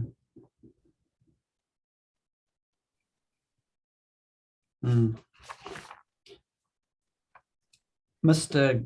Greaves given us some careful submissions on how we should read the submission that was lodged. I don't think he specifically addresses the issue of the difference in the relative area for the commercial zoning sort. But potentially that's something we can deal with him talk to him about at the rezoning hearing. I think that's probably the appropriate forum to deal with that. And I mean, apart from that, I think the suggestions you have put forward in terms of amendments to the policies and the guidance,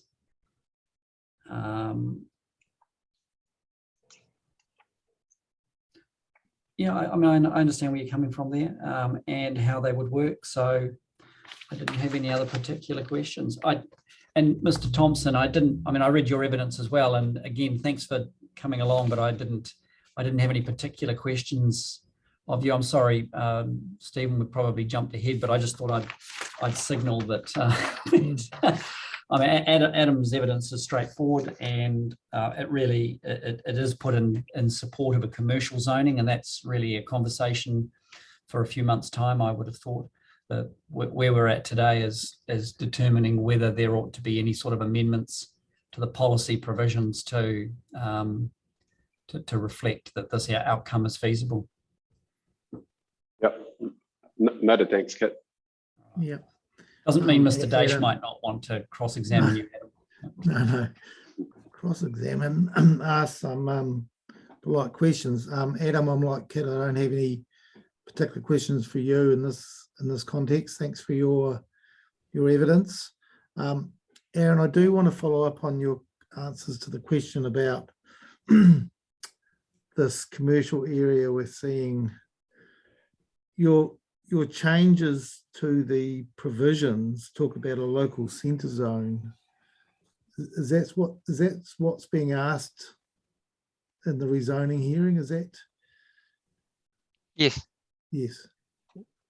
Okay, so currently it's residential, and the rezoning request is to move it to local centre zone. Is that right? Yes, and the structure plan indicates with a pink dot, yes, possible local yes. centre. So yeah. Yes.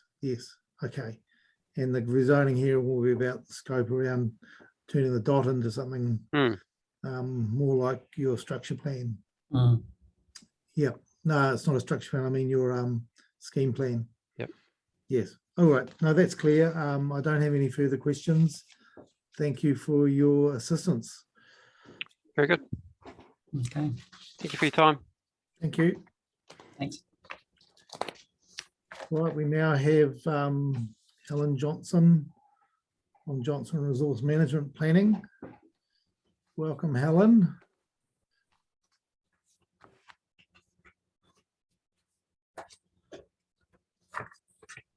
Yep, I'm there. Thank you for that. So as with my other submissions, this is about, I guess, plan structure and usability and functionality, and trying to avoid inconsistencies in application and the like. So my submission is in regard to the Orapuri structure plan area.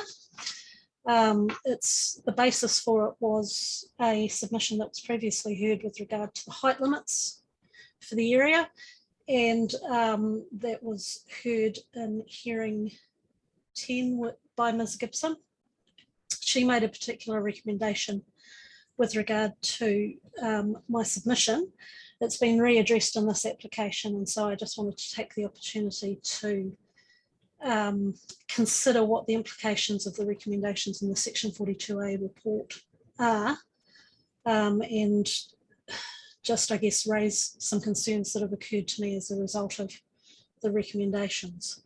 So the Section 42A report recommends that the standard height for the general industrial zone of 12 metres be applied, rather than the RL level that came out of the hearing on the general industrial zone. And the reason for that recommendation is that the report writers have concern, given the current contours of the property, that the application of the RL will result in substantial earthworks. And I understand their concern, and I reviewed the report that was written by Ms. Marco, where they were talking about the issues that they had and the values that iwi have with that particular locality as well, in terms of it, and their concerns about modification of the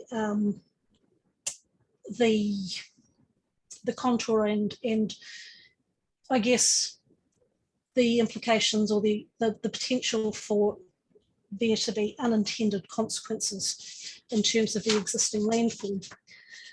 So I don't disagree with that. I think it's fair to say that the existing operative district plan provisions, which require a ground level of RL 28, have resulted in substantial earthworks being undertaken. So to address those matters, the report writers have recommended including a new earthworks rule, and as I mentioned earlier, amending the height limit rule from an RL to just basically a height above ground. So I have two concerns with that.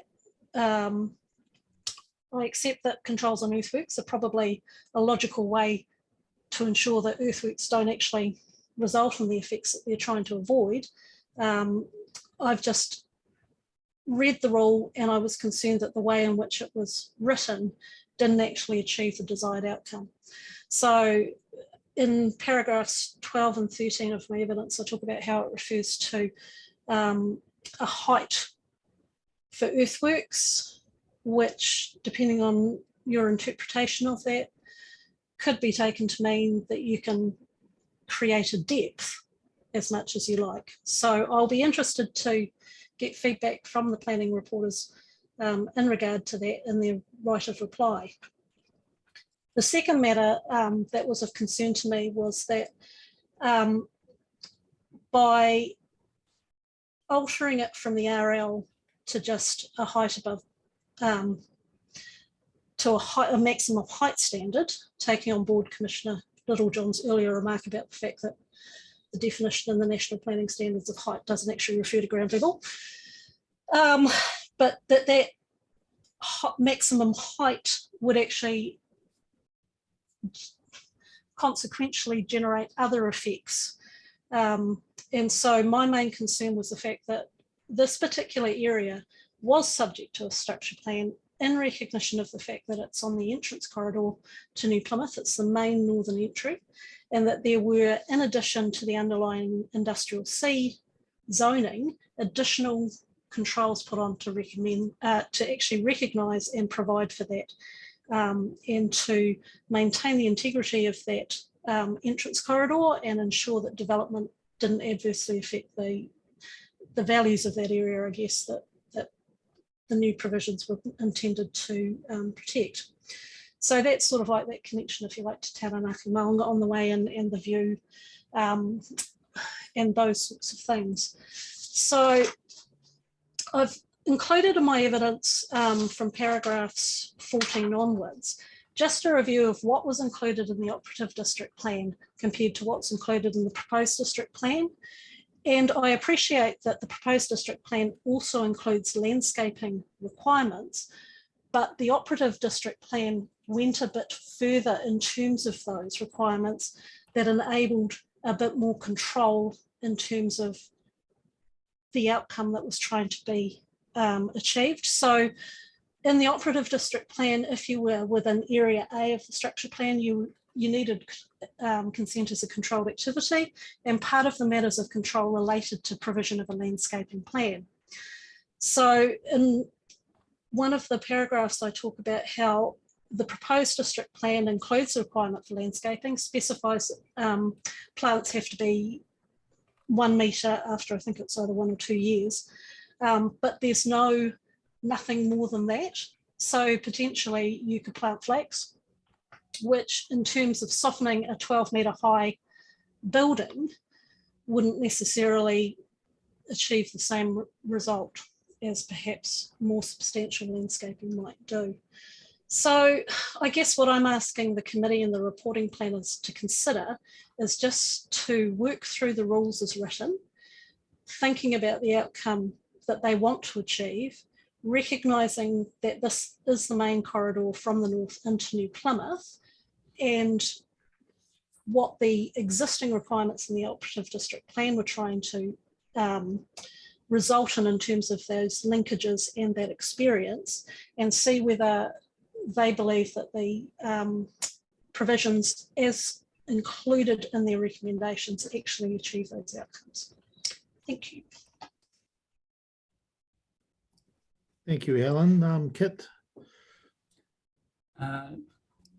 No, as always, Helen, I came to expect you to provide well-reasoned detail on a point that is quite complex because of the way this plan is structured. So I appreciate the effort and the time you put into thinking about this. And I too will be looking to see what the response is in terms of how we optimize the outcome here, if there is a way to do that.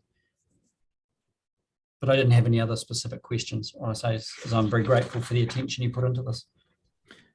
Helen, I did have a few questions of you about this area, and I think it'd be quite, and the height and the geography and the layout of this from your local knowledge. I wonder whether Christine could bring up that structure plan from the planner's presentation. I think it's development area 4, isn't it, Helen, the Dev 4 one? Yes, that's correct, Dev 4.